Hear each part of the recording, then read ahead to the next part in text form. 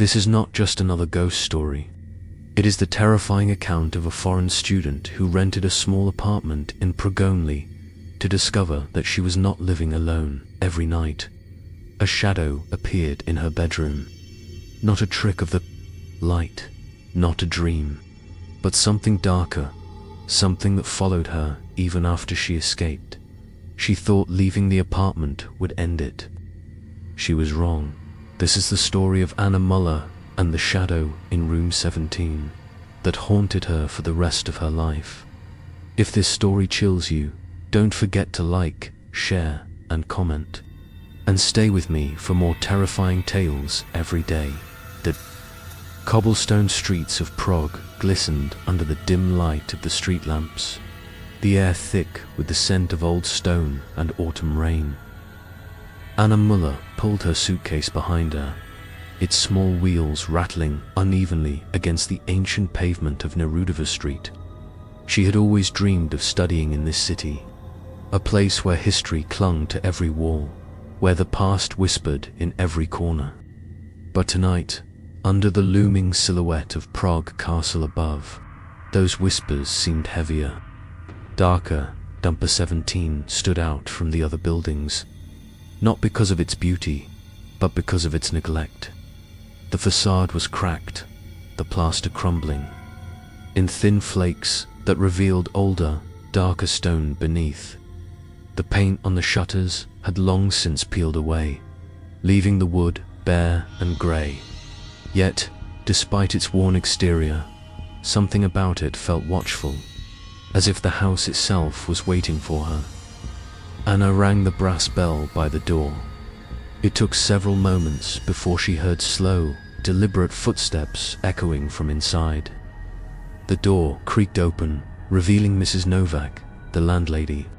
She was a tall, thin woman in her late 60s, her hair pulled back into a tight bun, her face lined and pale. Her dark eyes studied Anna with an intensity that made the young student instinctively clutch her. Suitcase closer. You are the German student, Mrs. Novak said in a voice that was both firm and weary. Yes, Anna replied in Czech with a slight accent. Anna Muller, I'm here for the room. The old woman nodded, stepping aside to let her in. The hallway smelled of dust and mildew, the faded wallpaper curling at the edges. A single bulb flickered overhead, casting the walls in a yellowish glow. Mrs. Novak led her up the creaking staircase to the second floor. The building felt hollow, each step echoing as if the stairwell was swallowing the sound. Finally, they stopped in front of a heavy wooden door with the number 17 carved into the frame. This is your apartment, Mrs. Novak said, pushing the door open with surprising strength. The room inside was small but adequate, a narrow bed. Pressed against the far wall, a desk by the window overlooking the sloping street, and a tall wardrobe whose mirror gleamed dully in the half-light. The furniture was old but well kept, though everything carried the faint smell of age. Anna set her suitcase down, trying to hide her nervousness. She had lived in student housing before, even older than this, but the atmosphere here pressed down on her like an unseen weight. As she began to thank the landlady, Mrs. Novak raised a finger, her expression grave. There are rules, she said softly, almost whispering. Rules you must follow in this house. Anna froze, caught off guard by the sudden change in tone. If you see the shadow, Mrs. Novak continued, her eyes narrowing, don't meet its eyes, and never open the bedroom door after midnight. For a moment, the only sound was the wind rattling the shutters. Anna forced a small, nervous laugh. The shadow, she asked, trying to brush it off as local superstition. Mrs. Novak didn't smile. I mean what I say. This house is old, older than you think. Do not take my words lightly. Before Anna could reply, the woman turned sharply and left the room, closing the door behind her.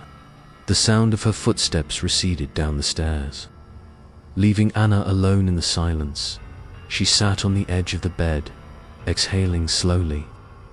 It was probably just a way of scaring tenants into behaving, she told herself. Old people and their stories. Still, the warning clung to her thoughts like cobwebs. By the time she unpacked and arranged her books on the desk, it was nearly midnight. Exhausted from her journey, she switched off the lamp and crawled under the blankets. The room was colder than she expected, the kind of cold that seemed to seep from the very walls. She drifted into sleep quickly, but it didn't last long. At precisely 3 in the morning, Anna's eyes snapped open. A chill swept over her, raising goosebumps on her arms. The silence in the room was suffocating. Her gaze moved slowly across the dim outlines of the furniture, the desk, the wardrobe, the chair in the corner, and then she saw it. A tall, dark figure stood in the far corner of the bedroom, motionless. Its outline was human, but no details could be made out. Just a mass of darkness, darker than the shadows around it. Anna froze, her breath caught in her throat. The words of Mrs. Novak echoed in her mind. If you see the shadow, don't meet its eyes. Her pulse hammered in her ears. She tried to convince herself it was a trick of the light, a coat hanging from the chair, her imagination fueled by exhaustion. But she could feel it. It wasn't just a shadow. It was present, watching, summoning every ounce of courage. Anna reached for the lamp on her bedside table and flicked it on. The bulb glowed, flooding the room with pale yellow light. The corner was empty. Her chest rose and fell rapidly as she scanned the room again, but the figure was gone. Only the familiar outlines of her furniture remained. Anna sat upright in bed until the morning light began to seep through the shutters, sleep never returning. By the time the sun rose over Prague, she tried to tell herself she had imagined it. Just nerves, nothing more. But deep down, in the pit of her stomach, Anna knew the shadow had been real, and she knew it wasn't finished with her. The next day passed in a haze of lectures and introductions. Anna tried to focus on her classes at Charles University, but her mind kept drifting back to the night before. Every time she closed her eyes, she saw the figure again, tall, unmoving, silently watching her from the corner. By evening, she convinced herself it had only been exhaustion, a trick of sleeplessness. She had traveled, moved into a strange apartment, and listened to the unsettling warnings of an old widow. Her nerves were bound to play tricks on her. Still, when she returned to Neruda 17, she kept the lights on while she made tea and sat at her desk to read. The golden glow from the desk lamp softened the shadows, made them less threatening. She avoided looking into the far corners of the room. The wardrobe stood tall by the wall, its mirror catching the lamplight. The glass was old and slightly warped, the surface cloudy with age. Whenever she walked past, Anna saw herself distorted, her reflection bending at strange angles. She tried not to look at it too often. That night, around 2 in the morning, she awoke with the sharp, uneasy feeling that she was not alone. Her throat felt dry, her body tense, as if something had dragged her out of sleep. Her eyes flicked instinctively to the corner, where she had seen the shadow before. Empty. She almost sighed with relief until her gaze slid toward the wardrobe. In the mirror, she saw herself lying on the bed, wide-eyed, just as she was. But behind her reflection, standing directly over her shoulder, was the same tall figure. Anna's breath caught in her chest. Slowly, as if moving in syrup, she turned her head to glance over her shoulder. Nothing. The room behind her was empty, eyes darted back to the mirror. The shadow was still there, its form looming over her reflection, closer now than before, heart pounding. She pulled the blanket up to her chin, forcing her gaze away. She squeezed her eyes shut and whispered to herself in German, "It's not real, it's not real, it's not real." But the next morning, she found the wardrobe door slightly ajar, though she was certain she had closed it. The following nights brought no rest.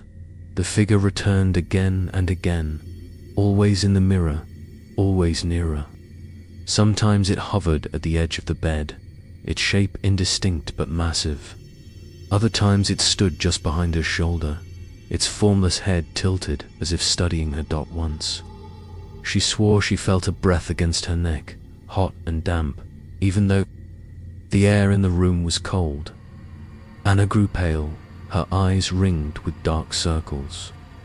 During the day, she struggled to concentrate on lectures, her hands trembling whenever she lifted her pen. Friends and classmates noticed, asking if she was sick. She brushed them off with excuses, bad sleep, too much work. But inside, fear gnawed at her constantly. On the fourth night, she decided she had to know for sure. She set up her laptop on the desk, adjusting the webcam so that it faced the bed. The small red light glowed in the dark, recording everything. She lay down, pulling the blankets over herself, though her body refused to relax. Sleep, when it came, was shallow and broken. At exactly 3:07 a.m., the bedroom door creaked open. The laptop recorded it clearly, the old wooden door, which Anna had locked before bed, slowly swinging inward. From the hallway beyond, a darker shadow oozed into the room. It moved without sound, without weight, as though the air itself had thickened into a human shape.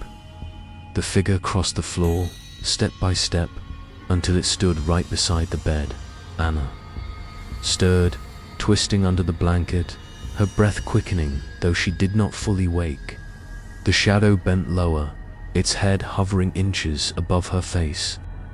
Its edges writhed like smoke, but its presence was suffocatingly solid. The recording captured everything, yet when morning came, Anna had no memory of the intrusion. She only remembered waking with a feeling of dread so heavy it clung to her skin. It wasn't until that evening, when she opened her laptop to check the video, that she saw the truth. Her stomach lurched as she watched the dark figure glide into the room, stand by her bed, lean down until its faceless head nearly touched hers. She slammed the laptop shut, heart racing so violently she thought she might faint. Whatever it was no dream. The shadow was real, and it was growing bolder. Anna stopped sleeping properly after that. She left the lights on every night, but the figure always came. She tried playing music, burning candles, even leaving the television running, but nothing stopped it. Each morning she found herself weaker, more fragile. Her hands trembled when she tried to lift her coffee cup. Her thoughts scattered, unable to focus. She dreaded the night with a kind of desperation she had never felt before. Sometimes she caught herself staring into the wardrobe mirror for long minutes, unable to look away. Once, she thought she saw the shadow raise a hand in the reflection, as if waving. Her body tensed so hard she thought she would break. Anna stopped telling herself it was imagination. The evidence was there on her laptop, but evidence meant nothing when she was the one trapped inside that room. Anna could no longer ignore what was happening in room 17. Each night drained her further, each shadow encounter leaving her body weaker and her mind frayed. The reflection in the wardrobe mirror haunted her even during the day. Sometimes, while brushing her hair, she thought she saw its vague outline just beyond her shoulder, waiting. She needed answers. One grey afternoon after another sleepless night, she walked through the winding streets of Prague toward the city library. The Gothic arches and ancient wooden doors seemed to breathe history, and inside, the silence was almost sacred. Dust floated like ghostly motes in the filtered sunlight. Anna searched through the local archives, requesting old property records for Nerudova Street. The librarian gave her a skeptical look, but eventually brought her a box of brittle papers bound with string. The documents smelled of age. Some were written in Czech, others in German. Slowly, painfully, she deciphered them. Her heart sank as she uncovered fragments of the building's history. During the Second World War, the house at Nerudova 17 had not been a normal residence. It had been requisitioned by the Gestapo. Her hands trembled as she turned the fragile pages. Reports mentioned Verhorome interrogation rooms, whispers of disappearances, testimonies from locals who heard screams behind shuttered windows. There were references to prisoners brought in but never released. Names that ended with notes like missing or unaccounted for. The records abruptly stopped in 1945, when the Nazi occupation ended, but the pattern was clear. Anna felt a coldness seep into her bones. Her bedroom, her desk, her bed, all of it stood on ground once used for torment. The walls had soaked in cries of pain. The stones had drunk blood. She read on, horrified. One passage described an underground chamber in the basement, sealed after the war, unfit for habitation. The note read. The words swirled in her mind. Sealed, hidden, forgotten. As she left the library, the evening sky pressed down on her, low and grey. Nerudova Street seemed narrower, darker than before. That night, Anna sat at her desk, staring at the mirror of the wardrobe. Her own pale reflection stared back, eyes sunken, lips dry. She whispered to herself in German, "It's not a ghost. It's the memory of cruelty." Her words made her shiver. Suddenly, a knock echoed from the wall. 3 dull thuds, as though someone struck the plaster from inside. She leapt up, pressing her hand against the cold surface. Nothing moved, yet the sound vibrated in her bones. The next morning, while fumbling with her mailbox downstairs, Anna met an old man who lived on the ground floor. He was stooped with age, his face leathery, his eyes watery but sharp. He wore a thick wool coat, though the weather was mild. "You are in number 17, he asked, his voice cracked but direct. Anna nodded. The old man's lips tightened. He looked as though he wanted to say nothing, but then sighed. "I lived here as a boy," he began quietly, glancing toward the stairwell as if afraid of being overheard. "During the war, soldiers took the house. People went in. They didn't come out." Anna swallowed. "What happened to them?" The man shook his head. "They died. Screams all night. The walls remember." Her chest tightened. "The shadow, have you seen it?" The old man's eyes clouded, but he didn't look surprised. He leaned closer, whispering, "The shadow is not a ghost.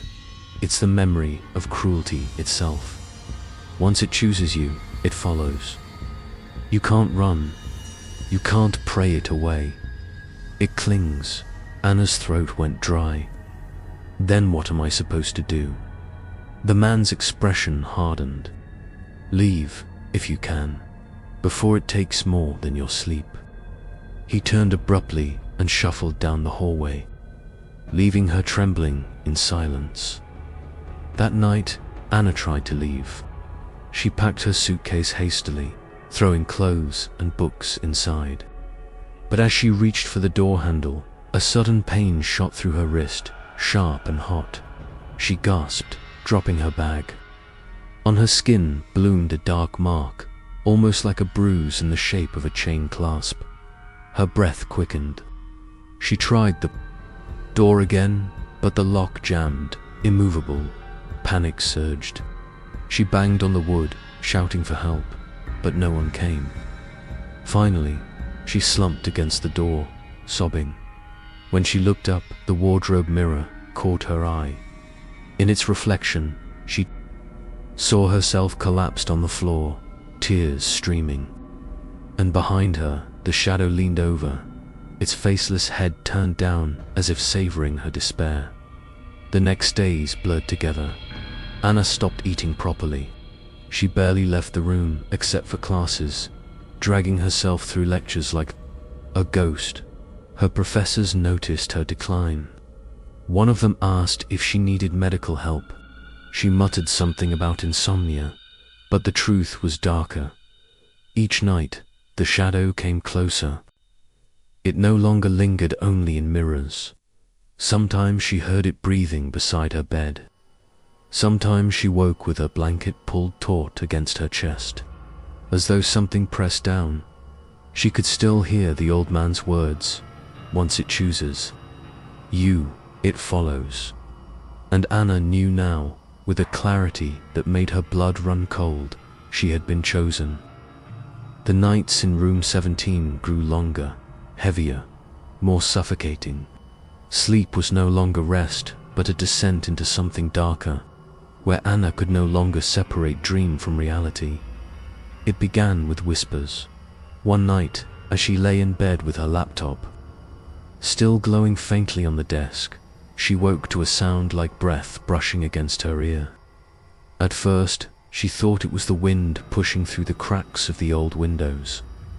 But then the whispers sharpened, coalescing into words. They weren't Czech, and they weren't German as she knew it. They were older, harsh, guttural syllables that scraped at her mind, yet carried meaning she somehow understood. "You don't belong here. This house remembers you. Stay." She pressed her hands over her ears, but the whispers curled inside her skull, impossible to block. The following morning, her throat ached. When she looked into the bathroom mirror, she saw faint red marks on her neck, like bruises in the shape of fingers. Her hands shook as she touched them. She hadn't dreamed it. Something had held her. Days blurred into one another. Anna tried again to leave the apartment, but each time something stopped her. Once she slipped on the staircase, tumbling hard onto the stone steps, her ankles swelling for hours. Another time, the tram she boarded broke down inexplicably, stranding her only a few blocks away from narrow Dover Street. It was as if an unseen tether pulled her back to the building. Dragging her to room 17, she grew afraid, not just of the nights, but of the days too. Hallways stretched longer than they should. Shadows clung to her even under sunlight. The city she had admired felt hostile now, its beauty twisted by paranoia. The dreams became worse. One night she dreamed she was bound to a chair, her wrists and ankles locked by rusted chains. The air was damp, the floor beneath her feet sticky. A single bare bulb swung overhead, illuminating stains on the walls brown, dark, and dripping as though still wet. Voices echoed around her, cries of pain in Czech, German, Russian. Men begging, women screaming, children sobbing. She couldn't see them, but the room pulsed with their terror. In front of her stood the shadow, taller than ever, its form writhing like smoke yet solid in its presence. It leaned closer, faceless, but she could feel its gaze pressing into her skull. She tried to scream, but her mouth was gagged. The shadow raised an arm, and the iron chain around her wrists tightened, biting into her skin until she felt warm blood. When she awoke, her wrists burned. She stumbled to the bathroom, turning on the light with trembling fingers. There, on her skin, were fresh bruises, rings of purple and red circling her wrists like shackles by the end of the week. Anna no longer doubted that room 17 had claimed her. She sat at her desk, staring blankly at her open books, but she couldn't read. Every time her eyes shifted, she caught movement in the mirror shapes sliding just out of focus. The wardrobe's reflection seemed to mock her, showing fragments of the shadow even when the room itself appeared empty. Her classmates noticed her decline. One, a kind girl named Clara, offered to walk her home after class. "You don't look well," she said softly. "Maybe you should see a doctor." But Anna only smiled weakly, clutching her bag. How could she explain that no doctor could treat what was happening? No medicine could protect her from a house that had soaked in decades of cruelty. The next night broke her. She drifted into another dream, but this time she was fully aware, conscious, inside the nightmare. Unable to wake, the chair, the chains, the screams, it all returned, clearer than before. The air smelled of iron and rot. The walls bled with streaks of red, the shadows deepening until they swallowed the ceiling. She thrashed against the chains, wrists burning. "Let me go," she screamed, though her voice felt muffled, swallowed by the room.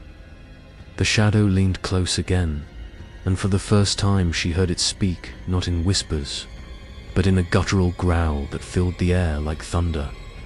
"You belong here." Its faceless head hovered inches from hers. She felt its cold breath against her cheek, smelled something rancid, decay, mold, centuries of damp stone. The chains tightened again, and agony shot up her arms. Her vision blurred, spots of black spreading across her sight. Suddenly, the bulb above flickered violently, flashing images on the wall, hands pressed against stone, nails tearing as people clawed to escape, faces twisted in pain, boots stomping across puddles of blood. She saw a man in a Gestapo uniform leaning over a prisoner, shouting, striking, leaving him limp and broken. The images came faster and faster until Anna's scream was drowned out by the chorus of the dead. And then she woke, gasping, drenched in sweat. The bruises on her wrists were darker now, almost black dot. Anna stood before the wardrobe mirror the next morning, staring at her reflection. Her face was pale, her eyes hollow. She barely recognized herself, but it was not her reflection that terrified her. Behind her, in the mirror's surface, the shadow loomed taller, sharper, its form more defined than ever before. She could almost see the outline of a mouth stretching where its face should have been, a grin that wasn't there in the room itself. Anna staggered back, clutching her arms. She wanted to scream, to flee, to burn the entire apartment to the ground.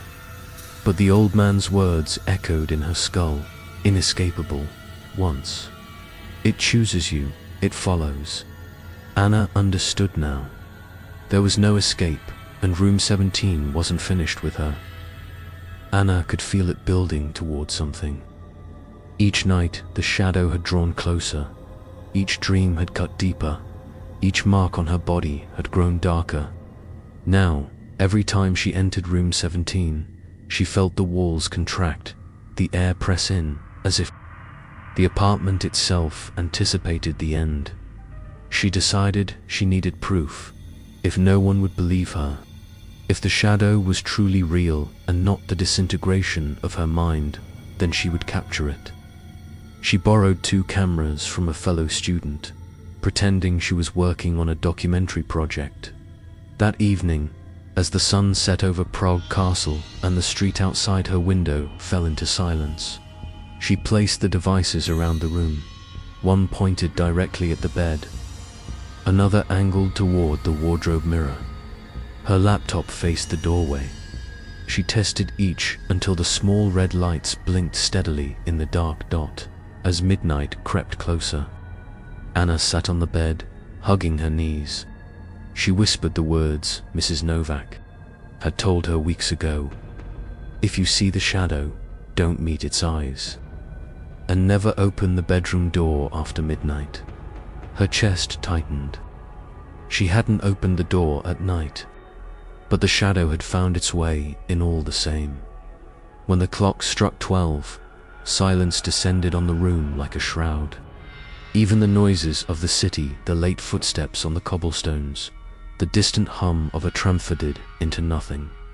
Anna lay down, pulling the blanket over her. Every nerve in her body was raw, her ears straining for the first sound. It came at 3 a.m. sharp. The wardrobe mirror quivered, the glass vibrating as though a soundless blow struck it. Then the air grew heavy, cold enough to fog her breath. From the corner, the shadow bled into the room. Not walking, not gliding, spilling, like ink poured into water, filling every space until its shape solidified above her. Anna's breath caught. In her chest, she could feel its weight pressing the air from her lungs. The cameras whirred, their tiny lenses capturing everything. The shadow leaned closer. Its form was no longer formless. A distorted face rippled in the darkness, features shifting hollow sockets for eyes. A mouth torn into a grotesque half-smile, its jaw trembling as if trying to form words. Anna turned her head, fighting to avoid its gaze, but the shadow pressed harder. She felt her chest crushed beneath invisible hands, the weight suffocating. Her throat tightened, her lips parting in a silent gasp. Don't look at its eyes. Don't look at its eyes. Her vision swam, spots of white bursting in her sight.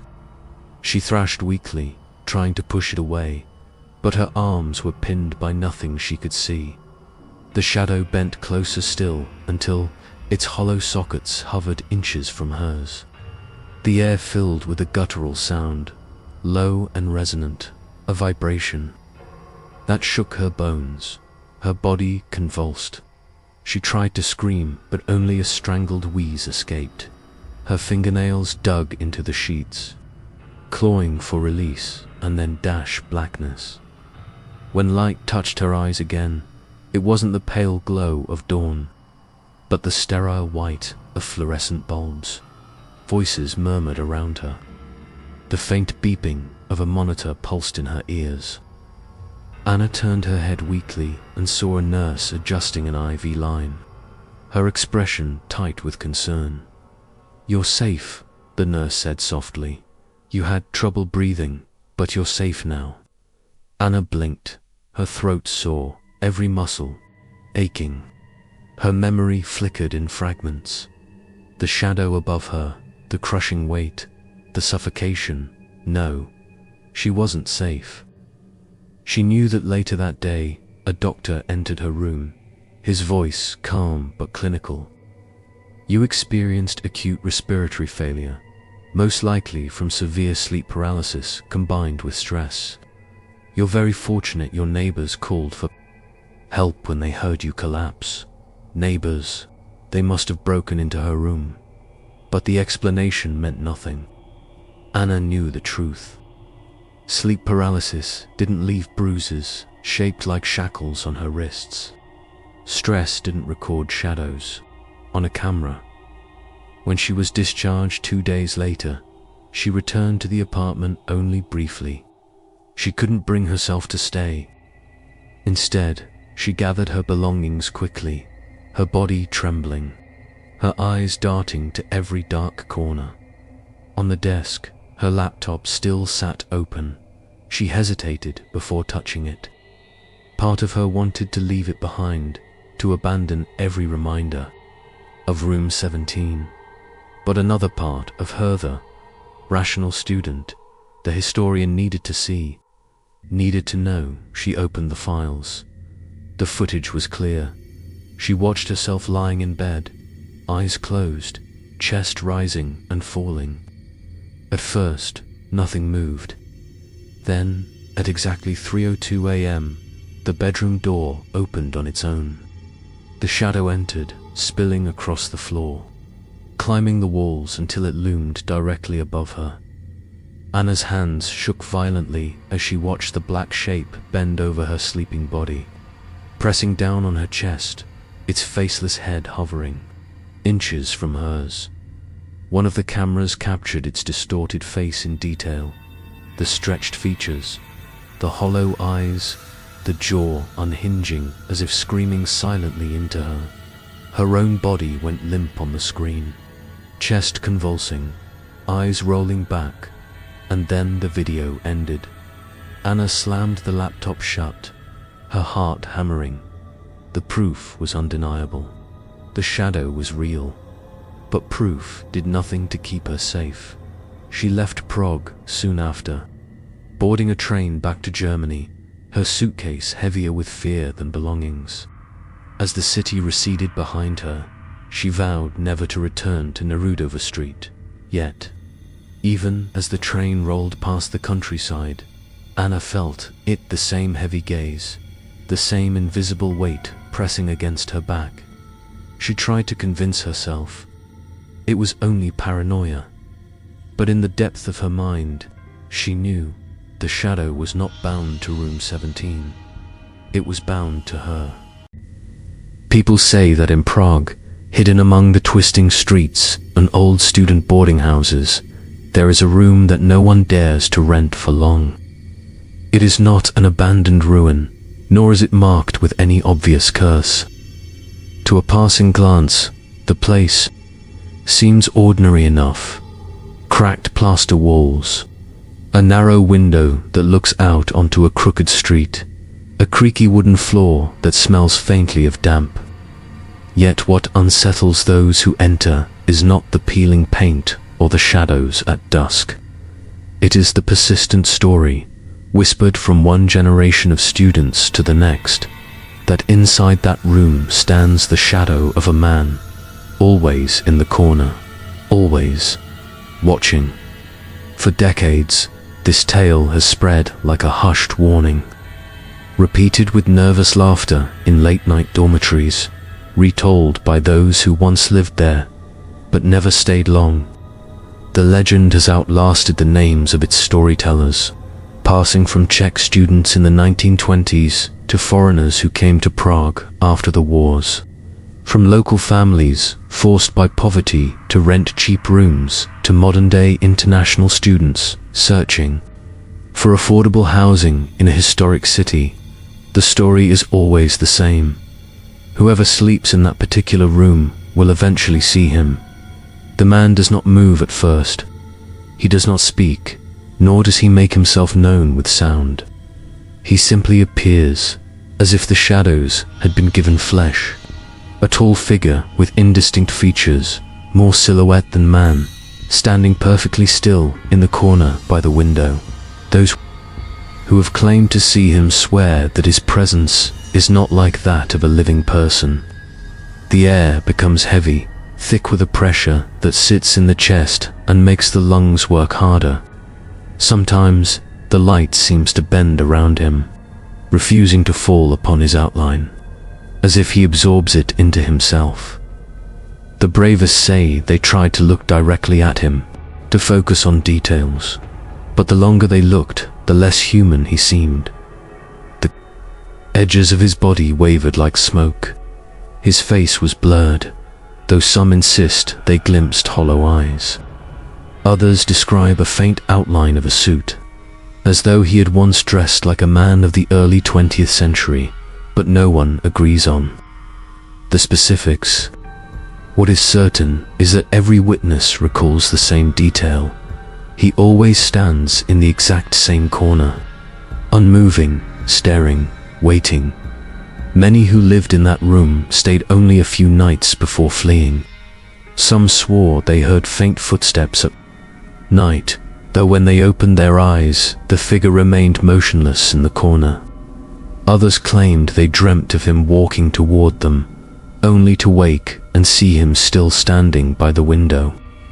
A few left in such terror that they refused to speak of what they saw, only muttering that they would never return, and yet the story endures because it is not told as fiction. Those who whisper about the man in the corner do not say, "Imagine." If this were true, they say, "This happened to me," or "My friend swore she saw him." The tale has grown into something larger than rumor. It has become a legend that lives in the walls of the room itself. Today, foreign students renting cheap apartments in Prague hear the same warning that local students once did, nearly a century ago. If you stay in the old room with the single window facing the narrow alley, beware. Do not be surprised if you wake in the middle of the night and feel that you are not alone. Do not be surprised if you find yourself staring into the corner, unable to explain why. And above all, if you see a man standing there in silence, do not let your gaze linger too long. For once you look at him, he may begin to notice you in return. To understand the figure who stands eternally in the corner of that small prog room, one must return to the early years of the 20th century. The city, now admired for its Gothic beauty and cobbled streets, was then in the midst of transition.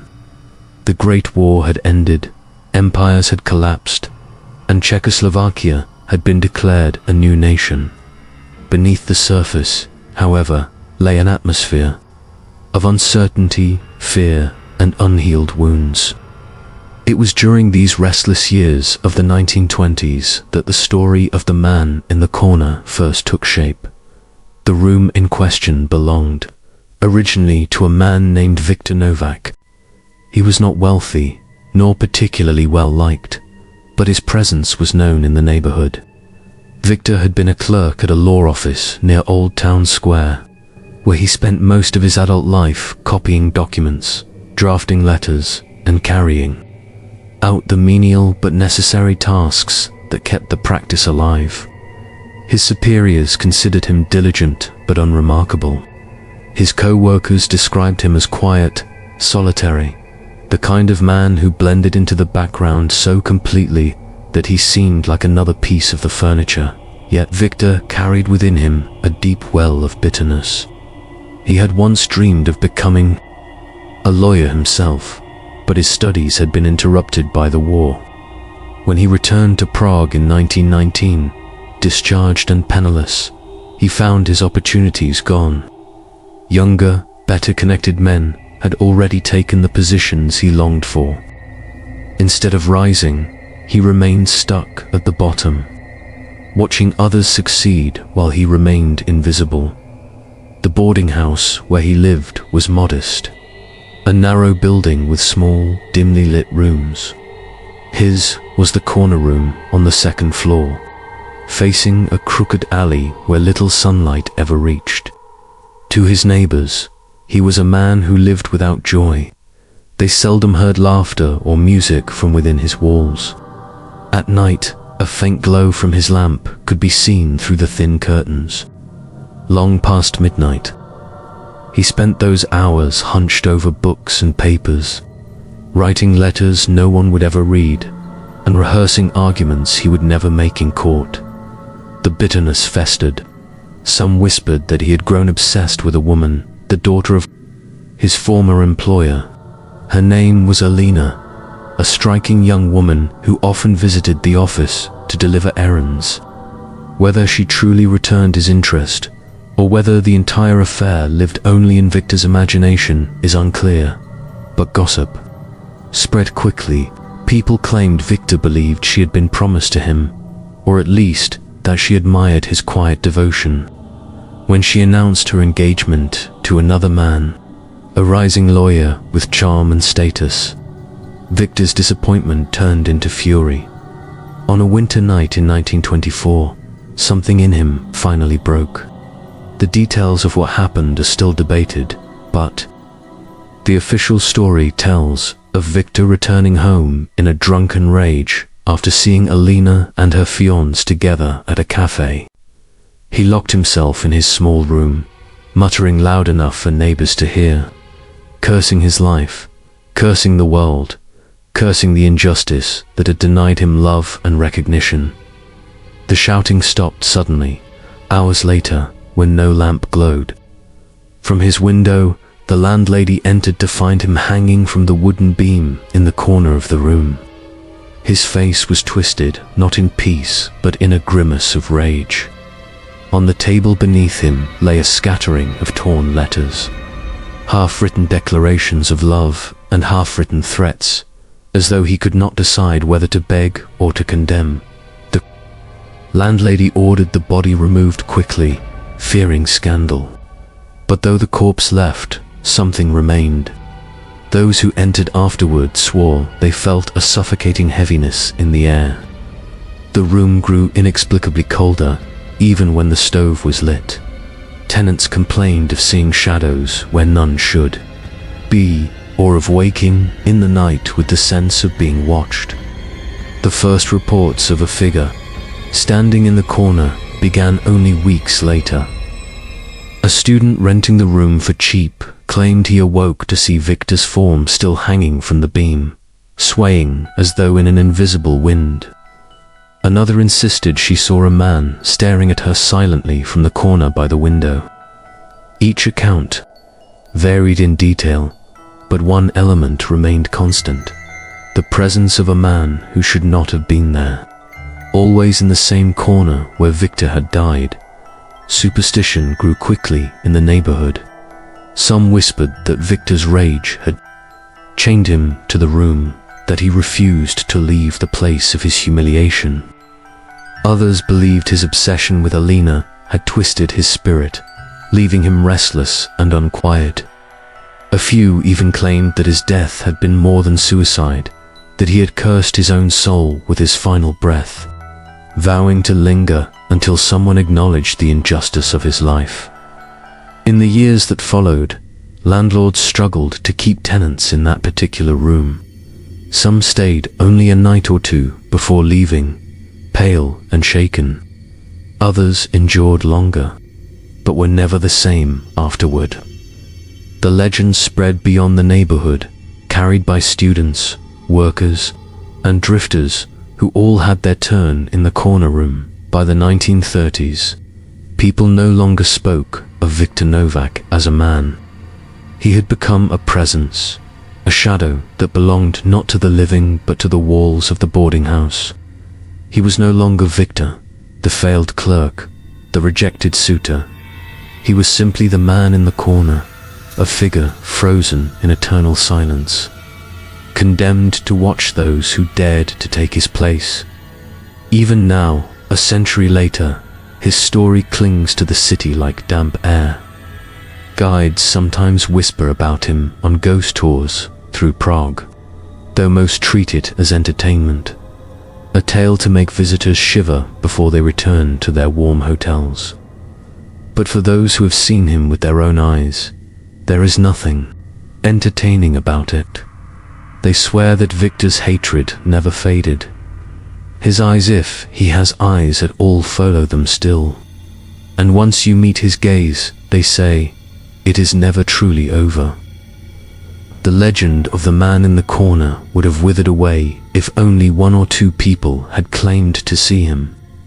Urban legends die when stories lack consistency. Yet in the case of that modest Prague boarding house room, the opposite occurred. Accounts multiplied. The details, though varied, always circled back to the same haunting figure. Over time, whispers transformed into testimonies, passed down through generations of students and travelers who dared to stay there. What follows are fragments of their experiences, pieced together like broken glass.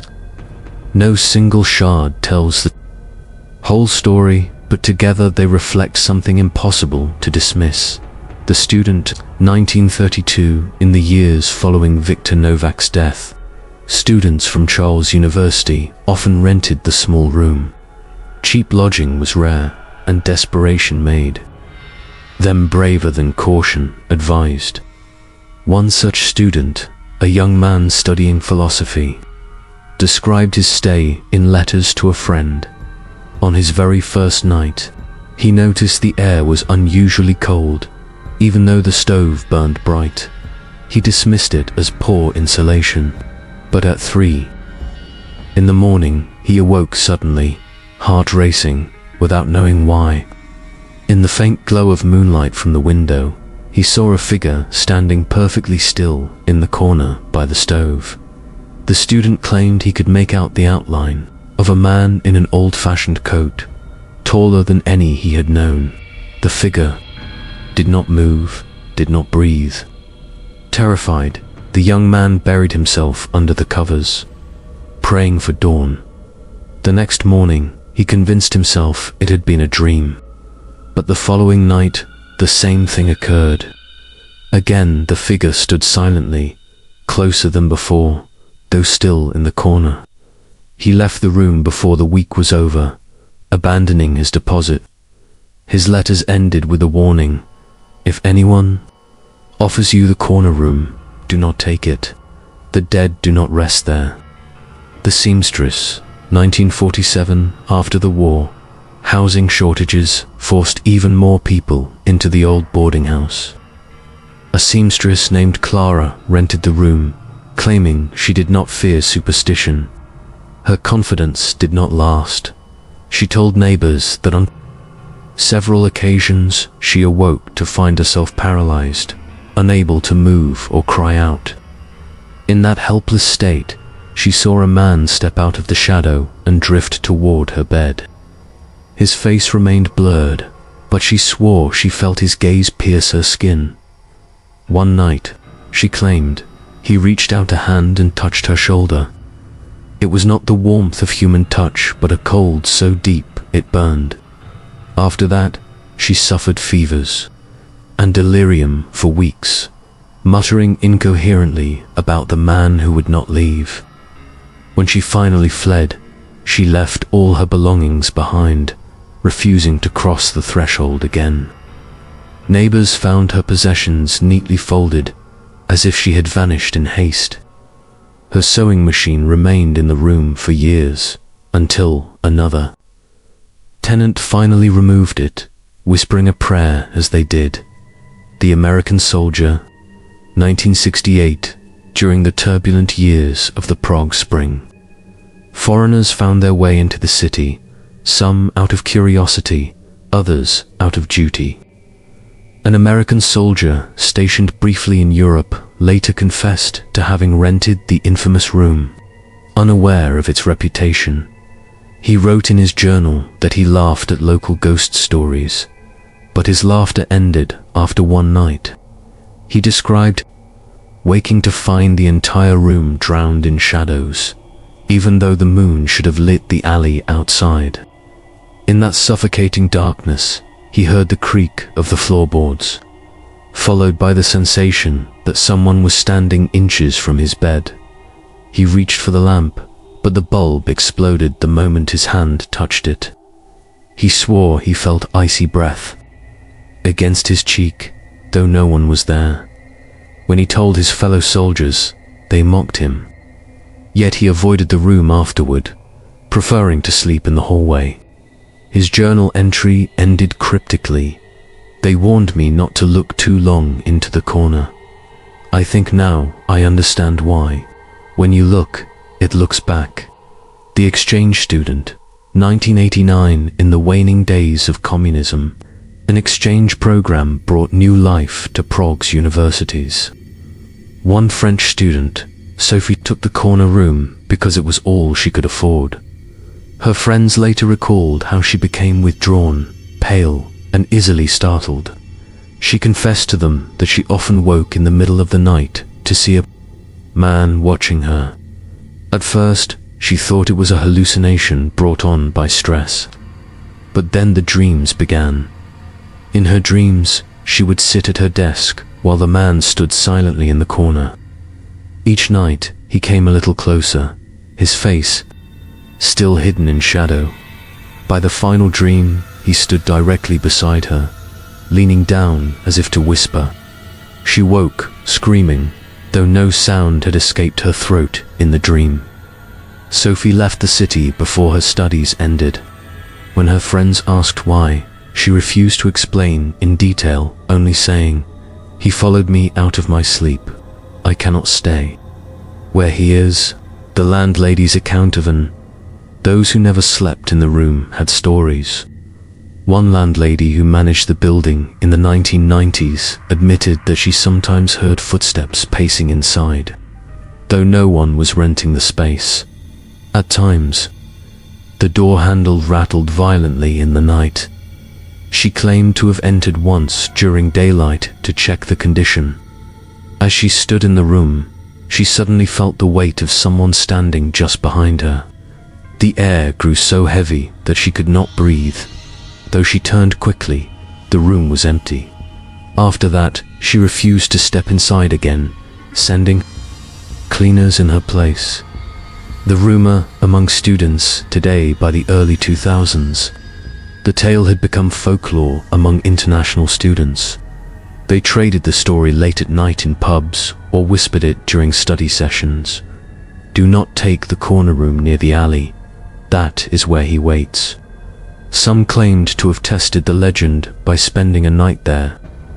They left jokingly, boasting that they had not seen anything unusual. Yet more than one of those same students later admitted quietly, in private, that they had, in fact, woken to find themselves staring at the corner without knowing why. One student from Italy swore he saw a figure reflected in the window pane, though no one stood inside the room. Another, from Japan, claimed she felt a hand brush her ankle as she stepped out of bed. She left Prague within the month, abandoning her semester entirely. The pattern, what is remarkable, is not simply the variety of stories, but their consistency. Across decades, languages, and cultures, people describe the same phenomenon. A man, indistinct, always in the same corner. Sometimes he is silent, sometimes he approaches, sometimes he reaches out, but he never leaves. The rumors spread like wildfire, becoming a rite of passage among students. Either you had heard of the man in the corner, or you soon would. The stories carry warnings, advice, and fear. Do not look too long.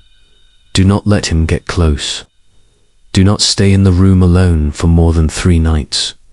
Yet for all the warnings, curiosity never dies. Each new generation produces another tenant, who thinks the legend is merely a story, only to add their own piece to the growing mosaic of terror.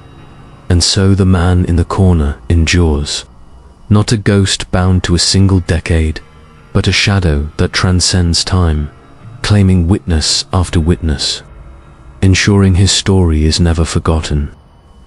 Among all the rumors, no story has been repeated more often or with greater intensity than that of Sarah Whitmore, a young woman who came to Prague in the late 1990s as an exchange student from the United States.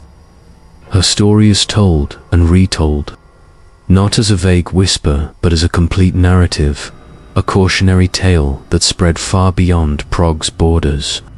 Some say it was her ordeal that transformed the man in the corner from a local ghost story into a legend feared internationally.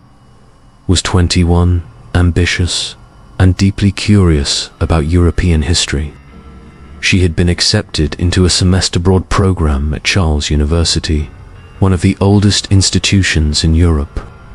Like many students before her, she sought cheap accommodation close to the university. The boarding house in the old district seemed perfect, affordable, conveniently located, and available immediately. The landlord showed her the second-floor corner room, warning with a shrug that students do not stay long here. Sarah laughed it off, thinking it was merely because of the room's shabby condition. The wallpaper was peeling, the wooden floor warped from damp, and the single window opened to a narrow, dark alley. Still, she was young and optimistic. She told herself she could turn the little room into a home. The first signs for the first few nights, everything seemed normal. She arranged her books on the desk, pinned photos of her family on the wall, and even lit candles to mask the faint smell of mildew.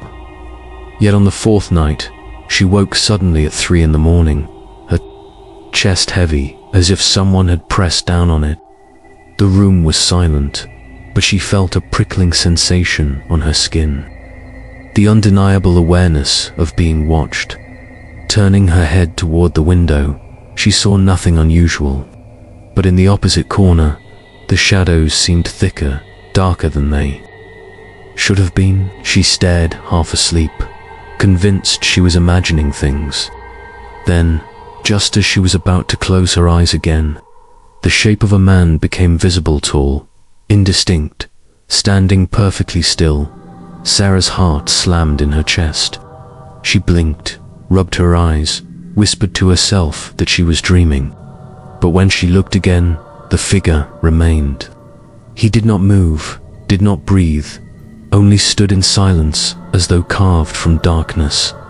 The next morning, she convinced herself it had been a nightmare brought on by exhaustion. She attended her classes, walked the lively streets of Prague, and reassured herself that old buildings always carried strange atmospheres. But the memory of the figure in the corner gnawed at her. Escalation in the following days. Sarah's nights grew worse. Every time she drifted to sleep, she awoke again at the same hour, 3 a.m., and always the figure stood in the corner.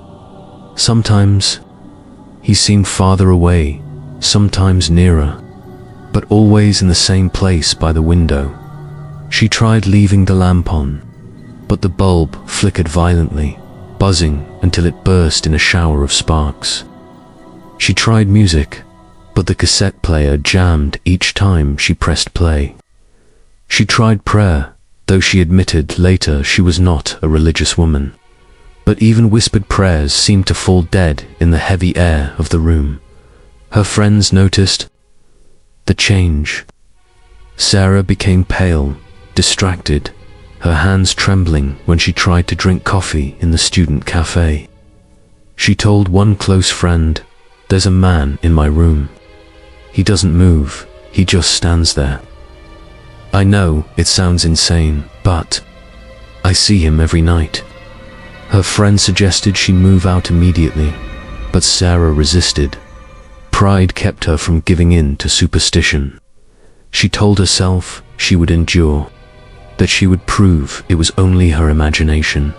The dreams, after a week, the dreams began.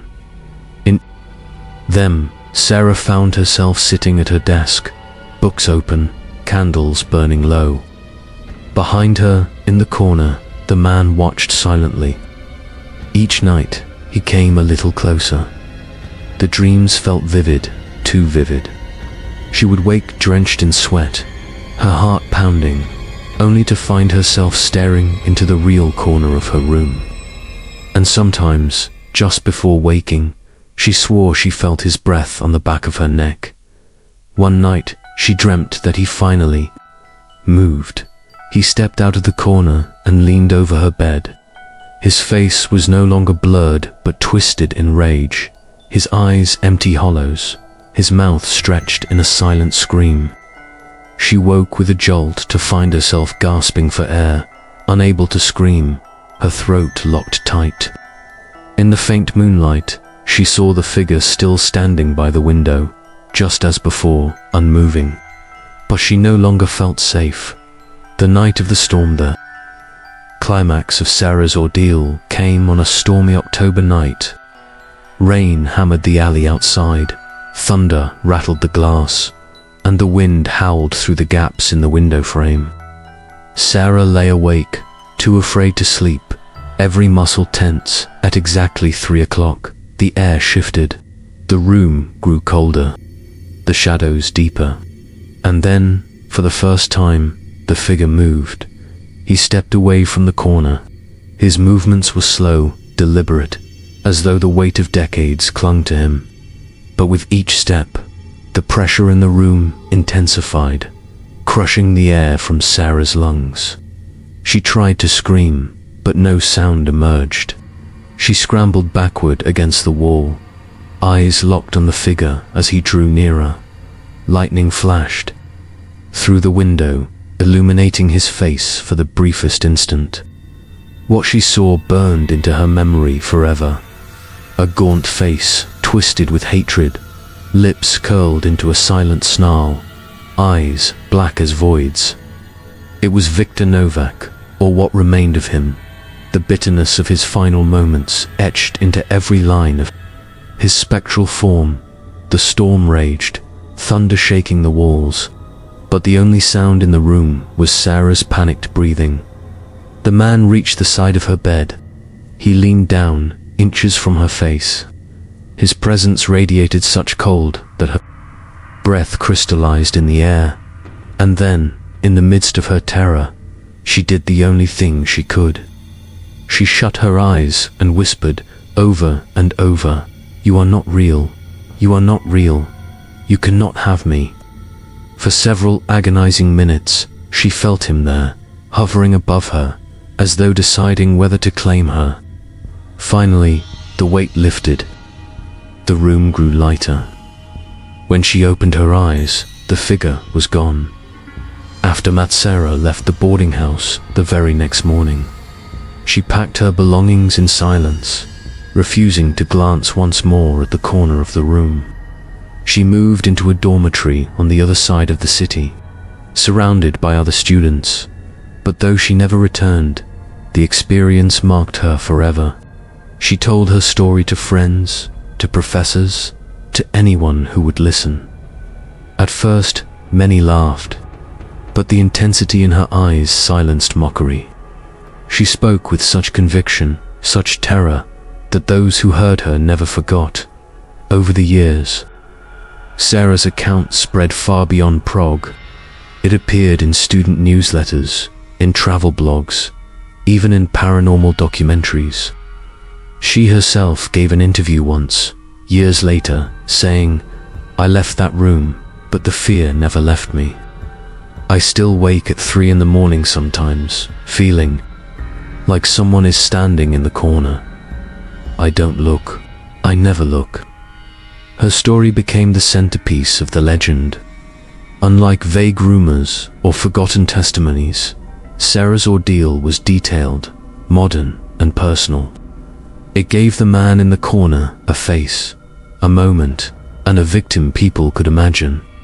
Legacy today, students who hear the tale often ask about Sarah. Did she exaggerate? Did she imagine it? Or was she truly face to face with the restless spirit of Victor Novak? The skeptics dismiss it as stress-induced hallucination. But those who believe, or at least half believe, say Sarah's survival was nothing short of miraculous. They say the storm awakened the spirit's full strength, that he tried to cross the threshold from shadow into flesh, and they warn that if another tenant is not as strong-willed as Sarah, the man in the corner may one day succeed. Even after Sarah left Prague, the story of the man in the corner did not fade. If anything, her account breathed new life into the legend, ensuring that it would endure for decades to come. Students who once treated the tale as nothing more than a ghost story for sleepless nights now spoke of it with a hushed seriousness. What had been rumor became testimony. The boarding house itself changed owners several times. Each new landlord tried to erase the reputation of the infamous second-floor room. Fresh paint covered the cracked plaster. New furniture replaced the broken desk. Even the wooden beam where Victor had once tied the rope was concealed behind false paneling. Yet no matter how many changes were made, tenants always complained of the same thing. Shadows in the corner, a heaviness in the air, dreams that grew too real. Some owners attempted to deny the past altogether, telling new renters nothing of the legend, but the silence only made the encounters worse. When frightened tenants discovered the truth later, their betrayal turned to anger. Word spread faster than ever. By the early 2000s, the corner room had become a place of whispered dares, a among the students of Prague. Spend a night there, and see if you are brave enough not to look. Tour guides added the story to their routes, telling wide-eyed visitors about the failed clerk, Viktor Novak, and the rage that tethered him to his final moments. Some guides exaggerated, claiming people had died in the room, that their bodies were found staring into the corner with terror frozen on their faces. None of these additions could be verified, yet they grew the myth like ivy on old stone. But amid the exaggerations, there remained those few accounts that carried weight. Sarah's, and others like hers, told not with bravado, but with trembling honesty. These survivors rarely wanted attention. They spoke reluctantly, often years later, their voices lowering as though afraid he might hear. Their warnings were always the same. Once you have seen him, he does not leave you. Some believed the spirit lingered not only in the room but also within the memories of those who witnessed him. A few who left Prague admitted that even in distant countries they still woke at 3 in the morning, heart pounding, certain that if they dared to turn their heads, they would find him waiting in the corner of their own bedrooms. Whether this was lingering trauma or proof of something darker, no one could say.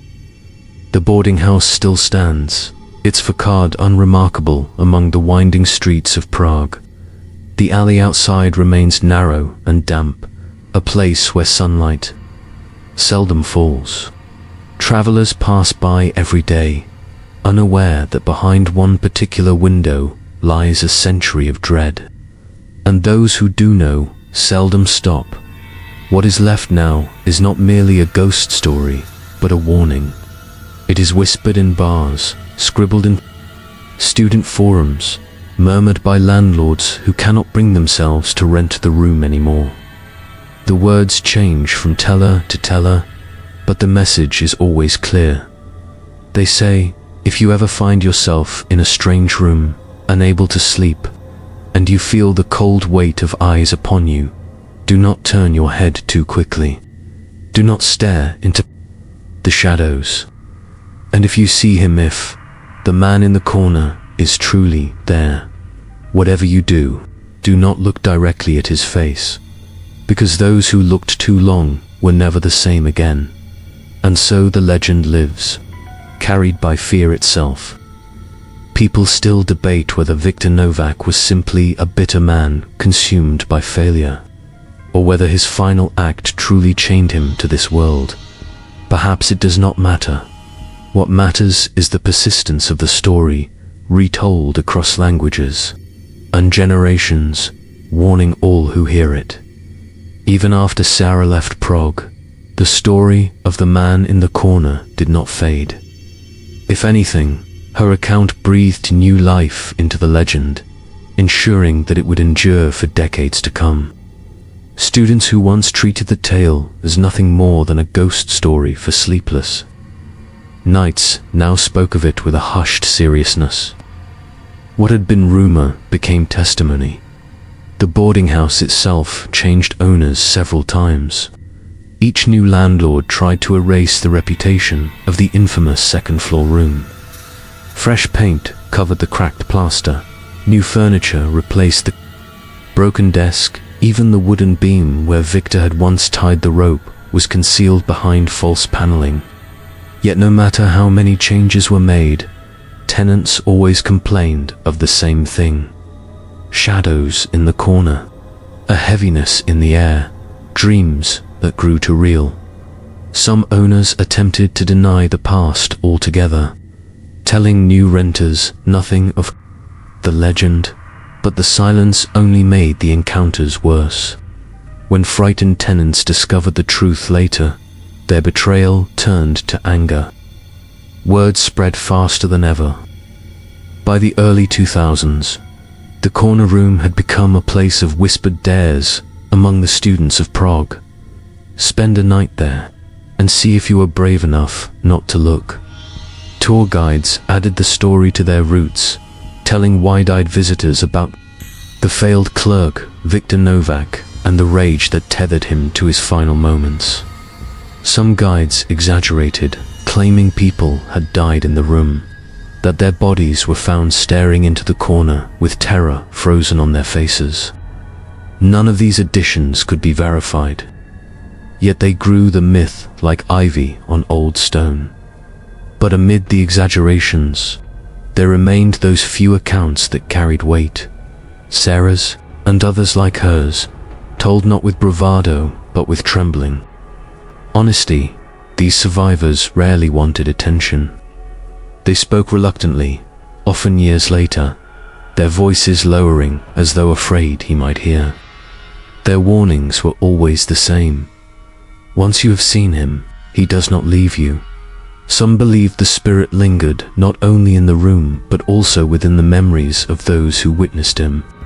A few who left Prague admitted that even in distant countries they still woke at 3 in the morning, heart pounding, certain that if they dared to turn their heads, they would find him waiting in the corner of their own bedrooms. Whether this was lingering trauma or proof of something darker, no one could say. The boarding house still stands, its facade unremarkable among the winding streets of Prague. The alley outside remains narrow and damp, a place where sunlight seldom falls. Travelers pass by every day, unaware that behind one particular window lies a century of dread. And those who do know seldom stop. What is left now is not merely a ghost story, but a warning. It is whispered in bars, scribbled in student forums, murmured by landlords who cannot bring themselves to rent the room anymore. The words change from teller to teller, but the message is always clear. They say, if you ever find yourself in a strange room, unable to sleep, and you feel the cold weight of eyes upon you, do not turn your head too quickly. Do not stare into the shadows. And if you see him, if the man in the corner is truly there, whatever you do, do not look directly at his face, because those who looked too long were never the same again. And so the legend lives, carried by fear itself. People still debate whether Viktor Novak was simply a bitter man consumed by failure, or whether his final act truly chained him to this world. Perhaps it does not matter. What matters is the persistence of the story, retold across languages and generations, warning all who hear it. The corner remains. The shadow remains. And if one night you wake in the silence of your own room and feel compelled to look toward the corner, ask yourself, are you certain you are alone? Please comment to let me know. The rain had stopped by the time the group reached the base of the mountain. A pale mist hung low, curling between the trees like silent guardians of the path ahead. The air was cold, unnervingly still, as though the forest itself was holding its breath, waiting for their next move. Ethan adjusted the strap of his backpack and glanced at the others. So this is it, he said, a grin playing at his lips. The infamous Himuro mansion. Are we ready for this? Hannah didn't answer. Right away, she stood slightly apart, her gaze fixed on the winding trail that led higher into the darkness of the mountain. As the only Japanese member of the group, she had heard more than enough stories about the place whispers of rituals, blood sacrifices, and restless spirits that never left. She hugged her jacket tighter around her.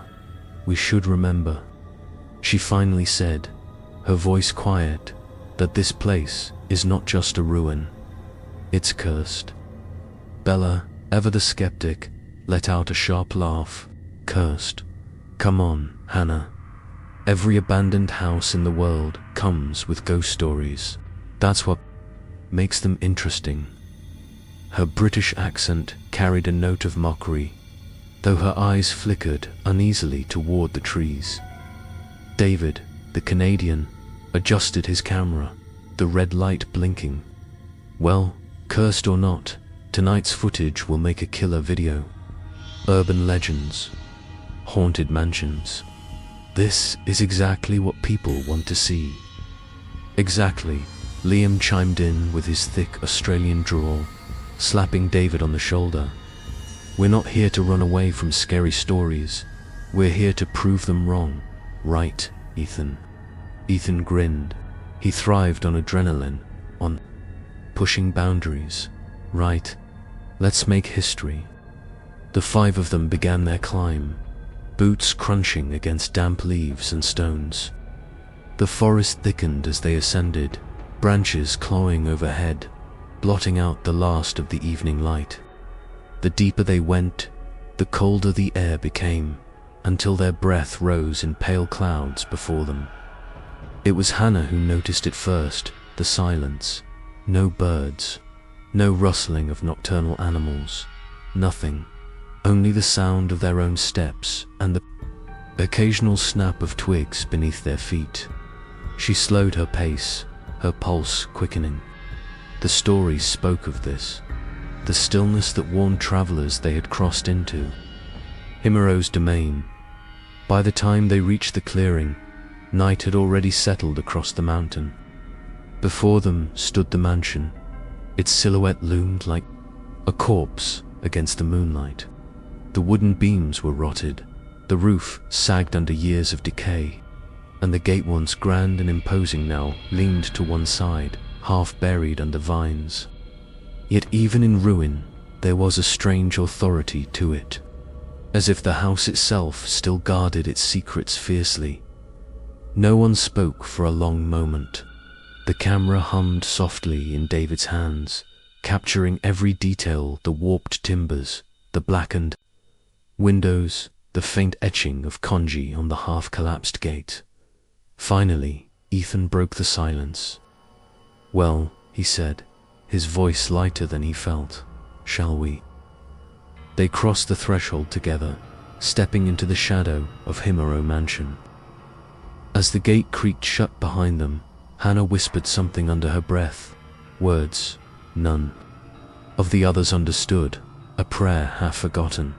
And with that, the curse of Himero began to stir. The air inside the compound felt heavier, as if the act of passing through the gate had sealed them away from the outside world. The silence deepened, pressing against their ears like invisible hands. Even David, who had been eager to document everything, lowered his camera for a moment to take in the sheer weight of the atmosphere. The gate groaned behind them, the rusted hinges shrieking in protest as the wind pushed against it. Then, without warning, it slammed shut. The metallic clang echoed through the clearing like a gunshot. Everyone froze. Bella's eyes widened. "That wasn't the wind," she whispered. Ethan forced a chuckle, though it sounded thin in the stillness. Old gate. Metal expands, contracts, you know the drill. But Hannah's expression darkened. She had seen the symbols carved faintly into the wood of the gate protective wards, long faded by time. They weren't meant to keep people out. They were meant to keep something in. "Let's just keep moving," Liam suggested, shifting uncomfortably. "We didn't climb all this way to chicken out because of a door." The path ahead led them closer to the mansion itself. The closer they drew, the stronger the smell of damp earth and rot became. Weeds had taken root in the cracks of the courtyard stones, and moss crept up the once polished lanterns lining the path. David raised his camera again, narrating in a hushed tone. "Here we are, August 21st, 11:47 p.m. We've officially entered the grounds of Himero Mansion. The gate behind us closed on its own, which, I've got to admit, is pretty damn creepy." His attempt at keeping things light didn't mask the tremor in his voice. They approached the entrance. The sliding doors were splintered, one panel hanging loose on its track. A strange, metallic stain spread across the wood near the base, brown, but unmistakably once red. Bella leaned closer, frowning. "Is that blood?" Liam scoffed, but he didn't step any nearer. "Probably rust. This whole place is falling apart." Hannah bent down, her fingers hovering just above the stain. She didn't touch it, but she knew this was no rust. Her grandmother had told her the stories of the rope ritual, of the blood spilled in this house to bind the family's curse. Suddenly, the wind picked up. The door slid open on its own, screeching along the old wooden frame. Beyond lay a hallway swallowed in shadow, the darkness thick as ink. Ethan stepped forward, his flashlight cutting a narrow beam through the gloom. "Showtime," he said, trying to sound braver than he felt. The others followed reluctantly, the soles of their shoes echoing against the warped floorboards. Each step seemed louder than the last, as though the house was amplifying their intrusion. Behind them, the gate rattled once more in the distance. It sounded less like the wind this time, and more like laughter. The hallway stretched on endlessly, the beam of Ethan's flashlight cutting only a thin slice of clarity through the suffocating dark. The wooden floor groaned under their steps, and every corner seemed to hide something waiting to breathe, waiting to move. The group stayed close together. The air inside was damp, tinged with mold and the faint metallic temps of old blood. The walls, once painted with delicate floral patterns, were stained with age and grime. The silence inside was worse than the forests. Silence it was a silence that felt alive. David's camera whirred softly as he filmed. His lens caught faded scrolls still clinging to the walls, torn family portraits whose eyes seemed to follow their movements. "This is incredible," he whispered, almost reverently. "It's like the place was abandoned overnight." They turned a corner, and Bella stopped abruptly, her breath caught in her throat. "Oh my God." The beam of the flashlight fell on a smear across the wall, a long, uneven streak, thick and dark, running from the floor up toward the ceiling. At first it could have been mistaken for paint, but the texture was unmistakable. Blood. The others stared, transfixed. The streak wasn't alone. Dozens more marks ran along the walls of the corridor, some small, like handprints dragged downward, others wide, as though whole bodies had been pressed against the surface. Ethan swallowed hard. Jesus, what the hell happened here? Hannah's lips trembled, her face pale. She recognized the markings. Her grandmother's words echoed in her mind, the tales of the strangling ritual. Victims tied with ropes, their blood soaking the walls as they screamed, begging for release. Bella shook her head violently, as if trying to dispel the thought. No, this has to be fake. Someone must have staged this place to keep the legend alive. But the smell in the air betrayed the truth. It wasn't fake. The coppery scent was still faintly there, lingering after decades, as though the house itself refused to let the memory go. Liam forced a laugh, though his voice cracked.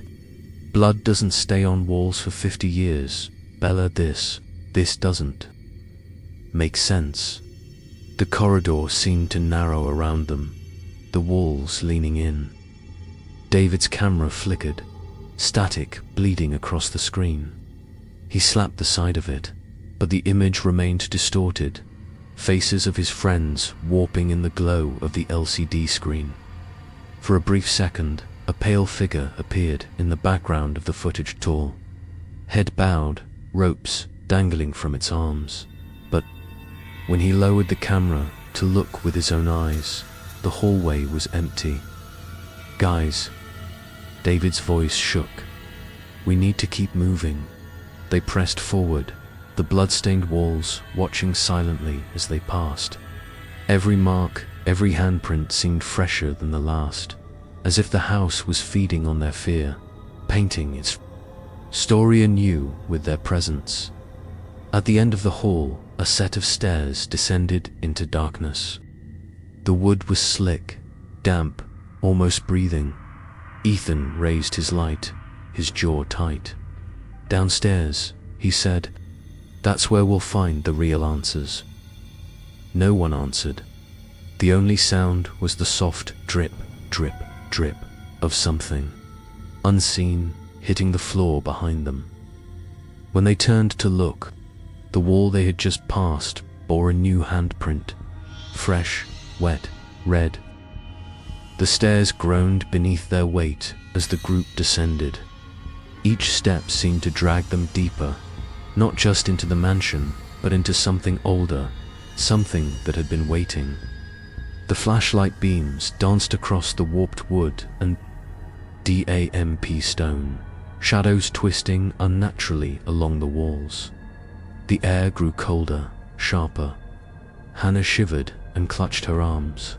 She knew this part of the mansion from the stories, the underground chambers where rituals had been performed centuries ago. She had hoped the legends were exaggerated, but as the damp smell thickened with something sour and metallic, she realized the stories had been merciful compared to the truth. At the bottom of the staircase, the group entered a large chamber. The walls were bare stone, darkened with stains. Ropes hung from the beams overhead, frayed but still intact. Swaying gently, though there was no draft, Bella's breath came out in a short gasp. "What the hell is this place?" David lifted his camera. The red light blinked against the ropes, illuminating the fibers. "It's a ritual chamber," he muttered, awe and terror mingling in his voice. This must have been where it happened. Ethan raised his flashlight higher, the beam falling on the floor. The stone surface was etched with grooves, forming a circle. Surrounded by strange kanji symbols, dark patches filled the cracks, dried and hardened over decades. Blood. Liam stepped forward, squinting at the symbols. "Rituals, sacrifices. You're kidding me, right? This looks staged like a movie set." "No," Hannah whispered, her voice trembling. "This is real." She pointed to the ropes above them. They called it the ritual of strangling. The family believed they had to sacrifice one of their daughters, binding her with ropes until her body tore apart. The blood would seal away the evil. Bella recoiled, shaking her head. "That's insane." No one would her words caught in her throat as a sound rose from the chamber. A faint, strangled cry. It came from nowhere, yet everywhere at once. The ropes swayed violently, as if invisible hands were pulling at them. The group froze. David's camera shook in his hands. The screen flickered with static, then showed a brief image that none of them could mistake. A girl in a white kimono, her face pale and twisted in agony, ropes digging into her wrists, her arms pulled in opposite directions. Then she was gone. Ethan's flashlight flickered.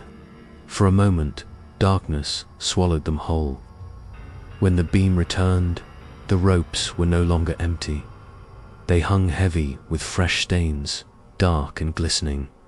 Hannah stumbled back, her voice breaking. "We shouldn't be here. This place, it remembers." The cries grew louder, echoing through the chamber, the sound of suffocation, of tearing flesh, of desperate prayers unanswered.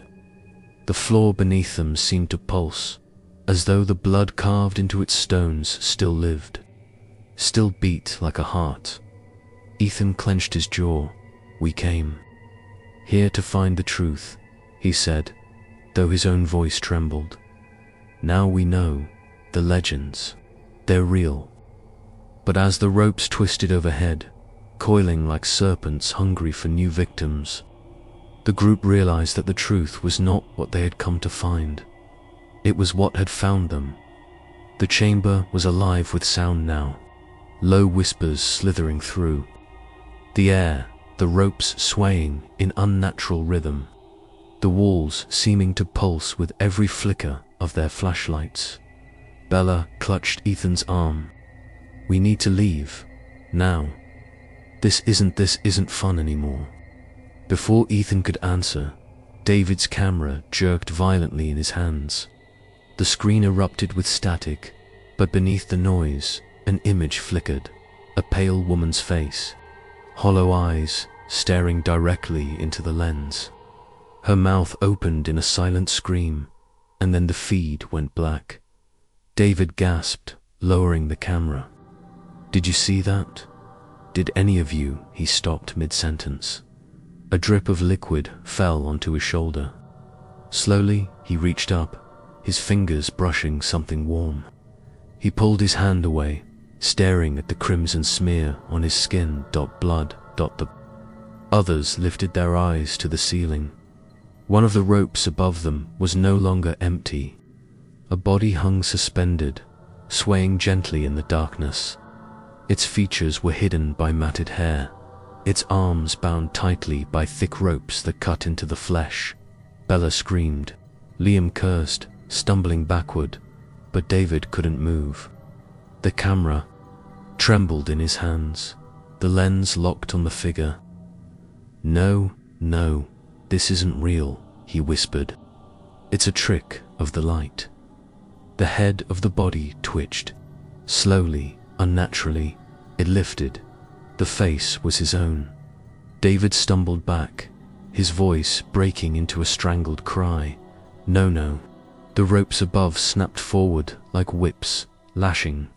Out of the darkness, one coiled around David's arm, another around his neck. He dropped the camera as he was yanked upward, his scream echoing off the chamber walls. Ethan lunged forward, grabbing at him. David, but it was too late. The ropes tightened with impossible strength, pulling David's body upward. His neck twisted with a sickening crack. His scream cut short. The group froze in horror, their flashlights shaking as they illuminated his limp form, dangling in the rope's grip. His eyes bulged, lifeless, staring down at them as blood trickled down onto the ritual circle below. Hannah's voice was barely a whisper. "It's begun." The chamber grew colder, the whispers louder, the shadows deeper. The house had claimed its first victim, and none of them were leaving. They fled the chamber in a blind panic, the echo of David's last scream chasing them through the twisting hallways. The house seemed to shift with every step, doors leading, two unfamiliar corridors, stairs that bent into angles that shouldn't exist. Ethan gripped the flashlight so hard his knuckles whitened. His mind replayed the sight of David's body, the sound of bones snapping, the way the ropes moved on their own. He forced the memory down, focusing only on survival. They finally stumbled into what looked like an old sitting room. Tatami mats lay rotting on the floor, the paper screens torn and stained. In the corner sat a broken shrine, the offerings long decayed, a small porcelain mask staring blankly up at them from the rubble. Bella collapsed against the wall, trembling. "We should never have come here. We should have listened." Her voice cracked, hysteria bubbling beneath her words. Liam paced the room like a caged animal. "We need to find another way out. There's gotta be a back door, a window, something." He grabbed one of the sliding panels and yanked it open, only to find another dark hallway waiting, endless and unfamiliar. He slammed it shut, cursing. Hannah sat near the shrine, her hands clasped tightly in her lap. She whispered to herself in Japanese, a prayer her grandmother had taught her.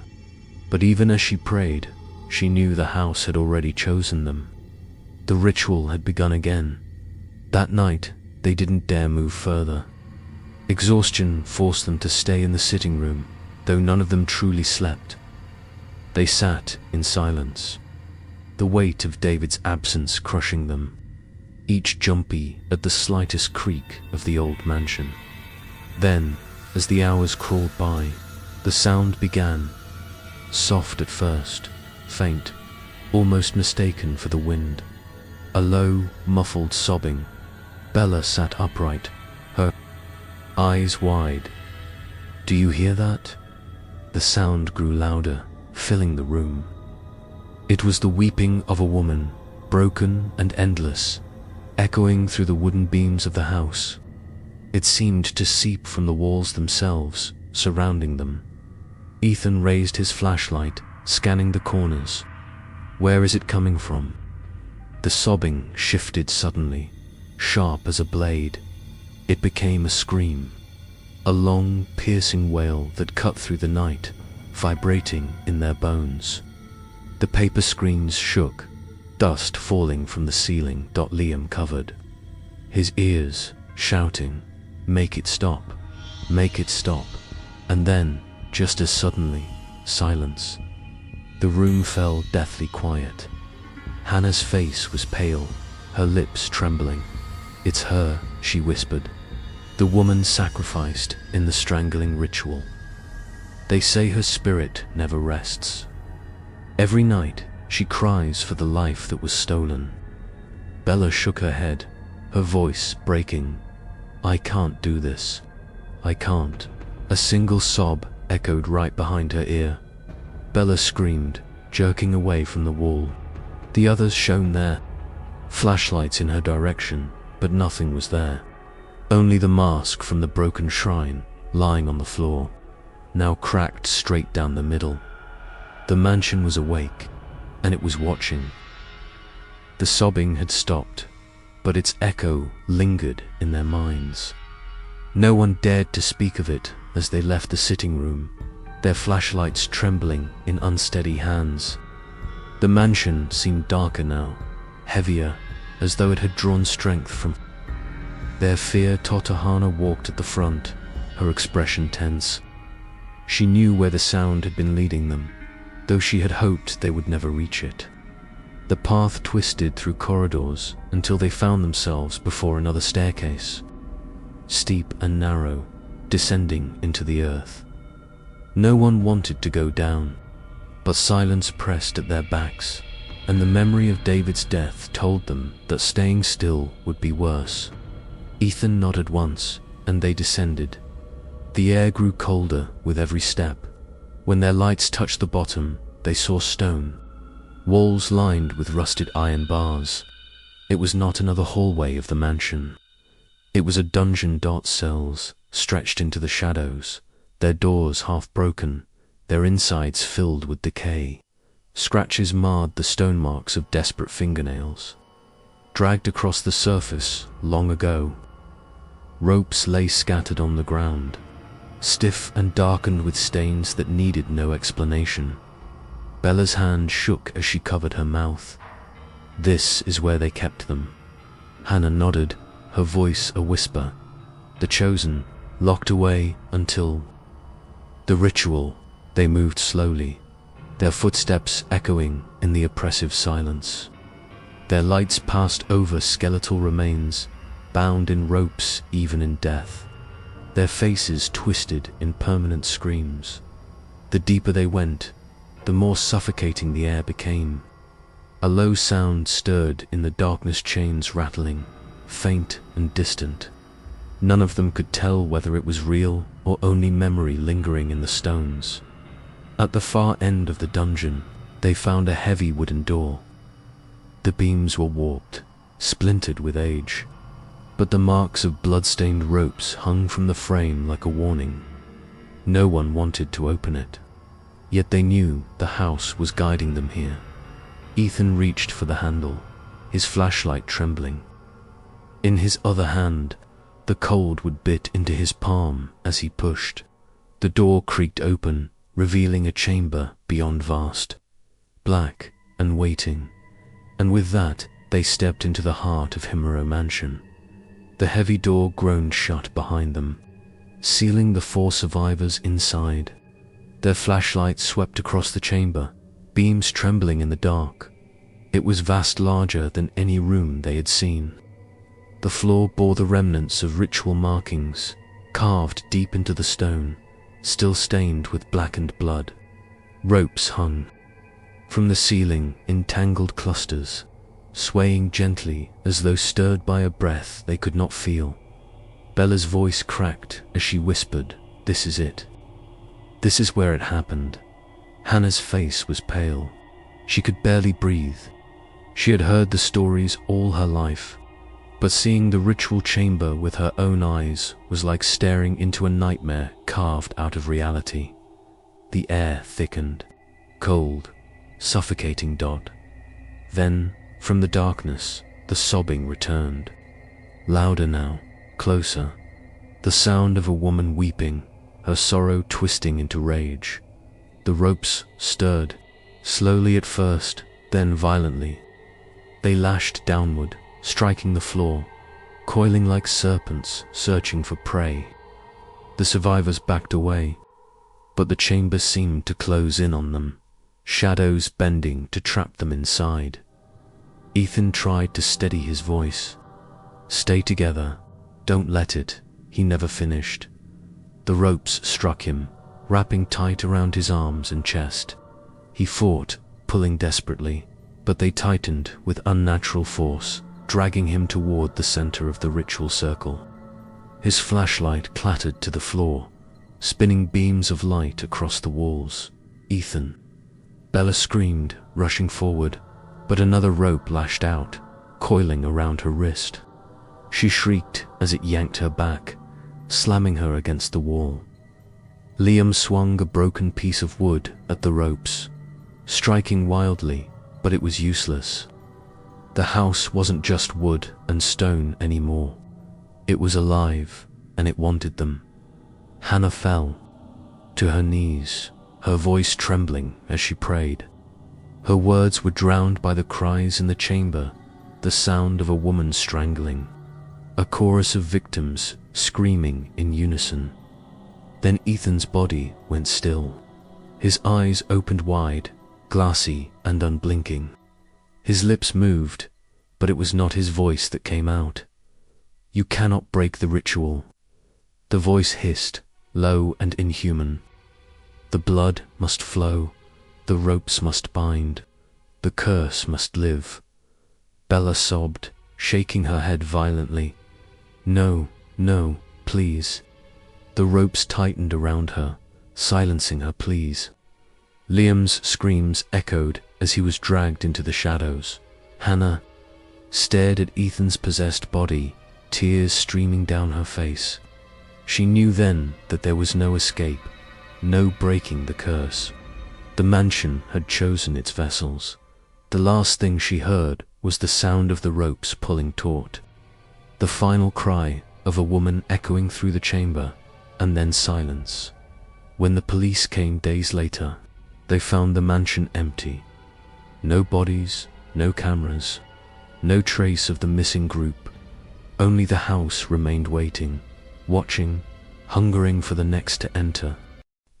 Michael Turner thought guarding an old office building in Detroit would be just another night shift. But as darkness fell and the flickering lights cast long shadows along empty hallways, he realized the building held secrets far older and darker than he could have imagined. Strange whispers echoed from the basement, papers moved on their own, and a featureless figure began to watch him from the corners of the corridors. What started as small, unsettling occurrences quickly escalated into a terrifying confrontation with an entity bound to the building's grim past. Now, Michael must face the shadow figure and survive the night. Michael. Turner parked his car in the dimly lit lot in front of the old office building on Woodward Avenue. The street lights flickered, casting long, uneasy shadows across the cracked pavement. He adjusted his uniform and checked the time on his watch. It was 7:55 in the evening. The night was quiet, too quiet, but that was nothing new. For a night shift security guard, he pushed open the heavy glass doors, which creaked in protest. The lobby smelled faintly of mildew and old wood, a scent that seemed to settle into his lungs. Dust motes danced in the beams of his flashlight as he stepped inside.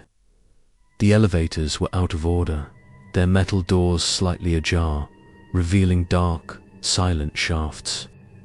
The fluorescent lights overhead flickered intermittently, leaving long stretches of shadow in the hallway. Michael made his way down the main corridor, his boots echoing against the tile floors.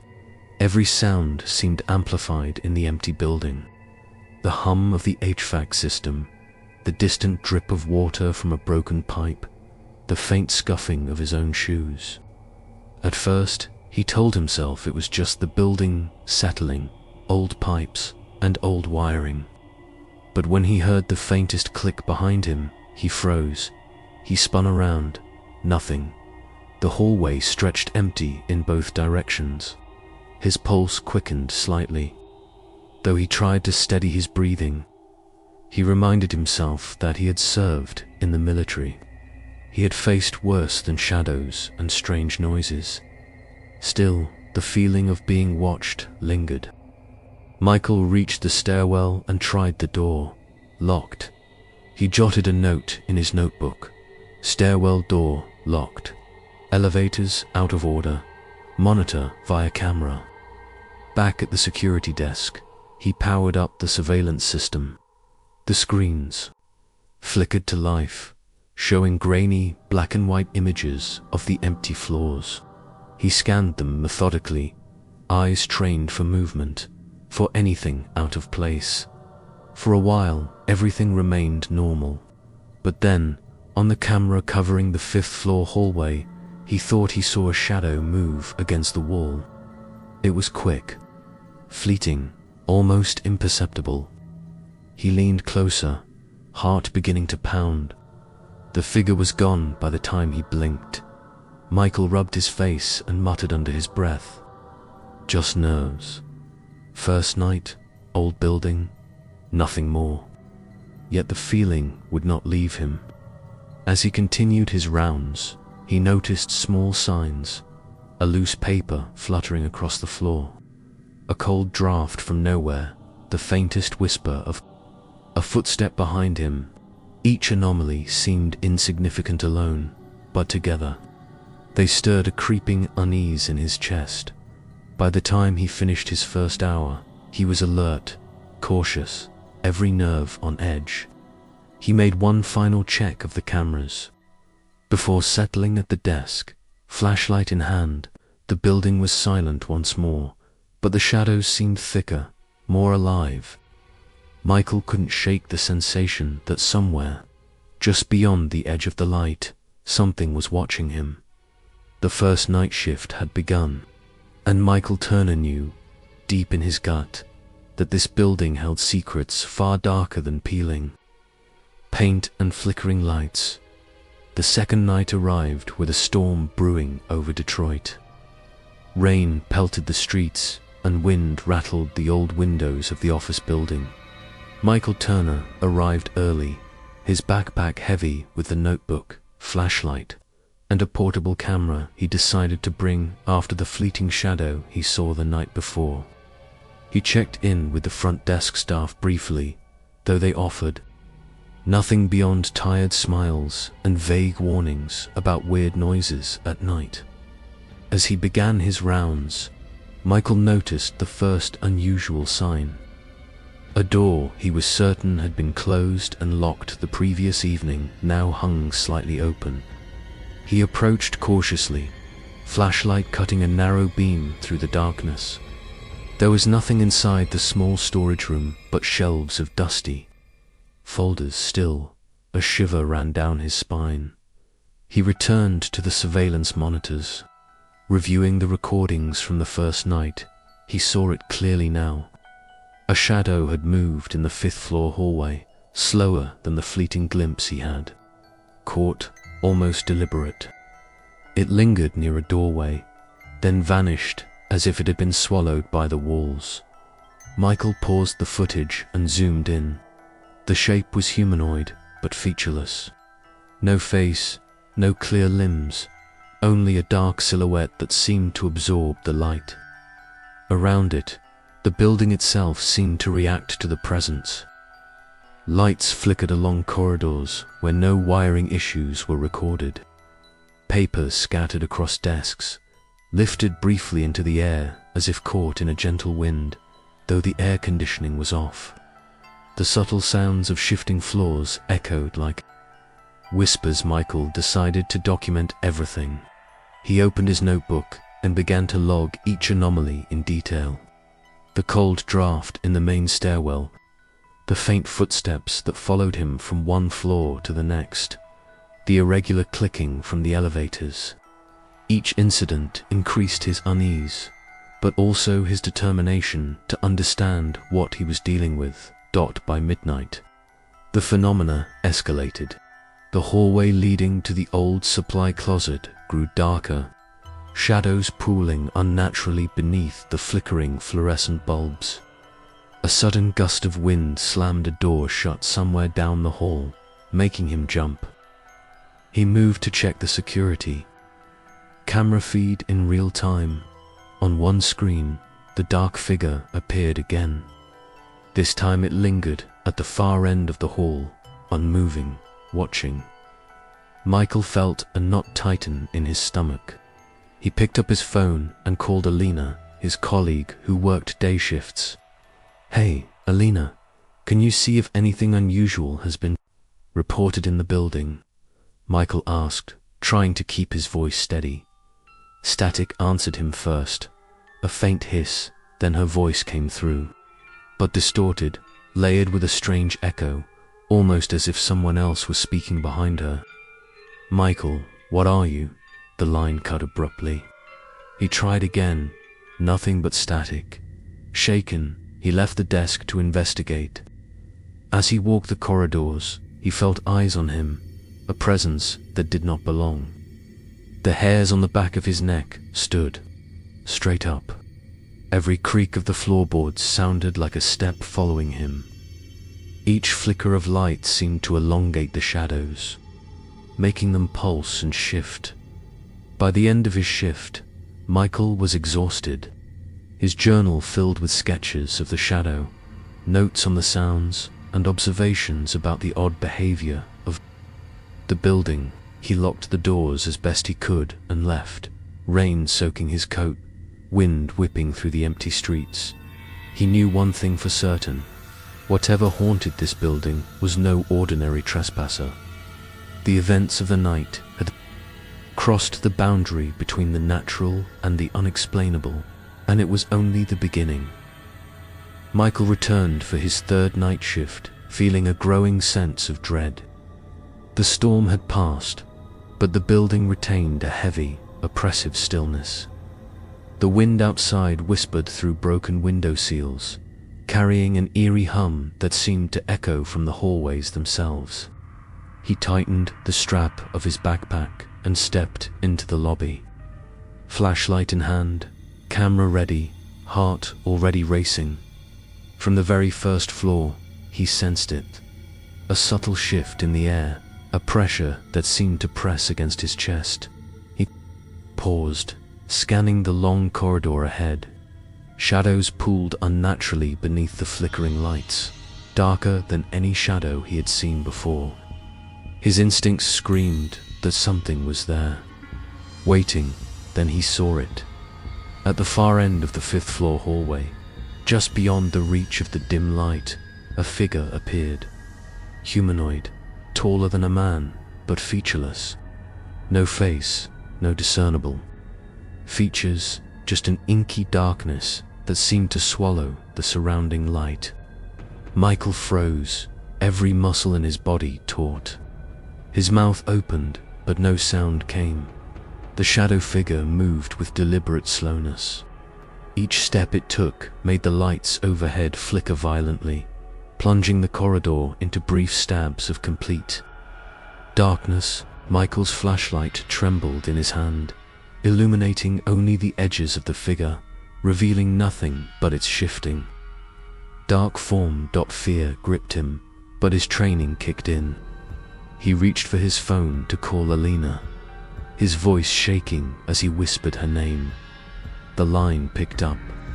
He heard her voice, faint and distant, but then static crawled over the connection.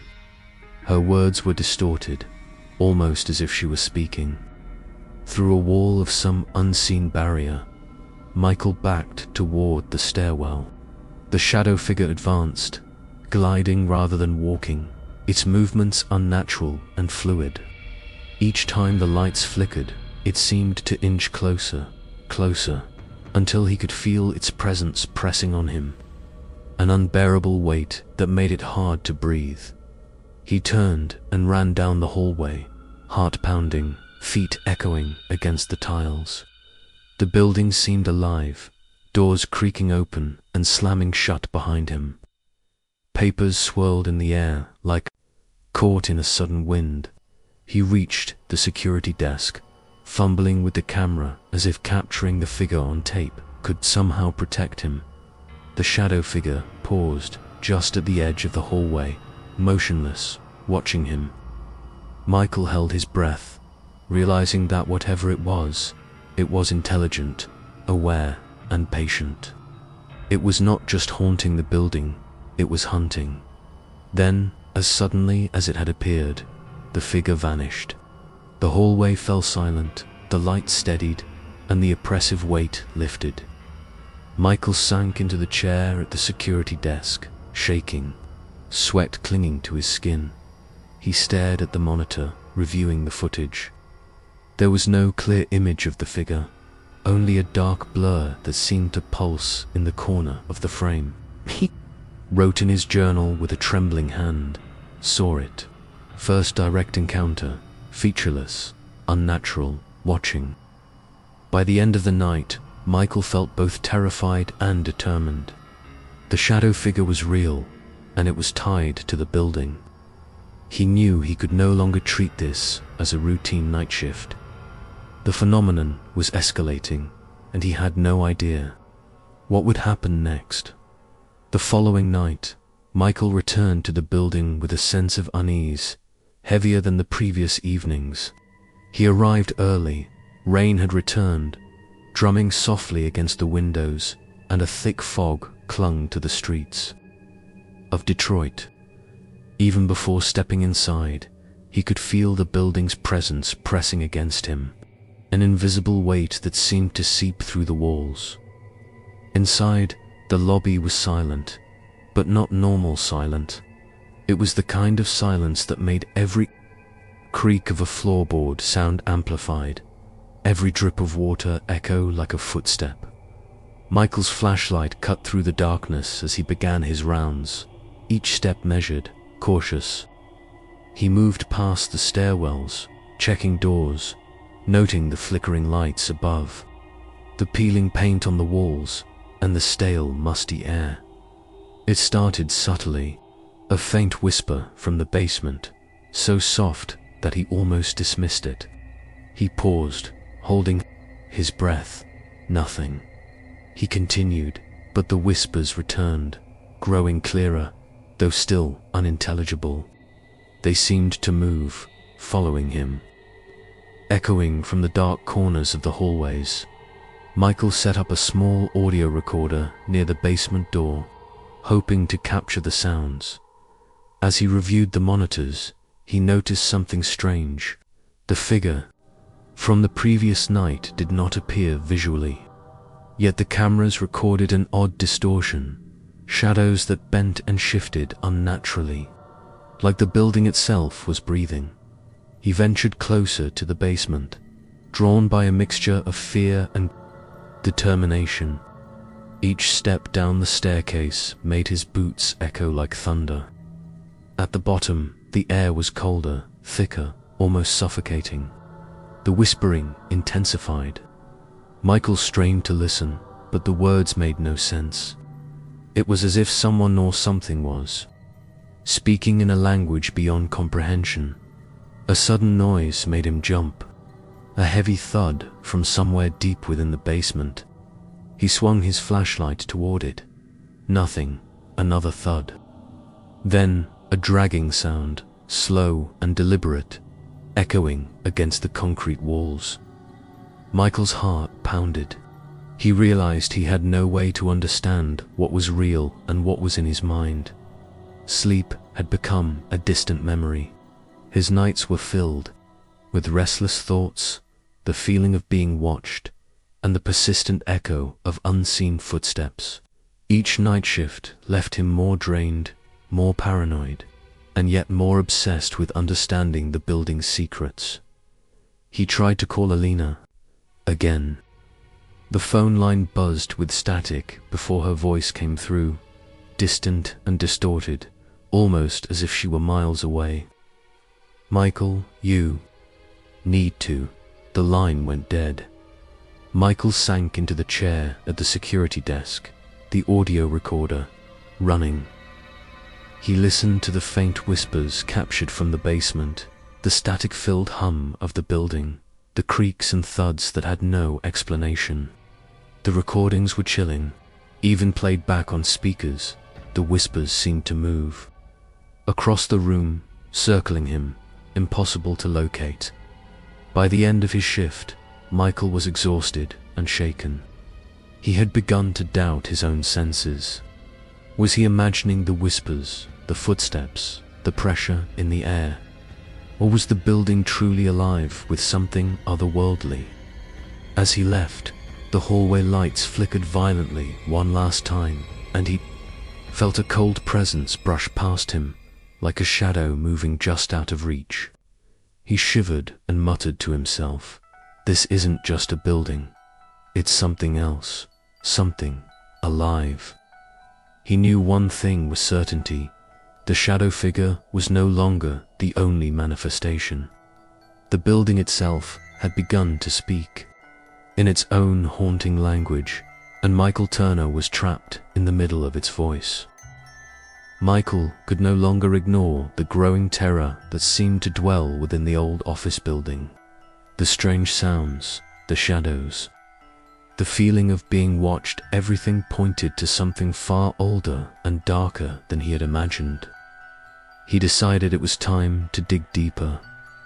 During the day, he scoured local archives and public records at the Detroit Historical Library. He uncovered the building's long-forgotten past. Constructed in the 1930s, it had once served as a small municipal morgue. Corpses were stored in the basement, embalmed and catalogued before burial or transfer. Staff accounts mention strict night protocols and a series of mysterious accidents among the night attendants. Michael felt a chill crawl up his spine as he read the reports of security guards who had died under unexplained circumstances. Some vanished entirely, never seen again, while others succumbed to inexplicable illnesses and madness. He found references to journals and logs from the previous night guards, many of which were later donated to the Historical Society. One journal, written in careful handwriting, described strange lights in the basement, whispers that seemed to move with purpose, and an entity the author referred to only as the Watcher. The similarities to his own experiences were undeniable. Michael's hands trembled as he copied notes, feeling a direct link between the past and his own nights in the building. Returning to the office building that evening, Michael felt a new weight pressing upon him. He explored the basement more thoroughly, flashlight cutting swaths through the thick darkness. The air was cold and damp, carrying the faint metallic temps of rust and decay. His steps echoed, mingling with the whispers that seemed to rise from the floor itself. He noticed strange markings on the walls, faint scratches and smudges, some resembling old tally marks, others unintelligible symbols. He realized that each night guard before him must have left warnings or records of their encounters. Hidden in the margins of walls and floors, Michael took out his camera and began recording everything, documenting the distorted shadows and the strange architecture of the basement. Every now and then, he caught glimpses of movement at the edge of the light. The shadow figure, he realized, was drawn to this place. It wasn't random. It had history, and it was tethered to the building's dark past. He felt the oppressive presence again, colder than ever, pressing down on him. A whisper echoed in his mind, almost intelligible this time. Leave, before it claims you. The sound was barely more than a vibration against his skull, yet it made his blood run cold. Michael stepped back, brushing his hand against the damp wall, feeling the grooves left by those before him. He realized with a sinking heart that he was not the first to witness the terror, and he would not be the last if he stayed. The building's history was a warning, a blueprint for the horrors that unfolded each night. As he ascended from the basement, he felt the weight of the past settle heavily upon his shoulders. The shadow figure was more than a ghost. It was the embodiment of the building's dark memory, and it was patient, waiting for the next night guard to confront it. Michael returned to the security desk, heart pounding, mind racing. He knew he had to prepare, not just to survive the night, but to understand the entity that had haunted the building for decades. The past and present had collided, and he was standing in the middle of its consequences. Michael returned to the building with a sense of grim determination. After researching the building's dark past, he knew he could no longer ignore what haunted the halls. He arrived early, flashlight and camera in hand, and carried a small kit of items he hoped would provide some measure of protection. A stronger flashlight, spare batteries, and even a bundle of incense, something he remembered reading that previous guards had used to keep the spirits at bay. From the moment he stepped inside, the air felt different, thick, heavy, almost alive. The shadows seemed to shift and stretch, as if aware of his every movement. Every step down the hallway echoed unnaturally, bouncing back at him with subtle whispers layered beneath the sound. Michael's heartbeat quickened, but he pressed on, moving toward the area where the shadow figure had appeared before. It happened suddenly. The lights flickered violently and then cut out completely. Darkness swallowed the hallway. Michael's flashlight illuminated only a narrow cone, revealing nothing at first. And then he saw it. The shadow figure emerged from the darkness, larger than before, featureless, its black form absorbing all light around it. The temperature dropped sharply, and Michael felt a biting cold on his skin, as though the air itself had turned against him. The presence was overwhelming, pressing into his chest, making it difficult to breathe. He froze, unable to tear his eyes away from the shifting darkness. For the first time, the shadow figure moved with intention toward him. The lights in the hallway flickered with each step it took, casting grotesque, dancing shadows on the walls. Michael's mind raced, but he forced himself to remain calm, reaching for the camera to document what was happening. Every instinct screamed to run, yet he knew he needed evidence. The entity stopped just a few feet away, hovering as if studying him. Then a whisper, clearer than ever, penetrated his mind, a voice like distant wind through a graveyard, distorted and hollow. "You should leave." Michael's hands shook as he lit the incense, waving it toward the figure. The smoke curled and twisted unnaturally around the shadow, but it did not retreat. The pressure intensified, a tangible force that pressed against his body. The smell of decay rose, and the whispers multiplied, layering upon each other until they became a deafening roar in his mind. He stepped back, using the flashlight to illuminate the figure fully. Its featureless face seemed to pulse, and he could feel an almost magnetic pull, drawing his focus and energy toward it. Michael realized that it was not only aware, it was communicating through fear, through the raw essence of terror. Summoning every ounce of courage, he spoke aloud, his voice shaking but determined. "I know what you are. I know what this building is. I am not afraid of the past." For a moment, the shadow figure paused, its presence vibrating in the air like an electric current. Then, almost imperceptibly, it receded, melting back into the darkness of the hallway. The lights flickered and steadied, and the air slowly warmed. The hallway was empty again. Michael sank to the floor, exhausted, chest heaving, sweat dripping down his face. He reviewed the footage and audio recordings he had captured.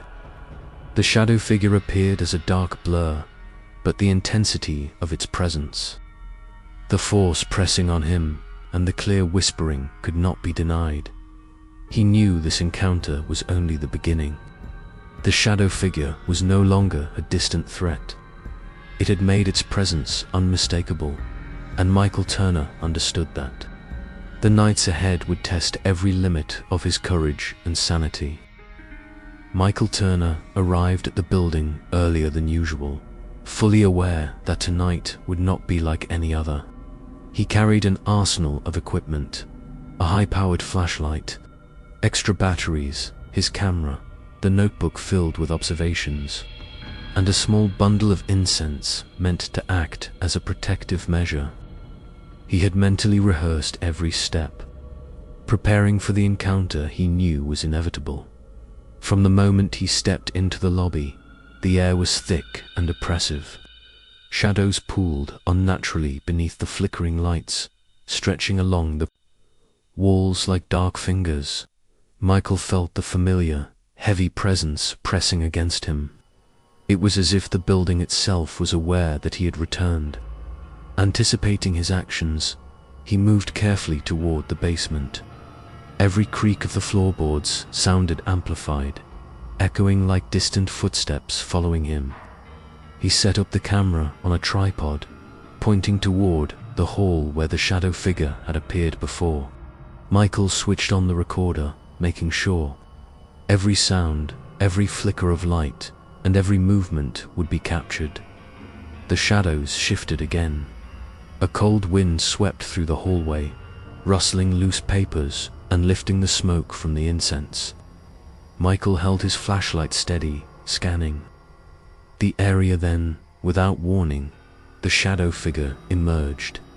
It moved silently, gliding over the floor, featureless and dark, its presence radiating a pressure so intense that Michael felt his chest tighten. The figure stopped at the far end of the hallway, seemingly aware of his preparations.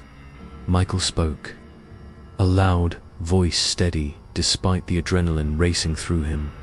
"I'm not leaving. Show yourself. Let's end this." For a moment, the shadow figure seemed to hesitate. Then, with sudden motion, it advanced. The lights overhead flickered violently, plunging the corridor into darkness between bursts of illumination. Michael used the high-powered flashlight to hold the figure at bay, the beam slicing through the shadowy void. The incense smoke curled around it, but the shadow did not retreat. Michael focused on recording everything. Every movement, every distortion of the lights, every whisper of sound was documented. The shadow figure pressed closer, an overwhelming force of cold and despair, attempting to trap him in the hallway. Michael's mind raced, recalling the warnings from past night guards.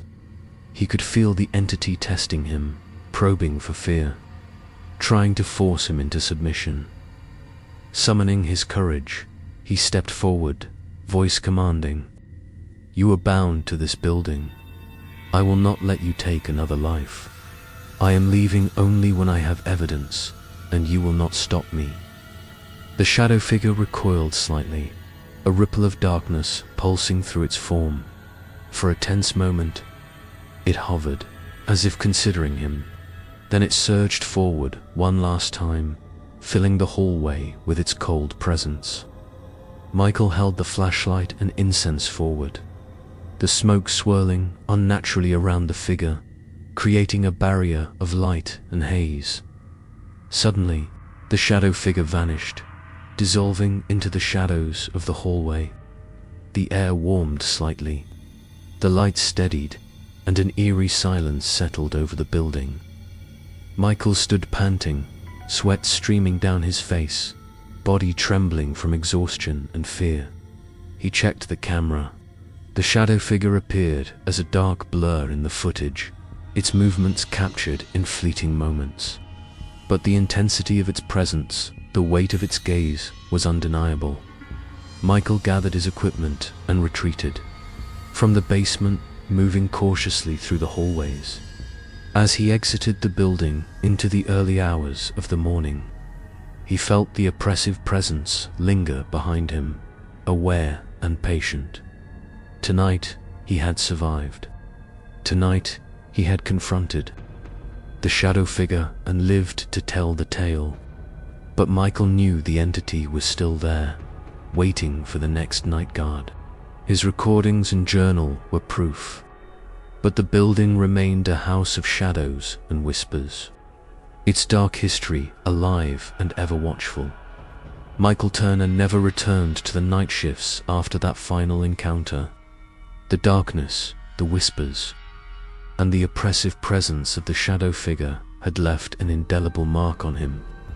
He transferred to a day shift security position at a different building, but even in broad daylight, he felt the lingering weight of what he had experienced. He meticulously organized his journal, reviewing every entry, every sketch, and every observation. The camera footage was saved, edited carefully, documenting the shadows, the whispers, and the brief appearances of the shadow figure. Michael realized that his records were more than personal survival notes. They were a warning for anyone who might come after him at the office. His colleague, Alina, noticed a change in him. Michael no longer spoke casually about the building, or the events that had transpired. When she asked if he was all right, he only nodded, a shadow of his former calm, carrying the quiet knowledge of something dark and patient. Back at the building on Woodward Avenue, the lights continued to flicker. The halls remained silent to the casual observer, but the air in the corridors was thick, heavy, and waiting. Shadows moved at the edges of the camera's vision, and the faint whispers persisted, a message in a language only the building and the shadow figure understood. Months later, Michael shared his journal and footage with a few trusted colleagues, those who had worked night shifts before. They read in silence, the gravity of his experiences sinking in. Tales of the Night Watcher began to circulate quietly among the security staff, becoming a part of the building's growing legend. Yet, no matter the stories, no matter the warnings, the shadow figure remained, patient, featureless, watching, waiting. Every empty hallway, every flickering light, every soft whisper carried a message to the next night guard. The building was alive, and it did not forgive trespassers. Easily, Michael would never return to the building. But the shadow figure waited, as it had waited for decades, for the next person to step into its halls and witness the darkness lurking just beyond the light. And somewhere, in the silence between the flickers of the lights, the whisper returned, chillingly clear. You cannot stay forever. We will meet again. In the heart of Detroit stands a ruin that refuses to Michigan Central Station. Once a proud monument to industry and travel, it now looms like a graveyard of steel and stone, its shattered windows watching the city in silence. But silence is deceptive. For those who dare to enter after nightfall speak of footsteps echoing in empty halls, of a lantern's glow moving where no living man walks, and of a guard who never left his post, even in death. This is the story of those who went inside, chasing a legend, and discovered that some legends are far more than stories. Detroit, once the beating heart of America's industrial age, had long since fallen into shadows. The city that had once been alive with the roar of automobile factories and the steady rhythm of workers pouring in and out of massive buildings, now carried a silence that pressed against the soul. At its core stood one of the most haunting relics of that golden era, Michigan Central Station, rising from the ground like a monument to both ambition and failure. The station had been abandoned since the late 1980s. Its windows were shattered, its marble halls cracked and weathered, and its grand Beaux-Arts facade carried scars from decades of neglect. To most, it was just another forgotten landmark, a crumbling skeleton that loomed over Corktown, like a warning of what the city had lost. But to others, the station was more than bricks and marble. It was a vessel of stories, a breeding ground for urban legends whispered in dim bars, retold around bonfires, and passed down among teenagers daring each other to step inside after dark. Among those tales, one stood above the rest: the story of the Headless Guard. The legend claimed that in the 1940s, when the station was still alive with travelers, a night security guard named Robert Hensley had taken his duties too seriously. He was a man known for his rigid sense of order, a former soldier who believed the station was his fortress. One bitter winter night, as the story went, Robert confronted a group of men trying to rob the luggage storage room. A fight broke out, echoing across the cavernous hallways. In the chaos, Robert was struck down with a fire axe. His head was severed in one violent swing, left rolling across the polished marble floor while his body collapsed in a pool of blood. The thieves were never caught.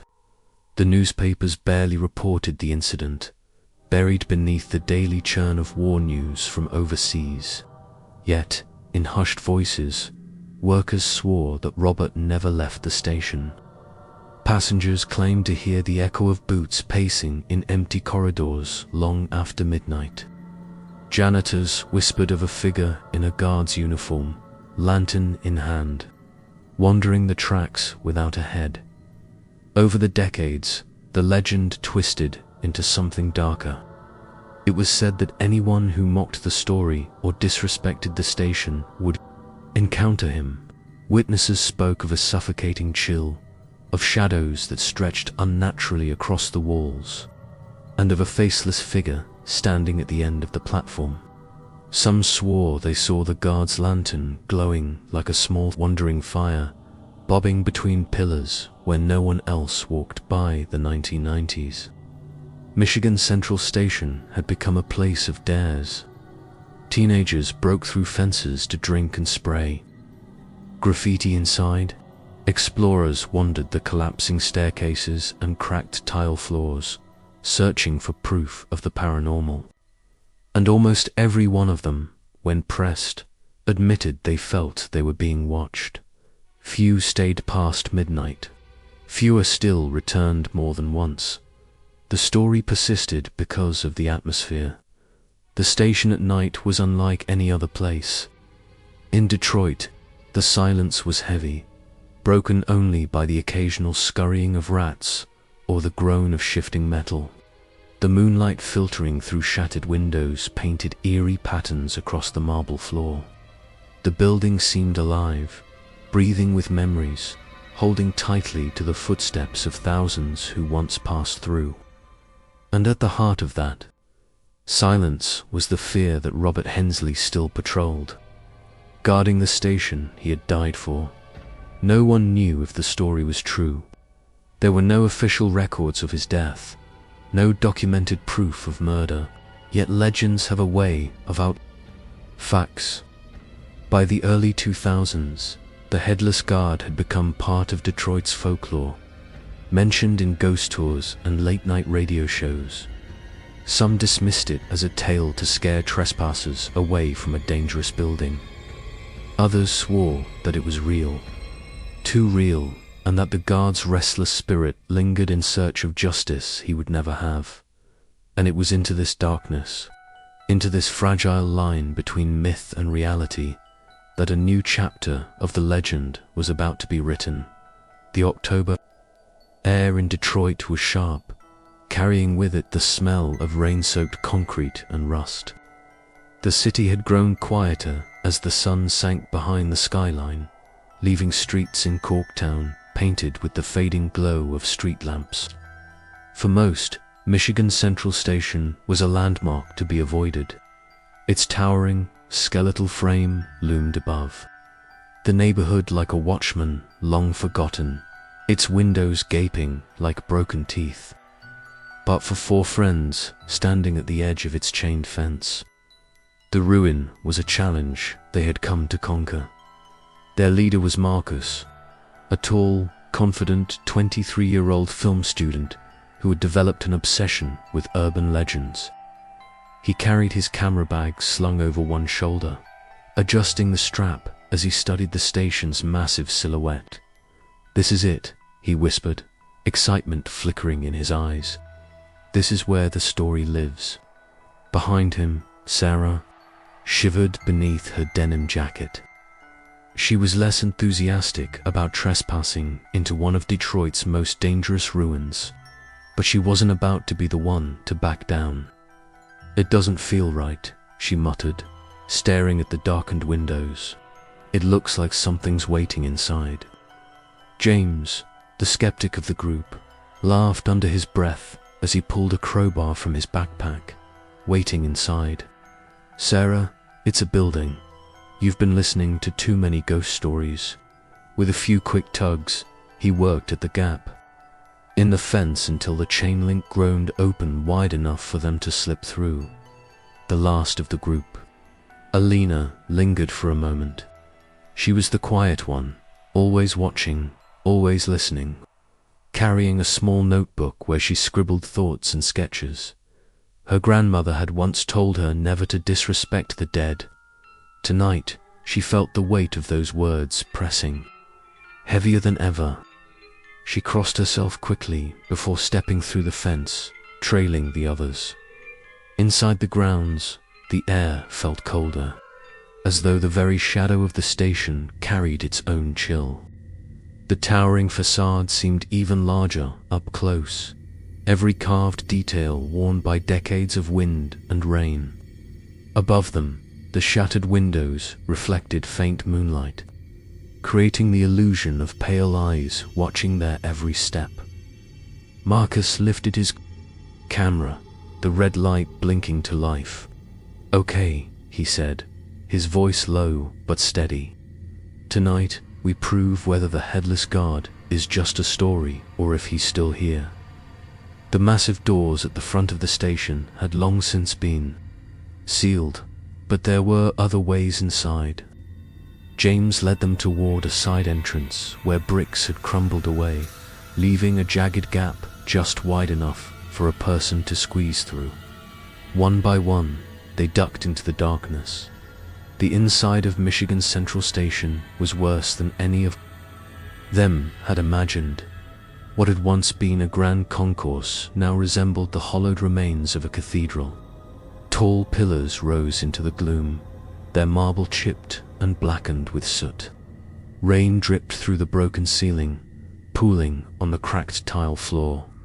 The sound echoed, steady and mournful, like the station itself was weeping. Sarah hugged, her arms tightly around her chest. "I don't like this," she whispered. Her voice trembled as she glanced into the shadows stretching between the pillars. "Don't lose it now," Marcus replied, though his own tone had softened. He panned his camera slowly across the space, capturing the haunting details. His lens caught graffiti sprayed across the walls, strange symbols mixed with names and curses. Empty beer bottles glistened in the dim light, remnants of those who had trespassed before them. James strode ahead, his boots crunching against broken glass. "It's just an empty building. What, do you think a ghost is going to come out and shake our hands?" He laughed again, but the sound seemed too loud, bouncing unnaturally off the walls. Even he shifted uneasily when the echo didn't fade as quickly as it should have. Alina scribbled something quickly into her notebook. "The building listens." The deeper they walked, the heavier the silence grew. Every step stirred dust that swirled like ash in the weak beams of their flashlights. The air smelled of mildew, rust, and something else, something faintly metallic, like old blood that had never been scrubbed away. It was Sarah who noticed. "At first, do you hear that?" she asked, freezing in place. The others stopped, listening. At first, there was only silence. Then, faint but clear, came the sound of boots against the floor. Slow, deliberate steps echoing from somewhere beyond the pillars. James tightened his grip on the crowbar. "Probably another trespasser," he said quickly, though his voice had lost its earlier bravado. "Some junkie, maybe."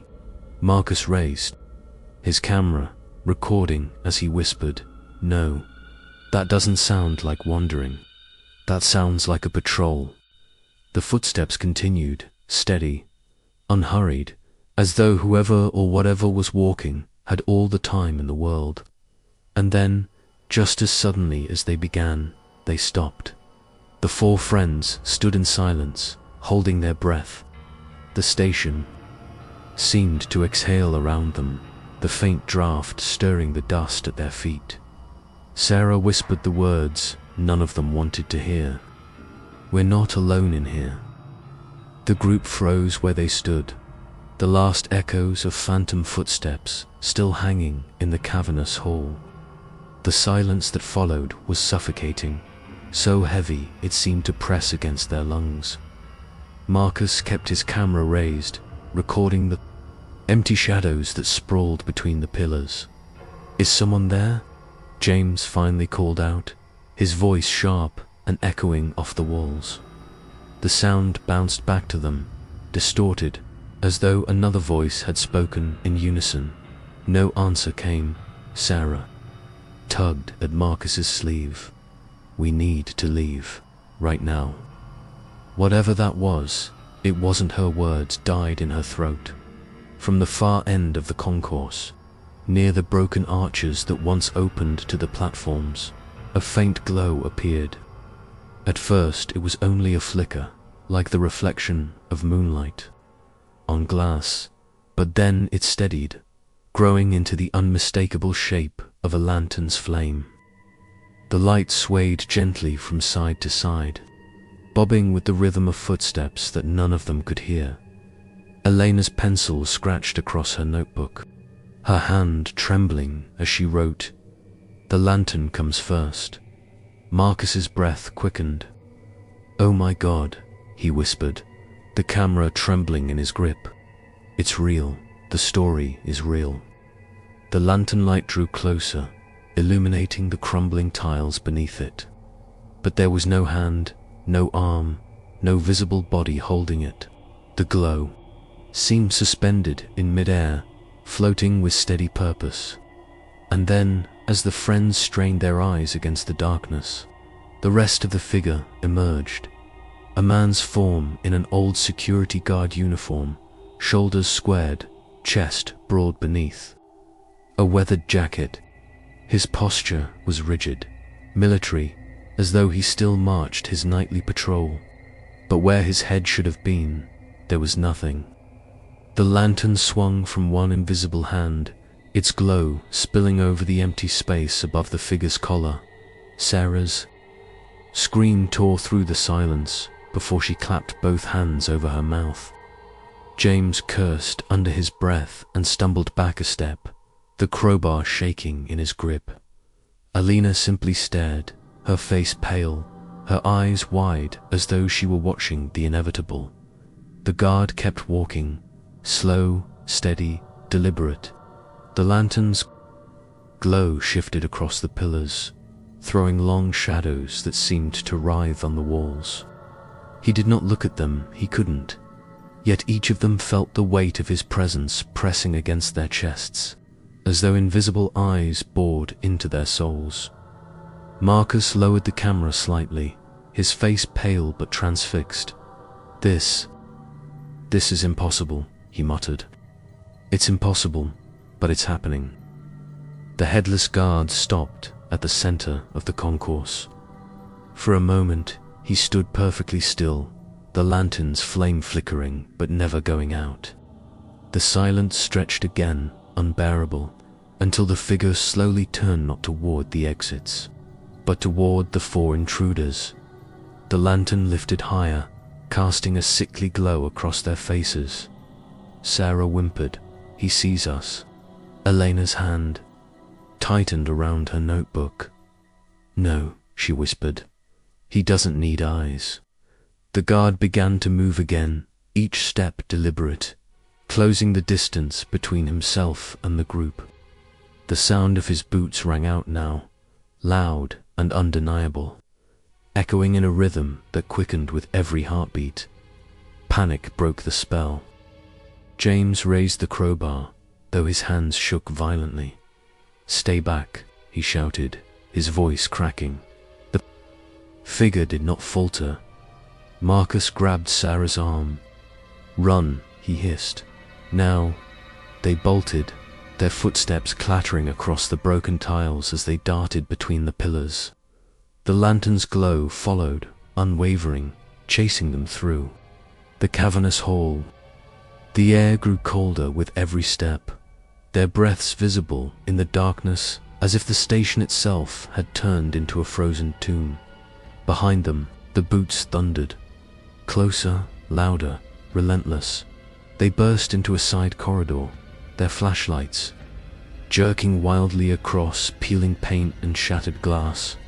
Sarah stumbled, but Marcus pulled her forward, urging her to keep running. Alina lagged behind, clutching her notebook to her chest, unable to tear her eyes from the glow that followed. For just a moment, she looked back. The headless guard stood at the corridor's entrance, lantern lifted high. The flame burned brighter, now almost white, casting his uniform in sharp relief against the darkness. Though no face stared back at her, Alina swore she felt the weight of his gaze.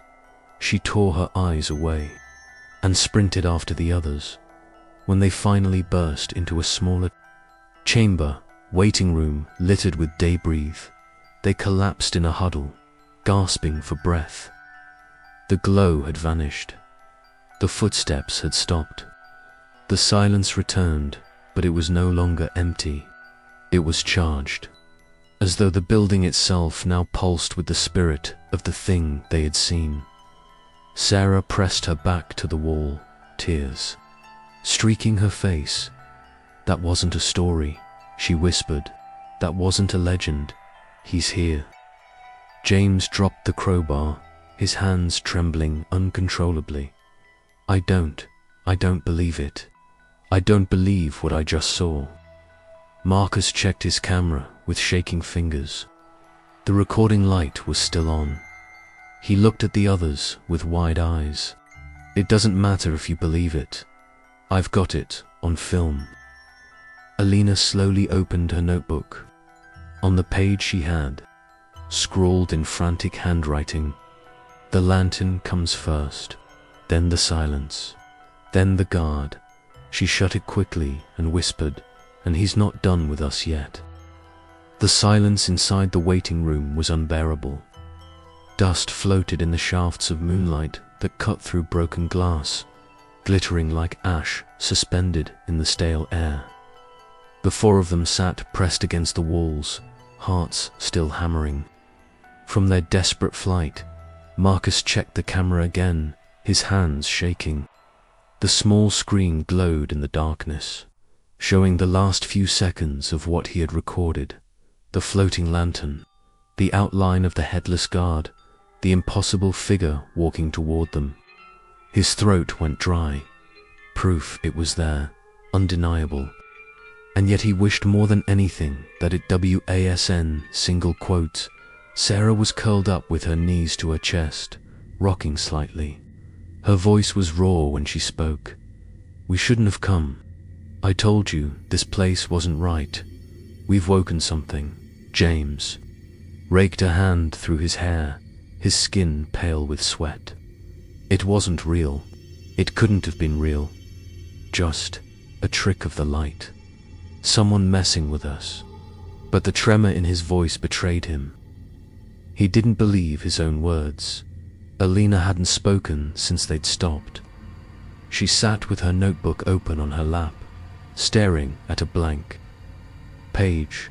The pencil hovered above it, unmoving. Her wide eyes darted to the door every few seconds, waiting, listening. That was when they heard it, at first. It was faint, so faint that Marcus thought it was the groaning of the station's old beams. But then it grew louder, unmistakable. A dragging sound, like metal scraping against stone, echoing through the corridors outside. It came in pulses, each scrape lasting several seconds before silence returned. Sarah clamped her hands over her ears. "Make it stop. Oh God, make it stop." James jumped to his feet, brandishing the crowbar again. "It's just the wind, or junk falling down somewhere." His words cracked as the sound grew closer. The dragging was soon joined by another noise, steady, rhythmic and chillingly familiar. Boots, slow, deliberate, echoing just beyond the waiting room walls. Alina whispered at last, her voice trembling, "He's searching for us." The group froze as the boots stopped outside the doorway. For a few seconds, there was only silence, so heavy that even the sound of their breathing seemed deafening. Then came 3 sharp knocks against the wall. Not the sound of wood splitting under impact, but a hollow, deliberate tapping, as though a headless hand had rapped against the plaster. Marcus swallowed hard, forcing himself to lift the camera toward the door. His flashlight beam quivered across the frame of the entrance, but nothing stood there. Only darkness. James whispered through clenched teeth. "He wants us to come out." The knocks came again, this time louder. 3 deliberate raps, echoing across the tiles. Sarah broke. She bolted from the wall, rushing to the far corner of the room. Her sobs echoed, high-pitched and panicked. "He's going to kill us. He's going to kill us, just like they said he did to those men." "Shut up," James hissed, pressing himself flat against the wall nearest the door. His grip on the crowbar was white-knuckled. Marcus tried to steady his breathing, focusing on the camera. "If he's really there, if he's really what they say, he can't leave. He's tied to the station. We just have to wait it out." But Alina shook her head slowly, her eyes still fixed on the door.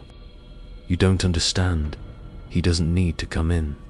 He already knows where we are." As if to prove her words, the dragging sound returned. It circled the room now, scraping along the walls outside, as though something dragged an axe or chain across the stone. The boots followed, pacing deliberately, circling like a predator that had already chosen its prey.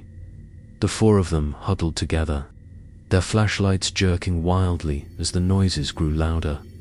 Scrape, step, scrape, step, always moving, never stopping, never growing distant.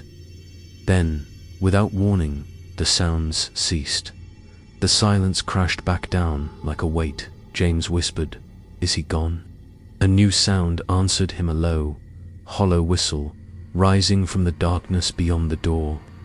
It was the tune of an old train signal, shrill and mournful, echoing as though it came from the long-abandoned platforms. Marcus felt his blood run cold. That's not possible. The tracks are dead. There haven't been trains here for decades. The whistle grew louder, piercing the air. The walls seemed to vibrate with it. Sarah pressed her hands to her ears, screaming. Elena's pencil scratched frantically across her notebook, her words wild and jagged. The station is alive. The dead still ride. Suddenly, the whistle cut off. The silence returned once more. Then, from the doorway, came the sound of boots inside. The room this time? The sound of boots inside the waiting room should have driven them into a frenzy of panic. Yet, when their flashlights swung toward the doorway, nothing stood there. The dust on the floor was undisturbed. The silence pressed down again, as if mocking their fear. Elena was the first to move. She clutched her notebook tightly and whispered, "We can't just sit here waiting for him. If we don't find out why he's still here, we're never leaving this place alive." Marcus glanced at her, sweat dripping from his forehead. "What do you mean?" She flipped back through her notes, her handwriting frantic but coherent. "Enough. The lantern comes first. Then the silence. Then the guard."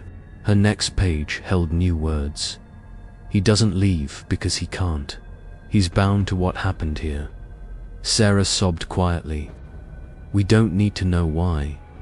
We just need to get out." But Elena shook her head. "Haven't you noticed? Every exit we try to run to, he cuts us off. It's like the building itself is on his side. If we want out, we have to understand. The curse." James cursed under his breath, but nodded reluctantly. "She might be right.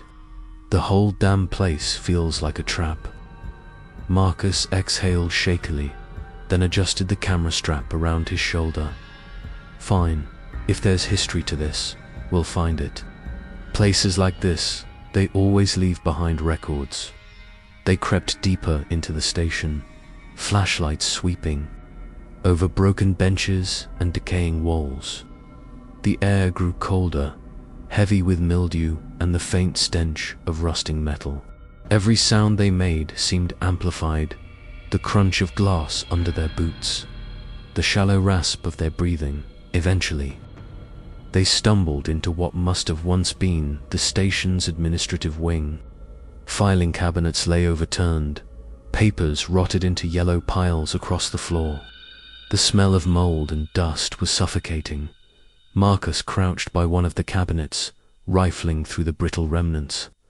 Most documents were unreadable, ink bled into paper by decades of water damage. But after several minutes, Elena gasped softly, pulling something half buried from beneath a pile of collapsed wood. It was a ledger, leather-bound though cracked with age. She wiped dust from its cover and opened it. The pages inside were fragile, but the ink remained legible. Marcus shined his light over her shoulder as she read.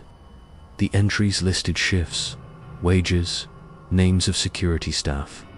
And then, near the end of 1943, one entry had been violently crossed out in thick black ink. The name beneath the scratches was still barely visible. Robert Hensley. Her hand trembled as she turned the page. The next entry was written, not in the careful script of company records, but in hurried, panicked handwriting. It read, "The body was removed before dawn. Orders to keep it quiet. Cannot let the public know. Blood on the tiles won't come off. He still walks at night. I hear his boots when I close my eyes." The signature was smudged, unreadable dot. Sarah clapped a hand over her mouth. "They covered it up," she whispered. "They pretended he never existed." Elena traced the ink with her finger. "That's why he's still here. No justice, no recognition. He died serving this place, and they erased him from it. He has nowhere else to go." James paced nervously, swinging the crowbar at empty air as though daring the shadows to move. "So what? He's pissed off because his bosses buried the story. That doesn't explain why he's trying to kill us." Elena's eyes were haunted when she answered, "Because we came here. Because we walk where he died. Every night he's forced to repeat his patrol, searching for intruders, chasing the thieves who took his life. And when he finds someone, he doesn't stop until they're gone. Marcus lowered his camera slowly. We're not just trespassers. To him, we're the thieves. A sudden noise cut through the air, a sharp clang of metal on stone from somewhere down the hall. The group froze, every muscle tensed. Sarah's breathing quickened. He heard us. Marcus closed the ledger quickly and shoved it into his bag. We have to move. They slipped out of the office, hearts racing, flashlights trembling in their hands. The hallways seemed narrower now, the darkness thicker, as though the building itself was closing in on them. From far away, faint and hollow, came the sound of a lantern's flame flickering, the soft whoosh of it cutting through silence. Then the boots returned, steady, deliberate. Following Marcus, whispered, "He's on patrol again." Sarah clutched his arm. "He's going to find us."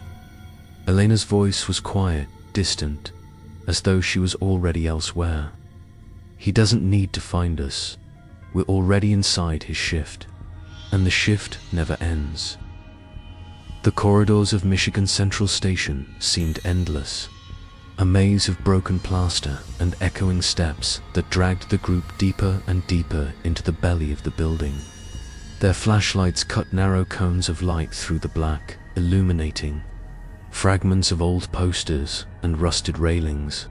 Somewhere behind them, the boot still followed, steady, patient, relentless.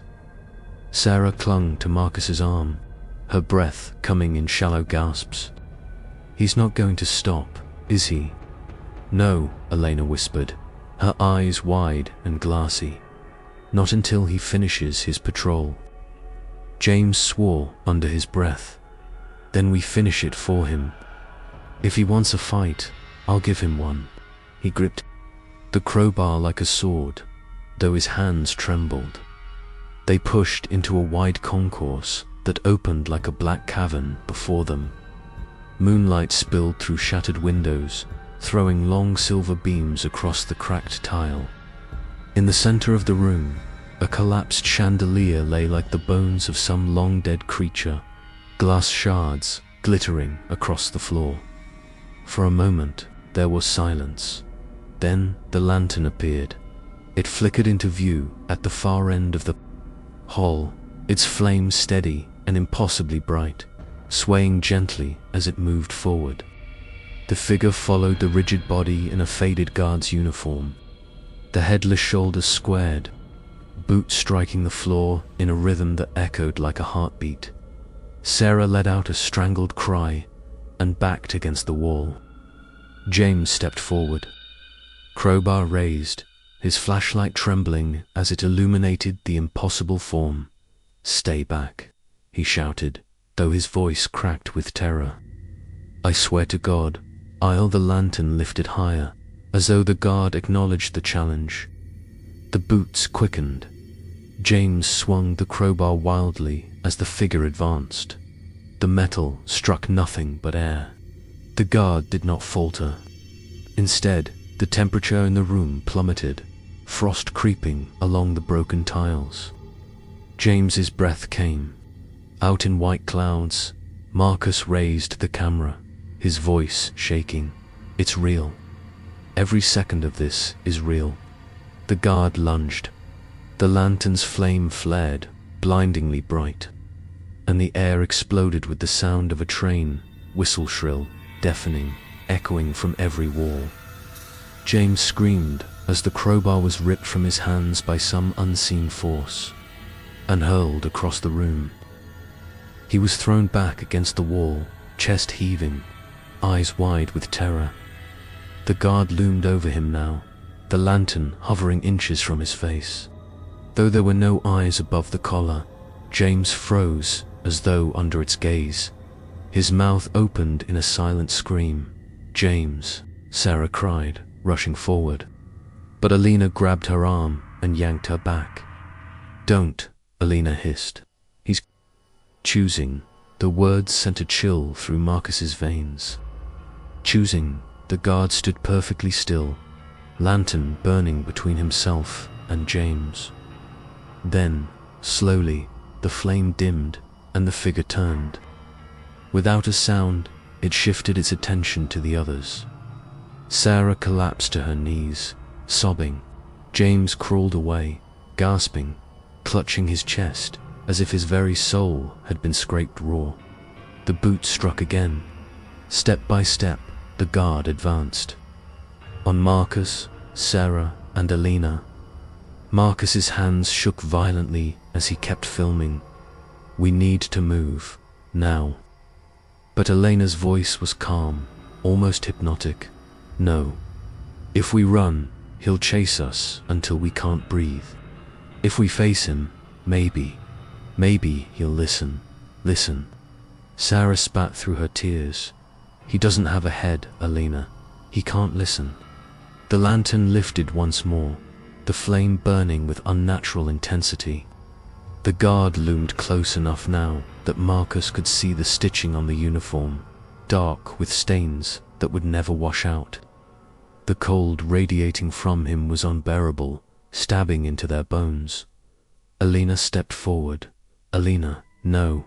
Marcus cried, reaching for her.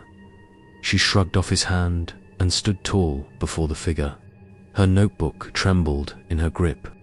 She opened it to the page with Robert Hensley's name scrawled across it. The entry they had found. "You were erased," she whispered, her voice steady though her eyes glistened with tears. "They took your life and they buried your story. But we see you. We know what they did. You are not forgotten." For a heartbeat, the station was silent. Even the air seemed to pause. Then the lantern flickered. The boots stilled. The guard froze before her, as though listening despite the absence of a head. Alina took another trembling step forward. "Robert Hensley," she said, speaking his name aloud for the first time. "You're not just a legend. You were real, and you deserved better."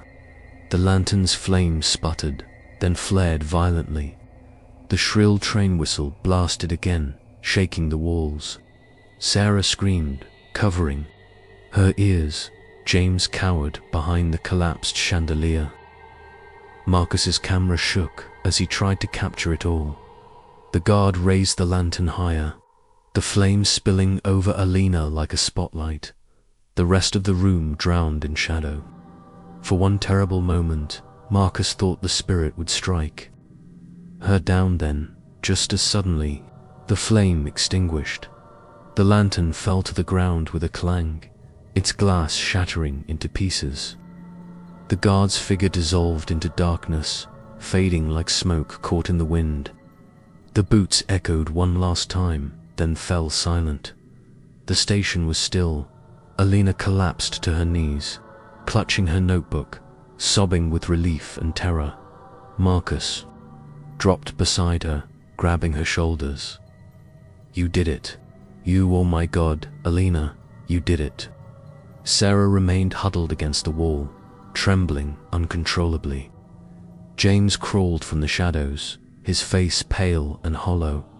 For the first time that night, they were alone. But the silence that followed did not feel like safety.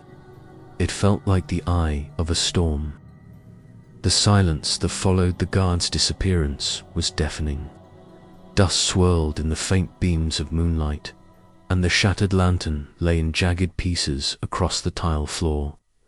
Marcus's camera kept rolling, its red light blinking like a heartbeat in the dark. We should leave," Sarah whispered, her voice ragged from crying. "Please, before he comes back." Alina wiped at her tears, clutching her notebook to her chest. "He heard us. He listened. Maybe that's enough." James pushed himself unsteadily to his feet, his face still ashen. "No, you saw what he did to me. He wasn't gone. That thing he was choosing, he'll be back. His words settled over them like a shroud. They all knew he was right. The group made their way through the shadowed corridors, the air heavy with dust and the faint scent of rust and mildew. Every step they took echoed too loudly, as though the station itself were listening. They reached what had once been a security officer, small room with cracked walls, a toppled desk, and filing cabinets rusted shut. It was safer than the open concourse, but not by much. "We wait here until morning," Marcus suggested, his voice trembling. "If we keep moving, we'll only get lost again. The sun will rise in a few hours." "No," Alina said sharply. "This isn't about waiting. It's about ending it. That guard, Robert Hensley, he's trapped here. He's been patrolling every night for decades.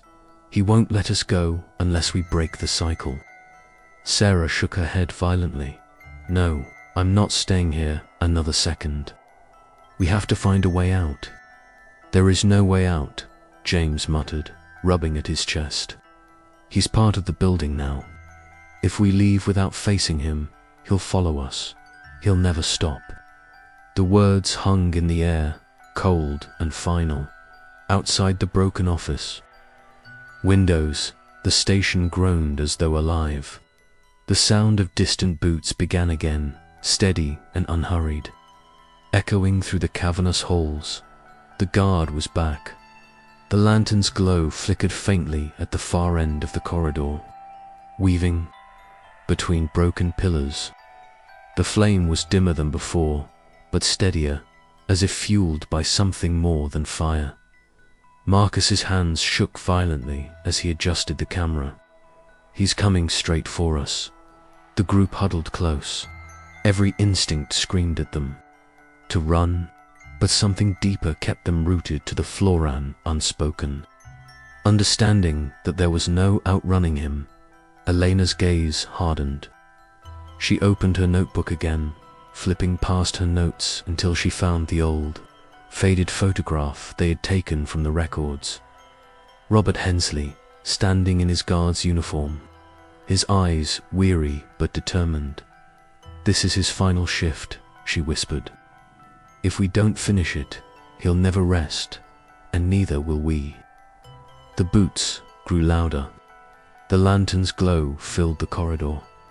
James gripped the crowbar he had recovered, though his hands shook so violently he could barely hold it. "Then, what do we do? What the hell do we do?" Alina stepped forward, clutching the notebook like a shield. "We have to acknowledge him, accept him.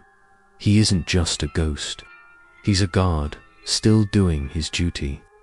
If we resist, he'll see us as trespassers. But if we stand as his witnesses, maybe he'll finally let go." Her words were nearly drowned out by the shrill blast of a phantom whistle.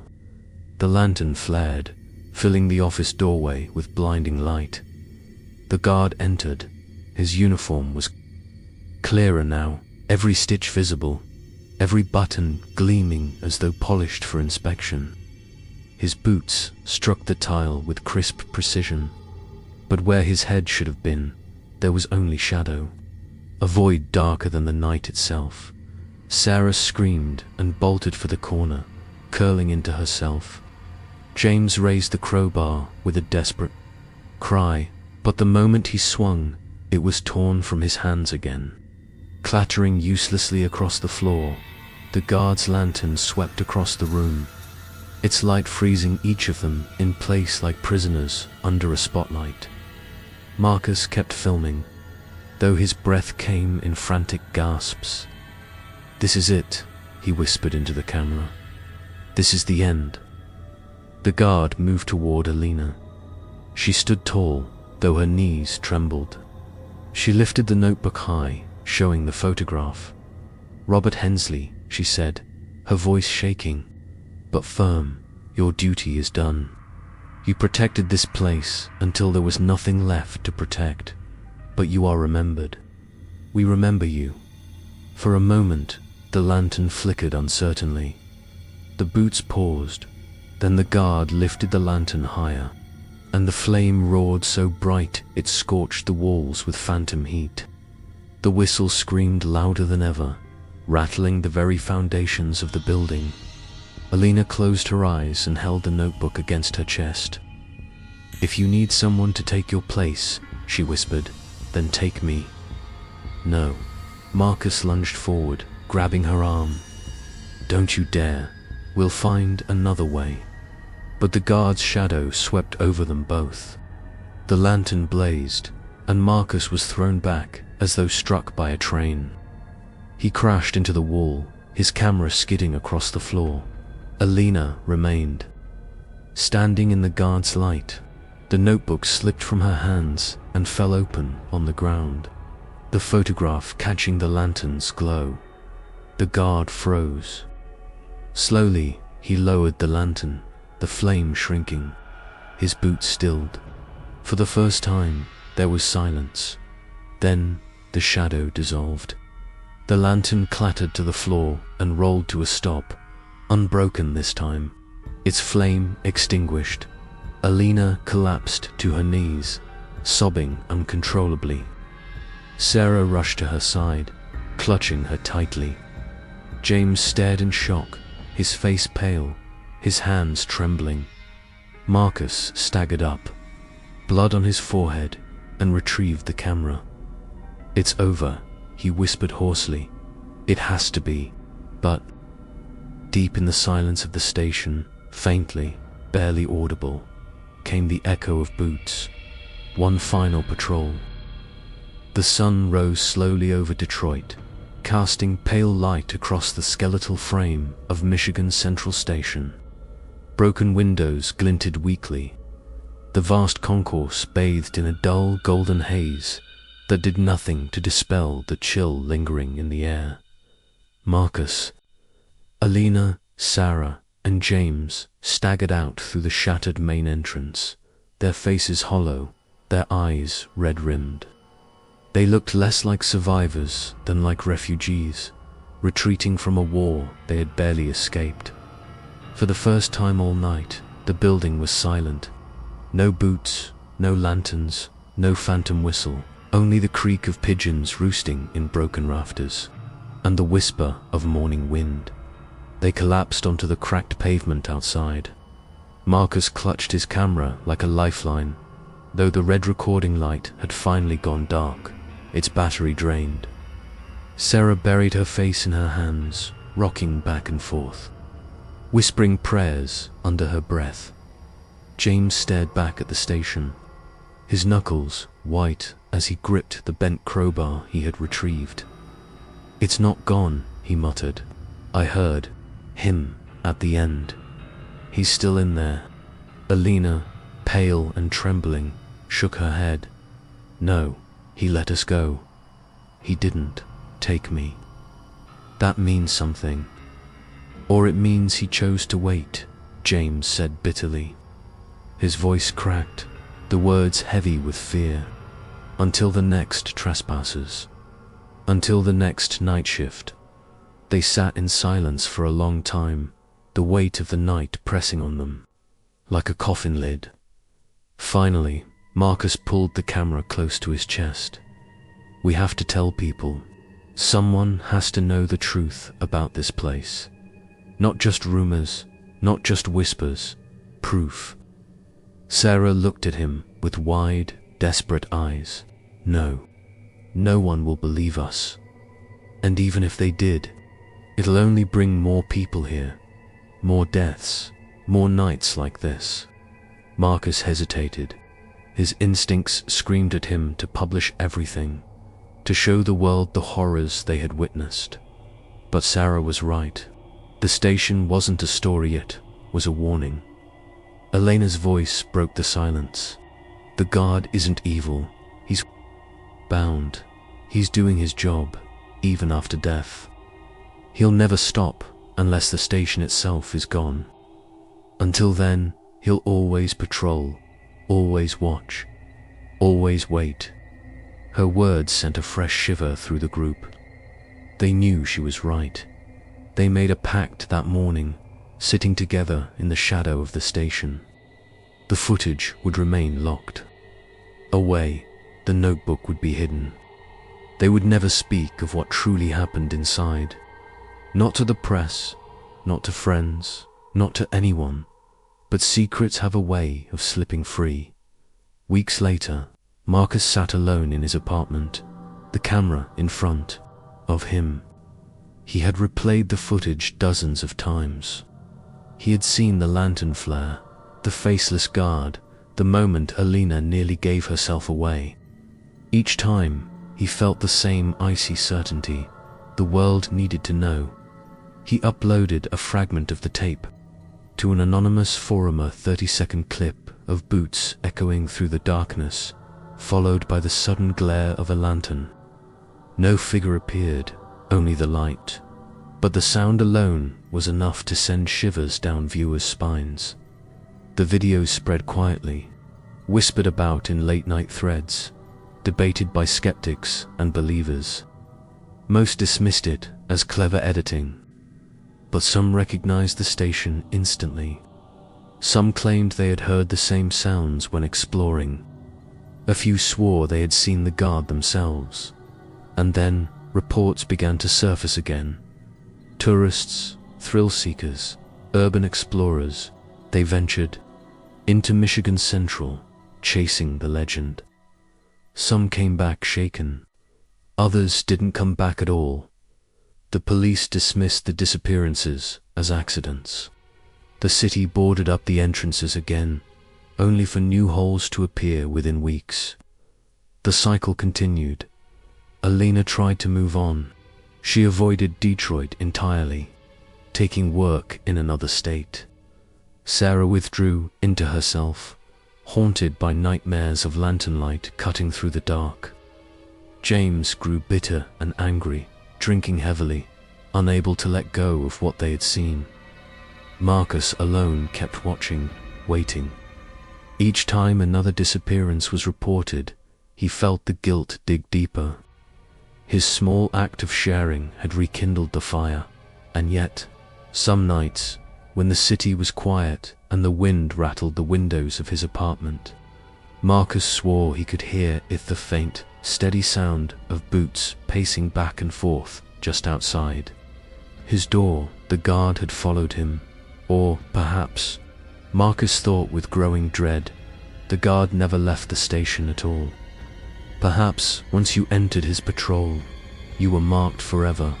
Detroit whispered the story again, as it always had, the headless guard of Michigan's Central Station, patrolling his final shift, lantern in hand, boots echoing through the hollow corridors, and those who knew the truth could only whisper back a warning. Do not enter the station after dark. Do not follow the sound of boots, and if the lantern's light falls upon you, pray it passes by, because once the guard has seen you, you are never truly free. In the misty streets of Prague's old quarter, a young American art student stumbles upon a forgotten doll shop. Drawn to a porcelain doll in a blue dress, she ignores the warnings of an old shopkeeper and takes it home. What begins as curiosity soon unravels into terror, as the legend of a 19th century doll maker who trapped children's souls in his creations returns to life. Each night, whispers grow louder, shadows deepen, and the line between wood and flesh begins to blur until the curse demands a new vessel. Prague at night seemed like a city painted in mist and memory. The air was thick with a cold fog that rolled off the Vltava River, swallowing the cobblestone alleys of Malestrana. Gas lamps glowed faintly behind glass, smudged with centuries of smoke, casting pools of yellow light that seemed too weak to hold back the darkness. Every footstep echoed sharply on the stones, as though someone unseen walked just behind. The statues on the Charles Bridge weathered saints whose faces had eroded into hollow stare stood as silent witnesses to the city's secrets. Emily Carter pulled her scarf tighter against the chill. At 22, she had come to Prague on a semester abroad, chasing art, history, and perhaps a little of the old world magic she had only seen in books. She rented a small room above a cafe not far from Malastrana, where the ancient streets narrowed like veins through the heart of the city. That night, unable to sleep, she wandered. The city seemed alive in its silence, whispering through the creak of shutters and the distant toll of midnight bells. Her boots clicked softly against the stones as she turned down an alley she didn't recognize. There, wedged between two shuttered antique shops, she saw it, a doll shop. The sign above the door had faded so badly she could barely make out the lettering. Its windows were coated in dust, but inside, faint lamplight flickered. The door gave a long, aching groan when she pushed it open. The air that met her was heavy and strange, carrying the scent of burned wood and melted beeswax. Shadows stretched long across shelves lined with dolls upon rows of painted faces staring blankly ahead. Her breath caught when she noticed one figure on the middle shelf, a doll in a blue dress, finer than the others, with hair the color of autumn leaves and porcelain skin pale as candle wax. Its glass eyes gleamed unnaturally in the dim light, reflecting a cold spark as though it were watching her. Emily felt something stir in her chest, not quite fear, something heavier, like a string being pulled. She stepped closer. The doll's gaze seemed to follow, its eyes holding her so intently she forgot to breathe.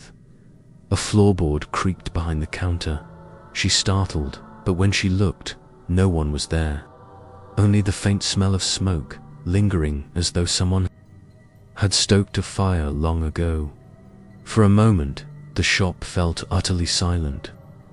Then, from somewhere deep inside the shelves, she thought she heard a faint tapping sound, like small wooden fingers against glass. Emily shook herself, forcing a nervous laugh. It was only a shop, only dolls, and yet she couldn't look away from the one in the blue dress. The bell above the shop door jingled softly, though Emily hadn't seen anyone else enter. She turned and nearly collided with an elderly man who had appeared behind the counter as if he had been there all along. His back was bent, his grey beard tangled, and his eyes sharp. Glassy eyes seemed older than his body. "You should not look at that one for too long," he said in accented English, his voice a rasp like paper tearing. Emily blinked. "The doll," she gave a nervous smile. "It's beautiful, almost too real." The old man's gaze shifted toward the figure in the blue dress. His mouth pulled into a grim line. "That doll carries a curse. So do all of his creations." "Who's?" Emily asked, curiosity pricking at her fear. The man leaned forward, resting his weight on the counter as though the telling itself was a burden. "Jakub Novak, a doormaker, end of the 19th century. He was a genius. His dolls were unlike anything Prague had ever seen. But then his family, they died in fire. Tragic. Some say an accident, others say punishment." Emily felt her skin prickle. Punishment for what? The man's voice dropped. For what he did afterward. Neighbors claimed they heard children's voices in his workshop at night, long after his family was gone, and his dolls' people swore they breathed.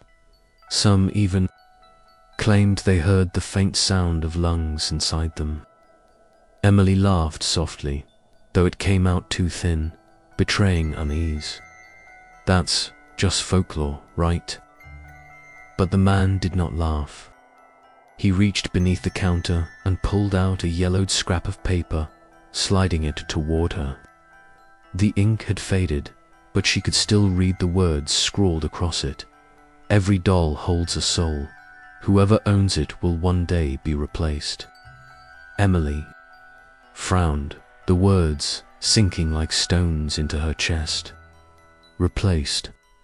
Jacob made a bargain with something darker than grief, the old man said. The children who vanished in Prague during those years, they were said to have been taken by him, their souls poured into his dolls. It was the only way he could keep them from being forgotten, or so he claimed. The shop seemed colder now, the air pressing against Emily's lungs. She looked again at the doll in the blue dress. Its glass eyes shimmered faintly in the lamplight, almost as if it had heard every word. Emily forced a smile, though her voice trembled. It's just a story, a creepy one, sure, but still just a story. And yet, when she reached into her bag and took out her wallet, her fingers seemed to move without her will. She handed over a few banknotes. The old man stared at her, as though pity had already claimed his expression. You shouldn't, he murmured, but he took the money anyway. Moments later, Emily stepped back into the misty street, the door groaning shut behind her. In her arms, wrapped carefully in a paper bag, lay the doll in the blue dress. Its weight felt strange heavier than it should have been. For the briefest moment, she thought she saw its glassy eyes flicker open against the darkness of the street. Emily carried the doll back to her rented room above the cafe. The streets were nearly empty, and Prague's fog clung to her hair and clothes as she climbed the narrow staircase. Inside, the warmth of the radiator did little to chase away the unease that had followed her from the shop. She set the doll carefully on her desk, still wrapped in its paper. Hours later, she fell asleep. The first night passed in silence until a sound woke her. A soft knock at her door, then another, steady, patient, always at the same rhythm. Emily squinted at the alarm clock by her bed. The hands pointed to 3 a.m. Her heart beat faster as she slipped out of bed and crossed the floor. She pressed her ear to the door. The knocking stopped. She turned the handle quickly, pulling the door open. The hallway beyond was empty, lit only by a faint bulb that buzzed against the ceiling. She closed the door, shaking her head. It was nothing, just her imagination, or someone drunk wandering the building. But when she turned back into the room, she froze. The desk was empty, the paper wrapping lay crumpled on the floor. The doll in the blue dress now sat near the window, its head tilted toward the street below, as if it had been watching. Emily swallowed hard. She was certain she had left it on the desk. She walked slowly to the window, lifted the doll, and placed it back where it had been. Her hands trembled, though she told herself she was only tired. She decided not to think about it, but when she passed the mirror above the sink, she stopped cold. For a second, her reflection was wrong. Her own face stared back at her, but the skin was cracked like old wood. Fine splinters ran across her cheeks, splitting the flesh into carved grain, and beside her reflection, as clear as if someone stood in the room, loomed the figure of a man in a carpenter's mask. The mask was chipped, darkened with scorch marks, and 2 hollow eye holes stared through her. Emily gasped and spun around. The room was empty. The mirror showed only her pale face, wide-eyed, untouched. The doll sat silently on the desk, its glass eyes fixed forward, gleaming faintly in the dim light. The next evening, Emily could not shake the unease that had settled in her room. Every corner seemed to whisper with shadows. She told herself it was nerves, jet lag, or the weight of that disturbing story from the shopkeeper. Yet her eyes always drifted to the doll in the blue dress. Something compelled her to pick it up, to turn it over in her hands, as if searching for a hidden secret. The porcelain face felt too smooth, the eyes too bright. When her fingers brushed along the back seam of the doll, she felt a small opening. Curious, she pressed harder until the stitching gave way with a faint tear. Inside, folded and stiff with age, was a piece of paper. She pulled it free. The parchment was brittle, stained dark in blotches that looked like dried blood in shaky handwriting. Someone had scrawled, "I do not make dolls. I keep their souls so they will never be forgotten." Her stomach tightened. Beneath the words, crude drawings covered the rest of the page. Children with hollow eyes, their mouths sewn shut with thick thread. Little bodies carved into wood, their limbs jointed by nails. Emily's breath hitched. She dropped the paper onto her desk. The room felt colder, the air laced with the faint scent of burned timber. Then she heard it, a low, pitiful whimper, the sound of a child in pain. It came from under her bed. Her legs shook as she lowered herself, peering into the shadows. Darkness pooled beneath the frame, too deep for her small lamp to reach. The crying grew louder. She stretched a trembling hand forward, heart hammering. The instant her fingertips brushed the floorboards, the sound cut off. Silence pressed against her ears. She searched again, but there was nothing beneath the bed. Only emptiness and the faint, acrid stench of charred wood. Emily sat back, clutching her knees to her chest. The doll remained on the desk, watching with unblinking eyes. The blood-stained paper fluttered once, as if stirred by a breath. Sleep offered Emily no escape. When exhaustion finally pulled her under, her dreams were not her own. She found herself standing in a workshop filled with hanging shapes. At first they seemed like wooden marionettes, but as her eyes adjusted, she realized they were children's small bodies suspended by ropes, their skin pale and their eyes glassy. Some were carved into wooden frames, their mouths stitched with coarse thread. The smell of smoke thickened the air.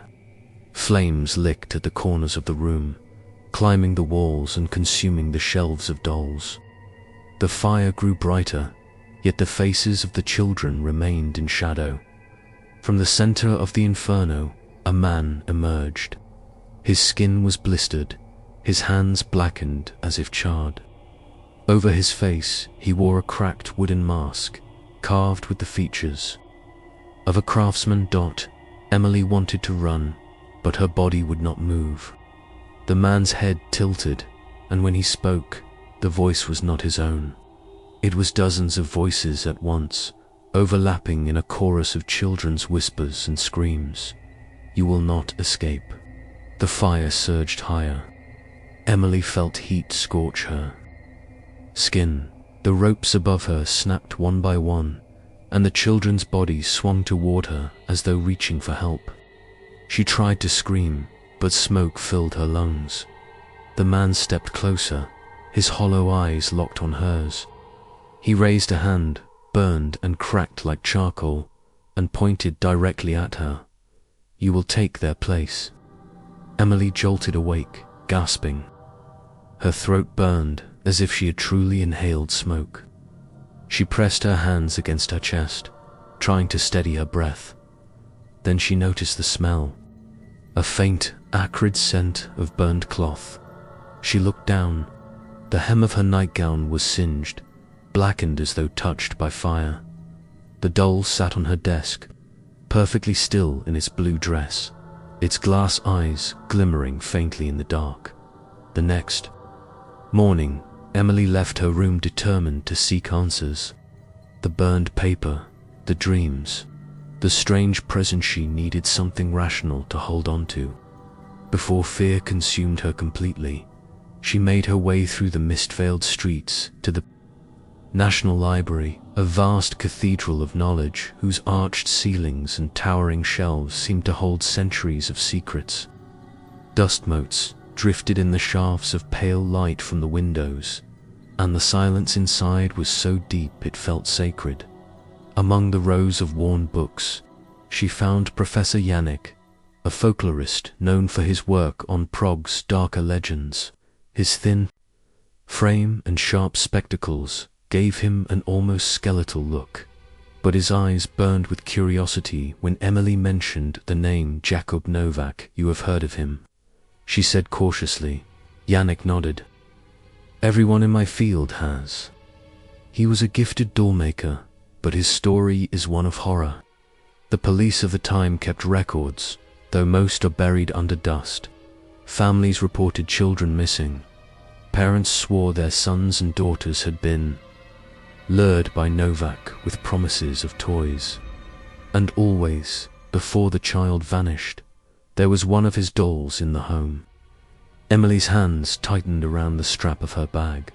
So it was real, not just folklore. Yannick studied her face carefully. Why this sudden interest? She hesitated, then admitted, "I think I may have one of his dolls." The professor's eyes widened. Without another word, he pulled a heavy folder from the archives and spread brittle pages across the table. Police reports, witness statements, sketches of dolls with uncanny, lifelike features. At the bottom of one page, a single line scrawled. In faded ink caught Emily's attention. Jakub vanished into the fire. The workshop burned, but within the flames, witnesses swore they saw his dolls walking. Emily's breath caught. She leaned closer to the paper, the words blurring as a chill crept over her. The library's lights flickered once, plunging the room into darkness for a heartbeat. When they steadied, Emily could have sworn she heard something faint between the shelves. A child's laughter, high and broken, echoing far too close. She turned sharply, scanning the empty aisles. Nothing moved, yet the smell of scorched wood lingered faintly in the air. Professor Yannick's voice was grave when he spoke again. "If you truly have one of his creations, you must be careful. They are not just wood and glass. They are prisons. For souls, and the prison always hungers for more." Emily said nothing. In her mind, she saw the doll's eyes gleaming in the dim light of her room. Waiting. The address Professor Yannick had given her lead Emily to the edge of Malastrana, where the cobblestone streets grew narrower and the buildings leaned in close.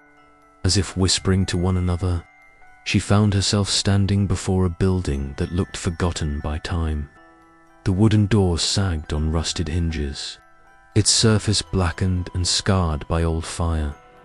Emily hesitated, clutching her coat tighter, then pushed the door open. The sound echoed through the hollow structure. Inside, the air was heavy, thick with mildew and ash. Broken shelves lined the walls, and the floor was littered with scraps of wood, cracked porcelain, and twisted nails. Her flashlight beam swept across the room and caught on something above her. She looked up. Dolls hung from the ceiling by strings, their heads missing, their eyes gouged out. Some dangled limply like children suspended in a cruel game. The sight sent bile rising in her throat. Then came the whispers, at first faint, like wind through cracks, but growing stronger. Her name, over and over, spoken in the fragile voices of children. Emily. The light in her hand trembled as she turned slowly.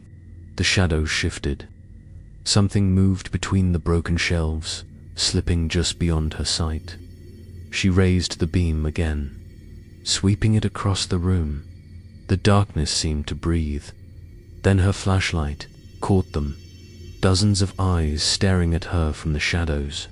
Glass eyes, glowing faintly in the beam, set in cracked porcelain faces. The dolls were everywhere, their bodies twisted, their expressions frozen in half-formed smiles. Emily stumbled backward, her heart slamming against her ribs. The whispers rose into a chorus, a cacophony of small voices filling the workshop with unbearable sound. She dropped the light for a moment, and when she scrambled to pick it up again, the dolls had shifted closer. They stood where they had not been before, their blank faces turned toward her, their glass eyes gleaming like cold stars. Emily backed toward the exit, every instinct screaming at her to run. But even as she reached for the door, she felt it something. Behind her, watching, waiting, as if the workshop itself was alive and hungry. Emily stumbled deeper into the workshop, clutching her flashlight like a weapon. The beam jittered across warped walls and splintered beams. Everywhere she turned, more dolls appeared, their porcelain faces fractured, their small hands dangling at their sides. On a workbench near the back of the room sat the doll in the blue dress. Emily froze. She had left it in her room, locked away, yet here it was, perched neatly on the scarred wood as though it had been waiting. Its eyes blinked. Emily's breath caught in her throat. The glass lids fluttered once, then again, slow and deliberate. The doll's lips parted, and though no sound came at first, she saw the faintest tremor of movement. The air thickened. A sudden force yanked her hair, pulling her forward. She screamed, stumbling as invisible hands dragged her across the floor. The flashlight slipped from her grip and rolled into the darkness, leaving only the faintest glow to outline the horror around her. From the blackened corner of the room, a figure emerged. Jakub Novak, his body was charred, his hands scorched and twisted, yet he moved with dreadful purpose. The cracked wooden mask he wore was etched with burns, its hollow eyeholes fixed upon her. Emily tried to crawl backward, but the force held her in place. Jakub bent close, his breath hot and foul against her skin. His voice came in a whisper that carried more weight than a scream. "I have waited so long for a new vessel." His burned fingers brushed her cheek. The sensation was both fire and ice, searing into her flesh. She felt her own body weaken, her heartbeat faltering under the pressure of his presence. The dolls around the room began to tremble, their glass eyes glowing faintly. One by one, their mouths cracked open. From within came voices, high-pitched and layered, the cries of children bound within their wooden prisons. Jakub's mask tilted as he spoke again, his whisper a promise. "You will be perfect, beautiful forever." Emily's scream tore through the workshop, but the dolls only echoed it, their tiny mouths twisting in mockery of her terror. Emily's body trembled as she fought against the unseen force holding her in place. The doll in the blue dress sat motionless on the bench, but its eyes glowed faintly with a life of their own. The workshop pulsed with whispers, the overlapping cries of children echoing from every wall. Desperate, Emily lunged toward the doll. Her fingers closed around it, and with all her strength, she hurled it against the floor. Porcelain shattered into dozens of pieces.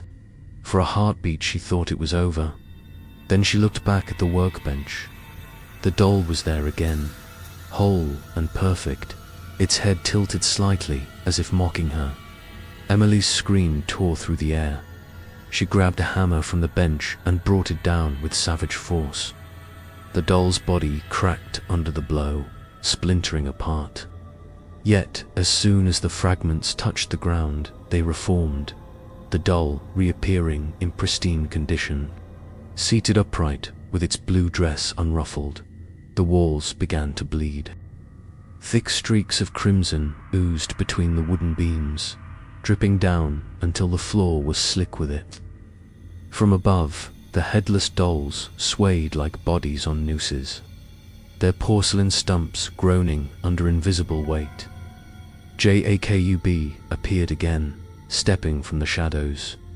His burned hands carried a carving knife, the blade dulled and blackened with soot. He lifted Emily's arm and dragged the knife across her skin in one swift motion. Blood welled up and ran freely down her wrist. Emily cried out, struggling against him, but the workshop itself seemed to hold her captive. The blood spilled onto the doll in the blue dress, its porcelain face shuddering as if gasping for breath. The children's voices rose in a shrill chorus. Their cries became a chant, unintelligible words twisting into a single demand. More, more, more. Emily's blood seeped into the doll's cracked lips. Its tiny chest rose and fell once, as though it were alive. Its glass eyes rolled back, then snapped forward, gleaming with hunger. Jakub leaned close, his burned mask inches from her face. His voice was low, almost tender. "You are becoming what they are. You will belong to me." The workshop shook as if the building itself recognized the ritual. The floorboards groaned. The air thickened with the scent of ash and iron. The dolls on the ceiling thrashed violently, their strings snapping, bodies falling around her in a rain of porcelain and wood. Emily screamed again, her voice drowned in the chorus of crying children. Emily staggered toward the door, her blood leaving a crimson trail across the warped floorboards. She pulled at the handle with all her strength, but it would not budge. The wood felt alive, pulsing under her hands, as if the workshop itself had locked her inside. Behind her, the dolls moved. They crawled across the floor and scaled the walls, their small limbs bending at unnatural angles. Their glass eyes glowed in the flicker of unseen fire, and their tiny mouths opened and closed, releasing the cries of trapped souls. Emily pressed her shoulder against the door again, but it held firm. She turned just in time to see Jacob emerging from the shadows. His charred figure loomed, the wooden mask splitting across its center as if it too were alive. He raised his burned hand and placed it gently against her cheek. "You will never age. You will never fade," he whispered. "You will be eternal, as they are." The doll in the blue dress sat upon the bench, its porcelain face shining with a strange, wet sheen. It rose unsteadily to its feet, moving with jerks like a puppet cut free from strings. Its glass eyes fixed on Emily as the children's voices swelled into a deafening chorus. Emily's body weakened. Her scream tore through the workshop, but it was cut short as her reflection in the window darkened. For a brief moment she saw herself, her skin splitting into wooden seams, her mouth stitched shut by invisible hands. The sound ended in silence. Weeks later, the doll shop in Malastrana opened its doors once again. Tourists wandered in, marveling at the rows of wooden figures dressed in traditional garments. On the highest shelf, newly placed among the others, sat a doll in a flowing blue dress. Its face was carved with impossible precision, the porcelain features so lifelike that visitors swore it resembled a young woman. Its glass eyes sparkled faintly, and if one stared too long, the corners of its mouth seemed to curl into the faintest of smiles. Emily Carter was never seen again.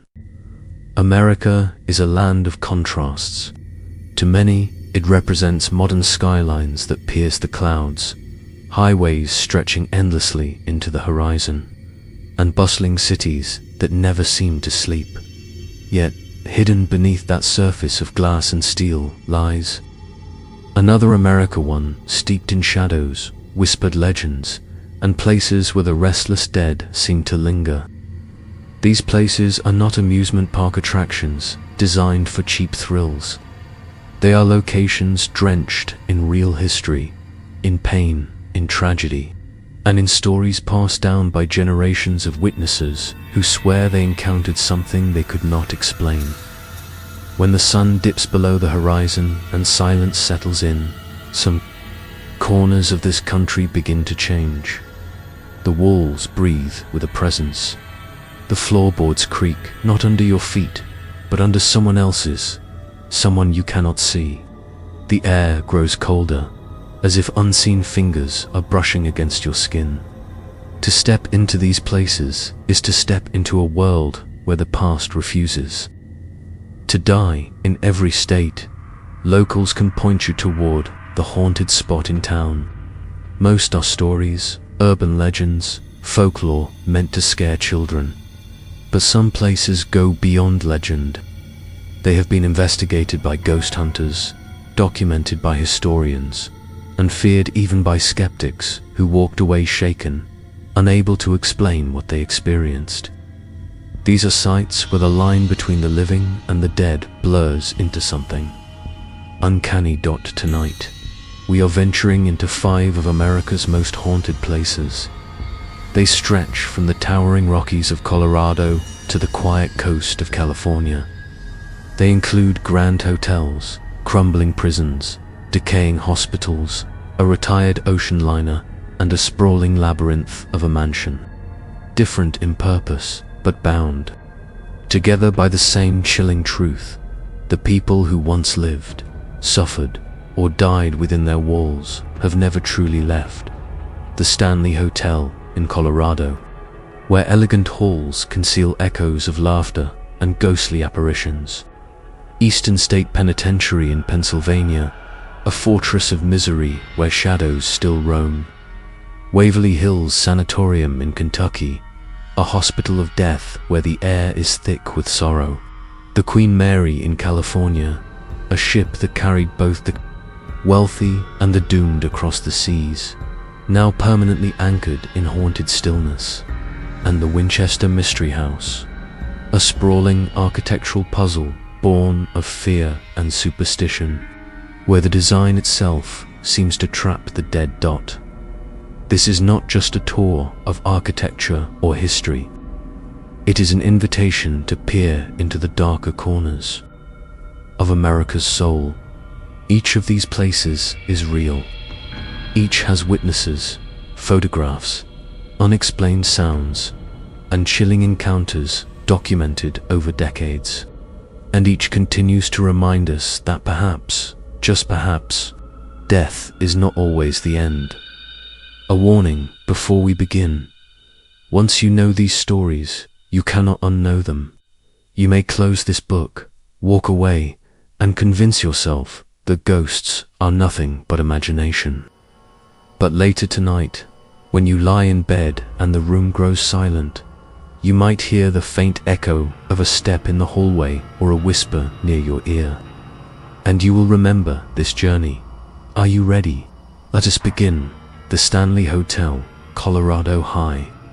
In the Colorado Rockies, surrounded by rugged peaks and pine forests that whisper in the wind, sits a building that looks more like a palace than a hotel. The Stanley Hotel, painted a pristine white and trimmed with red roofs, opened its doors in 1909. It was the brainchild of Freelon Oscar Stanley, an inventor and entrepreneur who came to Estes Park seeking relief from tuberculosis. Stanley fell in love with the mountain air and decided to build a grand retreat for the wealthier place of luxury, elegance, and breathtaking views. At first glance, it is hard to imagine that such a beautiful place could harbor anything sinister. The lobby glows with polished wood and chandeliers. The wide staircase sweeps upward in a way that makes visitors feel they are stepping into a bygone era of glamour. But beauty, as history reminds us, often hides shadows. Over the decades, the Stanley Hotel gained a reputation not only for its grandeur, but also for its ghosts. The turning point came in 1974, when writer Stephen King checked into room 217 with his wife. They were the only guests in the massive, nearly empty hotel at the end of the season. That night, King dreamed of his young son running through endless corridors, chased by a fire hose that came alive. He woke up in a cold sweat and later transformed. The vision into The Shining, one of the most famous horror novels of the 20th century. Overnight, the Stanley became forever linked with the supernatural.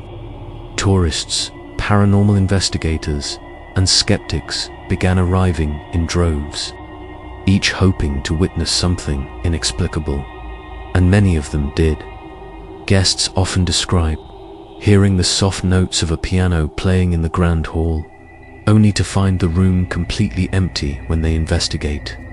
The melody drifts through the air like a memory.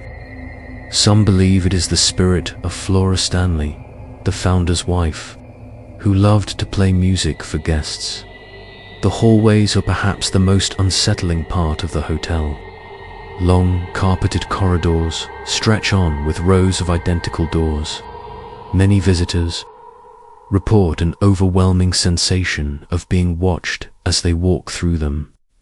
A tourist once recalled how her heart raced as she hurried down the hallway, convinced someone was behind her.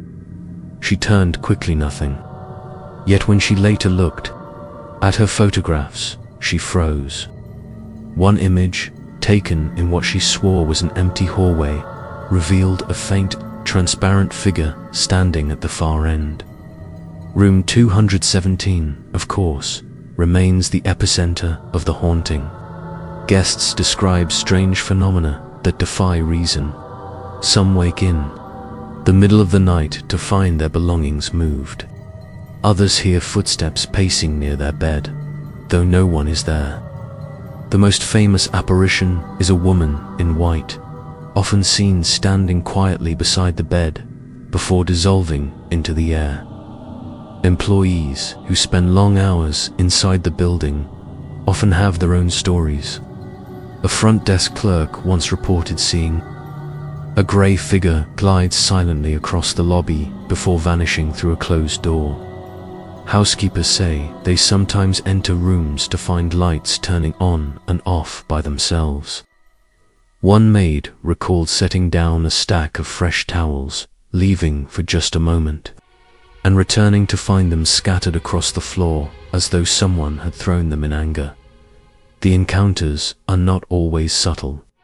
One of the most chilling cases occurred with a married couple who stayed in room 217.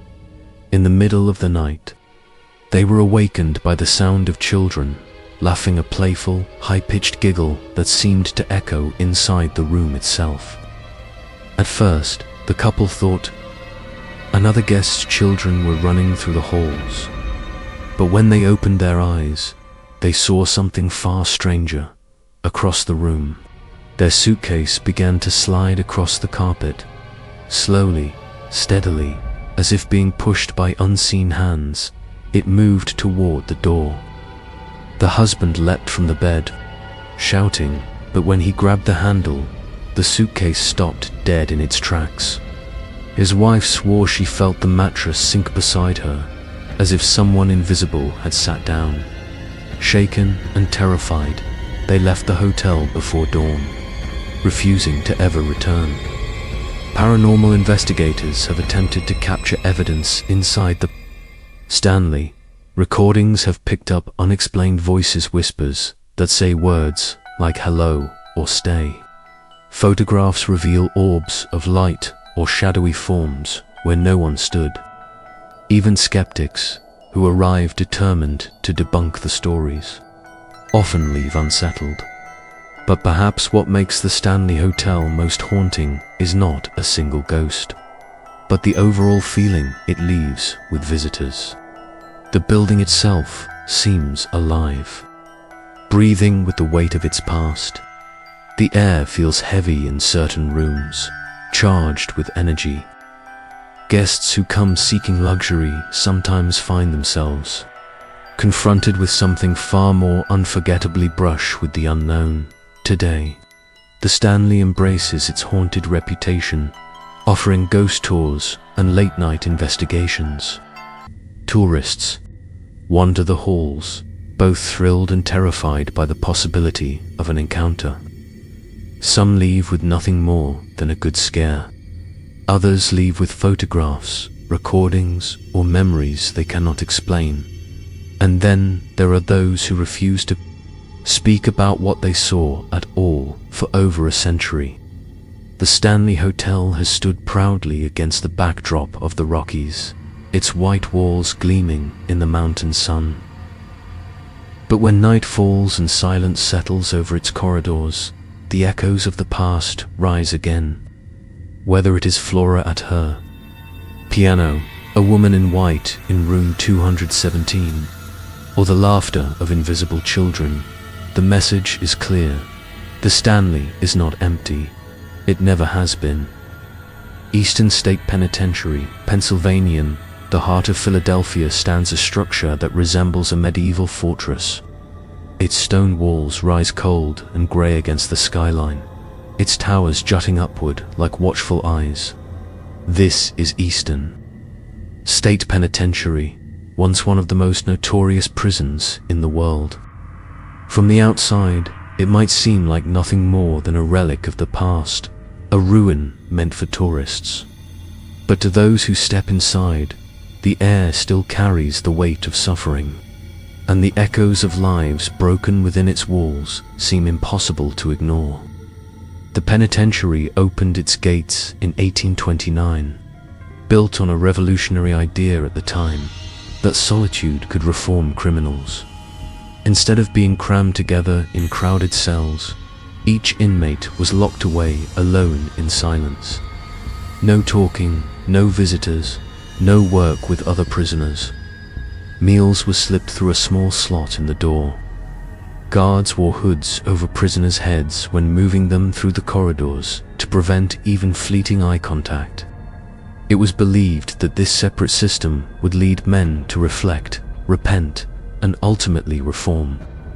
But the reality was far darker.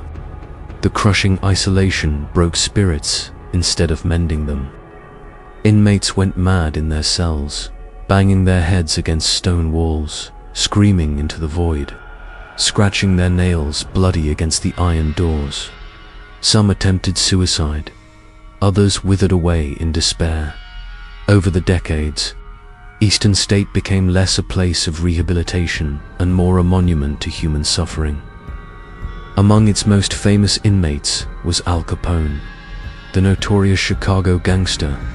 Though he was given a more comfortable cell than most, even Capone confessed to hearing tortured voices in the night. He reportedly told fellow inmates that the ghost of James Clark, a victim of the St. Valentine's Day massacre, would not leave him alone. Today, Eastern State Penitentiary stands abandoned, its cell blocks crumbling, paint peeling from its walls like old scabs. The iron doors are rusted, the narrow corridors filled with shadows. Yet the prison is not quiet. Visitors, guides, and paranormal investigators all tell the same story. Something still lingers here. Footsteps are heard echoing down corridors where no one walks. Low moans rise from empty cells. Disembodied whispers drift through the silence, so faint yet so unmistakably human. Cell Block 12 is especially infamous. Guests report hearing dozens of voices, at once soft murmurs, as if invisible prisoners are still whispering their secrets through the walls.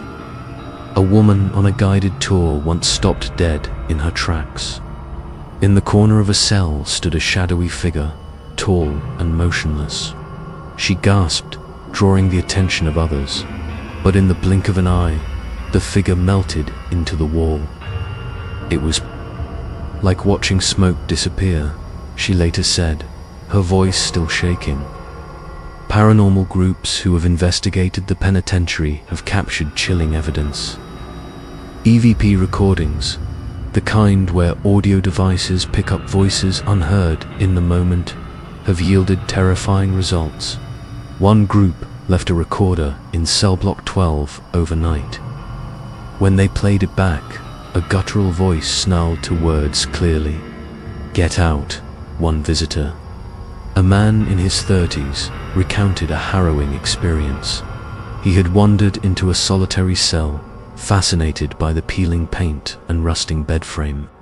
Suddenly, The heavy iron door swung shut with a deafening clang, sealing him inside. He screamed for help, pounding on the metal. When the guide finally rushed over and pried the door open, the man stumbled out, pale and trembling. The corridor was still. There had been no wind, no draft strong enough to move such a door. To this day, he refuses to speak about what else he felt in that darkness. It is not only tourists who sense the presence of the unseen. Staff members who work night tours often report seeing shapes flit across the hallways. One guide swore she heard the sound of someone sobbing behind her during a Halloween event, only to turn and find the corridor empty. Another described hearing metal scraping against the floor, as though shackles were being dragged behind a prisoner. Standing inside Eastern State, it is easy to see why the spirits remain restless. The very walls seem to hum with sorrow. The high, vaulted ceilings amplify every sound, turning a footstep into a thunderclap, a whisper into a chant. Dust swirls in the air like smoke, catching the beam of a flashlight before vanishing again. In some cells, visitors describe feeling a sudden drop in temperature, as if an invisible hand has pressed the warmth out of the room. What haunts Eastern State Penitentiary is not only the specter of individuals, but the collective agony of thousands who wasted away in silence. Each stone, each iron bar absorbed their misery, their rage, their despair, and that energy lingers toward today. The prison is open to the public as a historic site. Tourists wander its decaying corridors during the day, marveling at its Gothic architecture. At night, ghost tours invite the brave to step deeper into its shadows. Many laugh nervously, expecting little more than a thrill. But sometimes they leave with wide eyes and shaky voices, clutching photographs of figures that should not exist, or recordings of voices that should not be there. Eastern State Penitentiary stands as both a monument to failed reform and a reminder that the past never truly dies. Those who enter expecting silence often leave with the sound of footsteps still ringing in their ears. And those who mock the stories sometimes find themselves looking over their shoulders, convinced that something's following them through the endless corridors. Behind the crumbling stone walls of this prison, the punishment has not ended. The inmates may have been released to death, but their voices remain, whispering still. Waverly Hills Sanatorium, Kentucky. On a lonely hill overlooking Louisville, Kentucky, stands a massive, looming structure of brick and concrete. Its windows are like hollow eyes, its corridors stretching into darkness. This is Waverly Hills Sanatorium, once a beacon of hope for those suffering from tuberculosis, now considered one of the most haunted places in the United States in the early 20th century. Tuberculosis saw the White Plague ravaged the country. The disease spread quickly, filling hospitals beyond capacity. In 1910, the Waverly Hills Sanatorium opened its doors to provide care for the sick. At the time, there was no cure. Doctors tried experimental treatments, fresh air, sunlight, and sometimes brutal procedures like collapsing a patient's lung to give the other rest. For some, it worked temporarily. For most, it meant slow suffering by mid-century. More than 60,000 people were said to have died within its walls.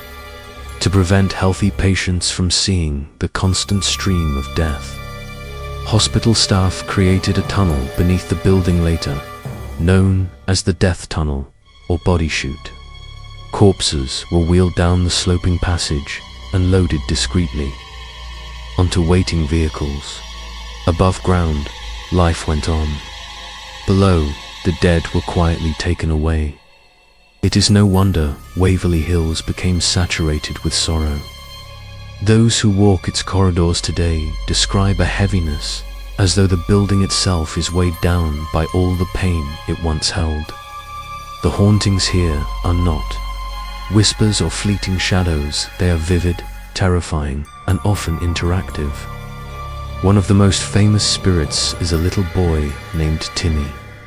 Visitors say they see him in the hallways, bouncing a ball. Paranormal investigators often bring toys to coax him out. More than once, cameras have captured balls rolling across the floor on their own, moving toward the investigators as though a child is playing from beyond. Then there is room 502, perhaps the most infamous location in the sanatorium. According to legend, a nurse working there discovered she was pregnant out of wedlock, a scandal at the time. Overwhelmed by despair, she hanged herself from a pipe near the doorway. Others claim a second nurse later leaped from the same window to her death. Today, people report seeing her figure still hanging in the room, or a shadow pacing by the window, replaying her final moments. Tourists often describe strange physical sensations while walking through the hospital. Some feel an icy hand brush their shoulder, others feel their hair being tugged. In the basement tunnels, visitors suddenly find it hard to breathe, as if the disease itself is still clinging to the air. A man on a guided tour once collapsed, gasping, claiming that invisible hands were pressing against his chest. When he was pulled into the open air outside, the sensation vanished. Paranormal investigators have recorded some of the most chilling evidence at Waverly Hills. In one video, a dark figure darts across the hallway, so solid and fast it resembles a living person till the team realizes no one else is in the building. In another, a woman's voice is clearly heard on tape saying, "Help me," though the room was empty when the recording was made.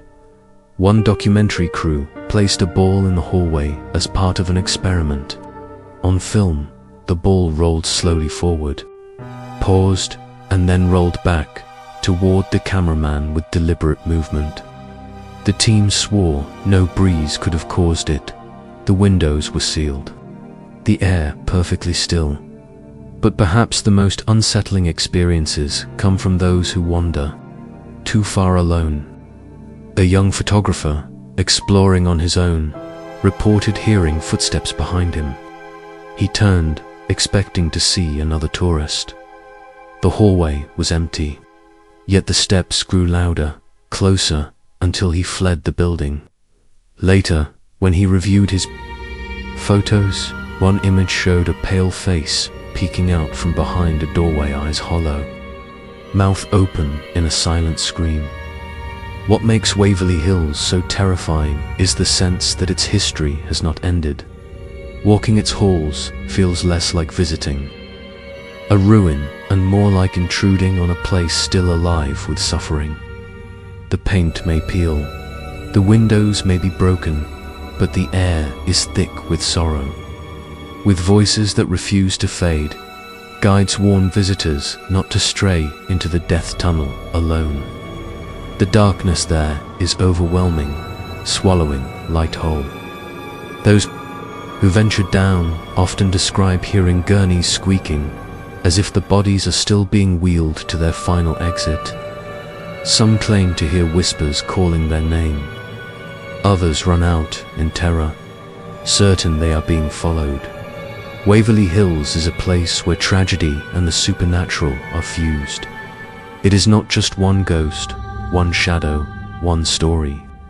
It is thousands of lives layered upon each other, all crying out at once. And for those brave enough to enter, it is impossible to leave unchanged. Standing at the top of the hill, the sanatorium looms silently against the night sky.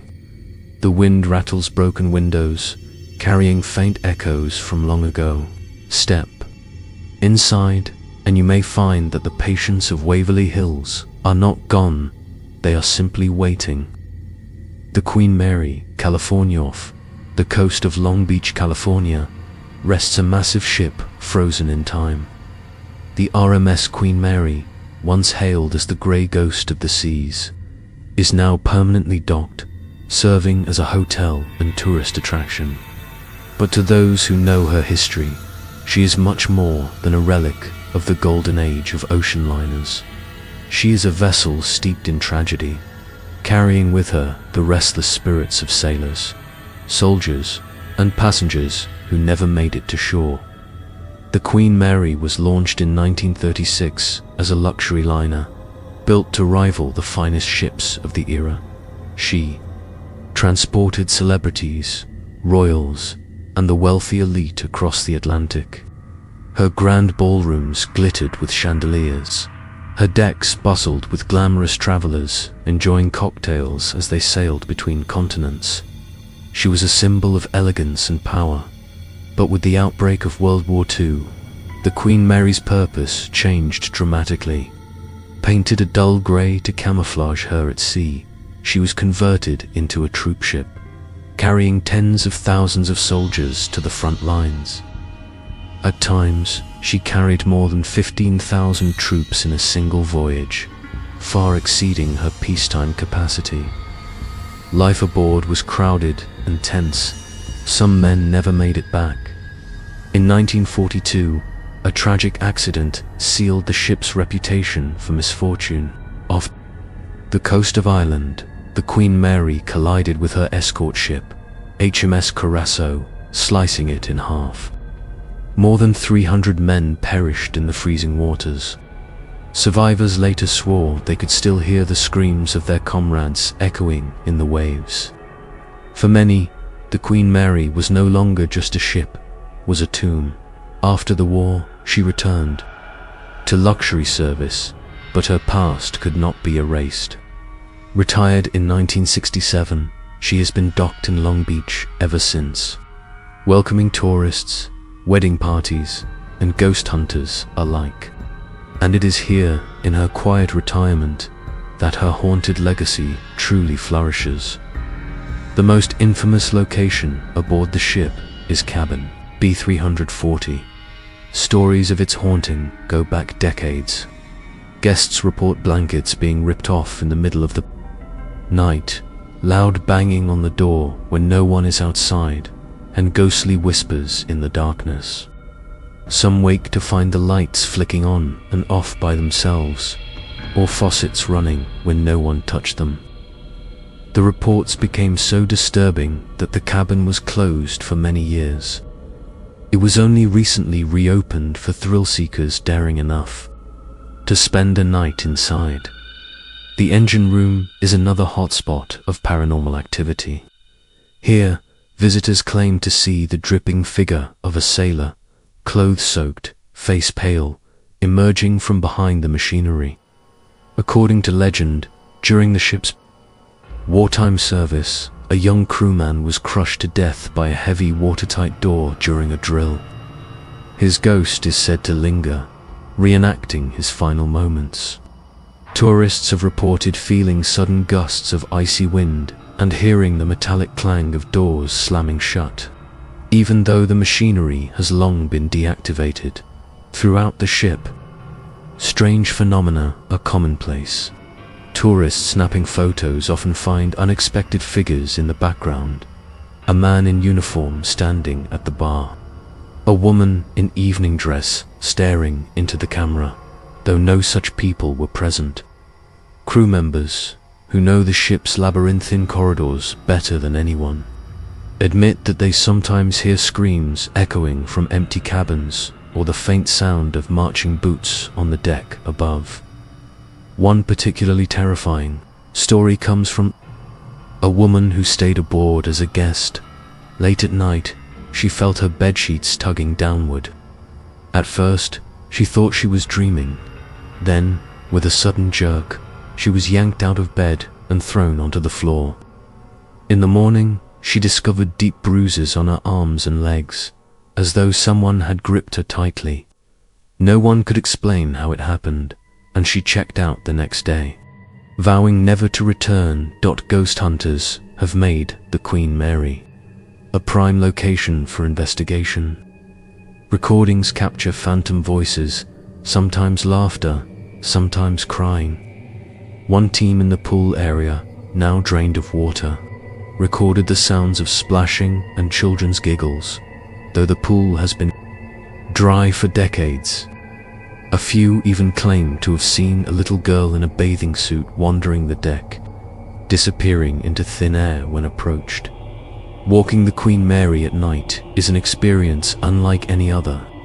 The ship creaks and groans with age, its narrow corridors twisting into shadows. Doors rattle without cause. Cold spots bloom suddenly, chilling visitors to the bone.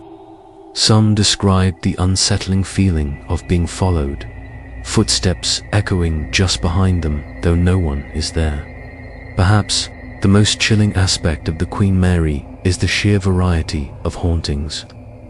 It is not just one ghost, not just one tragic. Storiette is dozens. Soldiers lost at sea, sailors killed in accidents, children who never went home. Their presence seems woven into the steel and wood of the ship itself. For those brave enough to spend the night aboard, Queen Mary offers more than just a taste of luxury history. It offers the possibility of a face-to-face encounter with the past. Some leave exhilarated, convinced they touched another world. Others leave pale and silent, refusing to speak of what they saw. The Queen Mary rests quietly in Long Beach Harbor, her decks open to tourists, her cabins filled with curious guests. But to walk her halls is to walk with ghosts.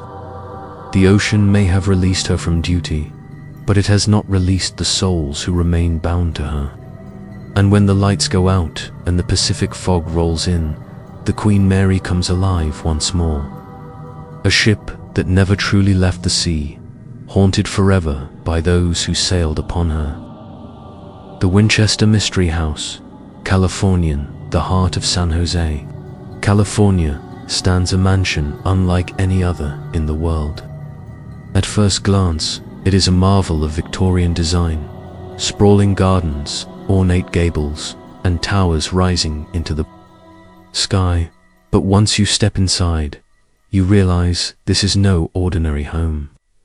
The Winchester Mystery House is a labyrinth, a place of confusion and dread, where staircases lead to nowhere, doors open into solid walls, and hallways twist endlessly as if mocking the very idea of logic. To wander its halls is to wander into madness. The story begins with Sarah Winchester, heiress to the Winchester Repeating Arms fortune. Her husband, William Wirt Winchester, died in 1881, and shortly after, their only child, Annie, also passed away. Stricken by grief, Sarah sought the guidance of a spiritual medium. The message she received changed her life forever. According to the medium, Sarah was cursed. The spirits of all those who had been killed by Winchester rifles, the weapon that had become infamous across America, were vengeful, and they demanded retribution. The only way to appease them, the medium warned, was to build Dot. As long as Sarah continued building, she would live. If she ever stopped, the spirits would claim her. And so, in 1884, Sarah purchased a modest farmhouse in San Jose and began her lifelong project. Construction continued around the clock, 24 hours a day, 7 days a week, for nearly 4 decades. Carpenters worked without pause, adding rooms, tearing down walls, and expanding the mansion into an ever-growing maze. Sarah herself provided constant instructions, sometimes scribbled on paper, sometimes whispered in secrecy. No blueprint existed. Only Sarah knew the design, and only she understood its purpose, or perhaps no one ever truly did. By the time of her death in 1922, the house contained over 160 rooms, 10,000 windows, 2,000 doors, 47 stairways, and 13 bathrooms. But these numbers tell only part of the story. What truly defines the Winchester house are its oddities. Staircases ascend to ceilings with no exit. Doors open onto sudden drops that plunge into gardens below. Windows are set into floors. Hallways loop back on themselves endlessly. The house defies reason, as if it were designed not for the living, but for the dead. Many believe Sarah built the house this way to confuse the vengeful spirits who hunted her. A ghost entering the home might find itself lost in its maze, unable to reach her. Others say the house itself is a map of Sarah's mind, fractured by grief, guilt, and paranoia. Whatever the truth, the spirits are said to have followed. Even after Sarah's death, the mansion has remained alive with unexplainable activity. Visitors describe sudden cold spots, the faint sound of footsteps on wooden floors, and whispers drifting down corridors when no one is present. Tour guides have reported hearing organ music echoing from the grand ballroom, though the organ has been silent for nearly a century. One chilling account comes from a caretaker who worked in the mansion in the mid-20th century. He often heard hammering echoing through the house at night, long after construction had ceased. Sometimes he swore he saw shadowy figures moving up staircases or standing in doorways, vanishing the moment he approached. He once followed the sound of hammering into the attic, only to find it empty. As he turned to leave, he felt a sharp tap on his shoulder. No one was there. Guests today sometimes encounter a figure dressed in black, believed to be Sarah Winchester, herself roaming the halls. Some say she appears in the seance room, a chamber Sarah built specifically to communicate with the dead. The room has only one entrance, but several false doors, and is filled with strange architectural quirks. Many believe it was here that Sarah consulted spirits for guidance on how to continue construction. The seance room is not the only place steeped in eerie energy. In the Hall of Fires, visitors often report feeling suffocated, as though invisible hands are pressing against their chests. In one of the bedrooms, a tour group once claimed to see the outline of a figure lying on the bed, indenting the covers, though the room was roped off and no one could have been there. The house also bears a curious obsession with the number 13. Many windows have 13 panes, chandeliers have 13 lights, even the drain covers in the sinks have 13 holes. Some say Sarah believed the number held protective power, a way to shield herself from the wrath of the spirits. Others see it as further evidence of her descent into obsession. To walk through the Winchester house is to surrender your sense of direction. The floor plan seems alive, shifting in ways the human brain cannot quite grasp.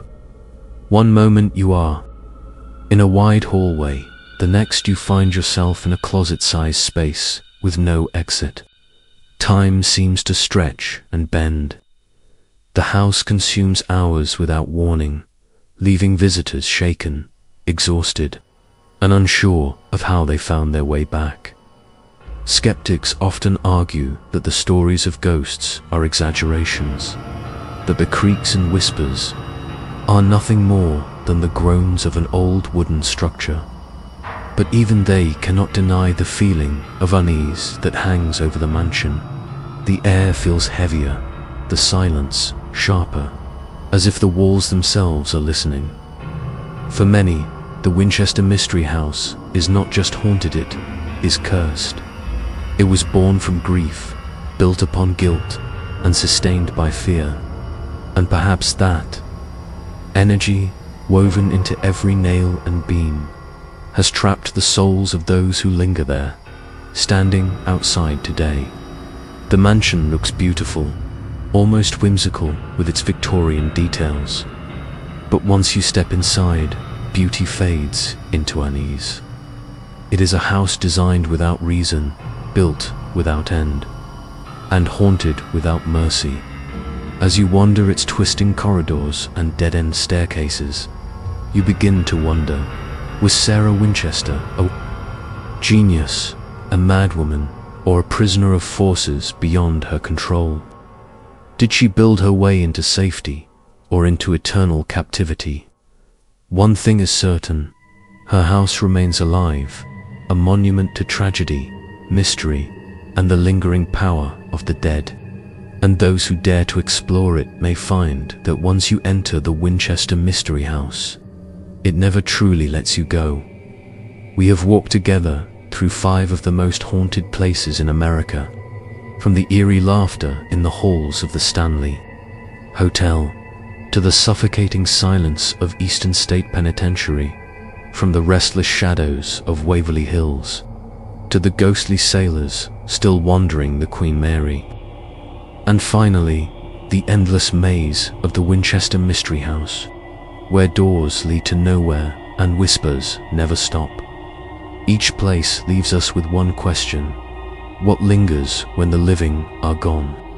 But now I want to turn to you. If you were standing in the Stanley Hotel's infamous room 217, would you dare to turn off the lights and try to sleep? If you walked through the cold, abandoned cells of Eastern State, would you have the courage to stay when you hear that faint whisper telling you to get out? Would you step inside Waverly Hills' death tunnel, knowing thousands of souls passed through before you? Or would you take your chances on the Queen Mary, hearing knocks on your cabin door at midnight when no one is there? And finally, would you ever set foot in the Winchester Mystery House, where every step feels like Sarah Winchester's warning that the dead are never far behind? You see, the truth is, these places are real. You can visit them, you can walk those same halls, breathe that same air, and maybe you'll feel that same chill. So now, I ask you, which of these haunted places would you dare to visit? And which one would you never step into, not even for $1 million? Drop your answer in the comments below. I want to know which place sends shivers down your spine the most. If you enjoyed this journey into America's most haunted locations, make sure to hit that like button, share this story with a friend who loves the paranormal, and of course, subscribe and follow the channel so you never miss the next terrifying tale. Because the truth is, we've only scratched the surface. The world is full of places that never sleep, places that wait in silence for someone brave or foolish enough to enter. So the real question is, when the footsteps come behind you, will you keep walking or will you turn around? Thank you for following.